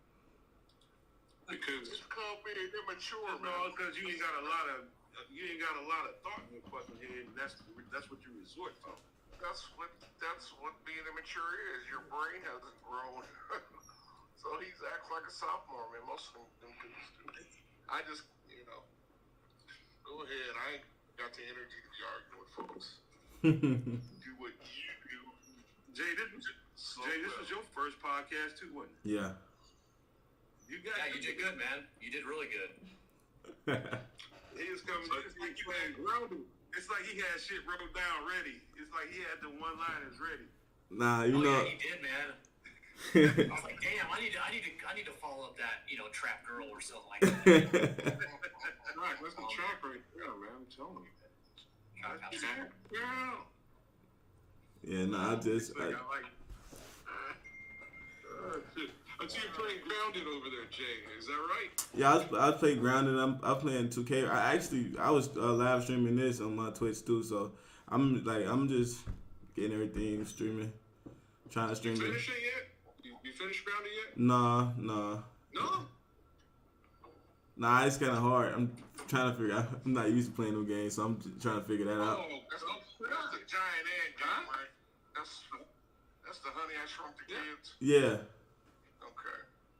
I might see if I can find that for PC. Yeah, I finished it. So on PC, you would need to have Xbox Live. All right, so Xbox Game Pass, you just get a whole shit ton of games. You can just go through them, but you can play them on your PC. How much does that cost? You play it? Yeah, I play it. We gonna have to play it together sometime. Like, and you show me how to really play it or something, because I'm stuck. I'm stuck. Yeah, I'm not getting it for real. I'm not really survival game type player. I play 2K, a little bit of Madden, and Call of Duty. I'm trying to expand play different games, Mhm. Yeah, I never got into the 2K thing. Call of Duty pisses me off because, like, if you're not, if you're not in on the beta, you just get shut up, snipered out and shit by campers. It's some bullshit. So I'm done with that. But I've never played Call of Duty like multiplayer. I only just played. Oh, it's no fun local, bro. Yeah. No, it totally is. No. Call of Duty is the most toxic games. One of the most toxic games. You kind of have to play multiplayer, and after a while, you're in. Like when and this is what I'm saying. If you start beta, when it's launch, you grow with the community, and then your guys that much more souped up. But if you a couple months in, I want to go buy some COD today, play some COD, you're just gonna get smoked. Yeah, you gotta work it. Shut up, man. You get shot up like an idiot. You start the game, boom. Well, you know what, man? I was at Madden back in the day, and in 2008 was the last year that they made Madden for PC. I mean, up until I think for about 6 years, they didn't make Madden for PC. You can get it now? I know you can get it now, but I quit playing it after they after they met. Now there was some third party support for it, like some of these communities that would Well, when they make ban for PC. That's what I'm trying to tell you. So if you get Xbox Live, you can play. And how much does it cost? It's like, I don't know, 60. it might be $20 a month, maybe 15. I don't know what it is in the US. Something like that. But you Revenue stream. They give you a bunch of games, you download whatever you want, you play whatever you want, unlimited. So like whatever they're offering. But they offer very specifically Madden, NHL, and FIFA on PC now, whereas they never did before. This is like a new, relatively Oh, no. PC, they used to, when you used to have to go buy the years ago, bro. Years ago. That's what I'm saying, man. I'm old, dude. So EA Sports, this is what I'm trying to tell you. EA Sports are like, well, we can't do that anymore, or we don't want to support an additional. Well, that's what it was. They didn't want to support it because it was blowing up so much on the other platforms. But then they did see that they were losing a section of people that were wanted to play it on PC. Like me, I just wanted to play it on PC. No need for me to go out and buy another box. An Xbox for it. And well, this is what Microsoft has figured out. So Microsoft has figured out that make it for all platforms. Well, no, they want to be the platform, right? So this is what Xbox Live or Game Pass really is. They want to run Game Pass on PlayStations. That's what they want. Yeah. Right. So at this present time, PlayStation has PlayStation Network or whatever. PlayStation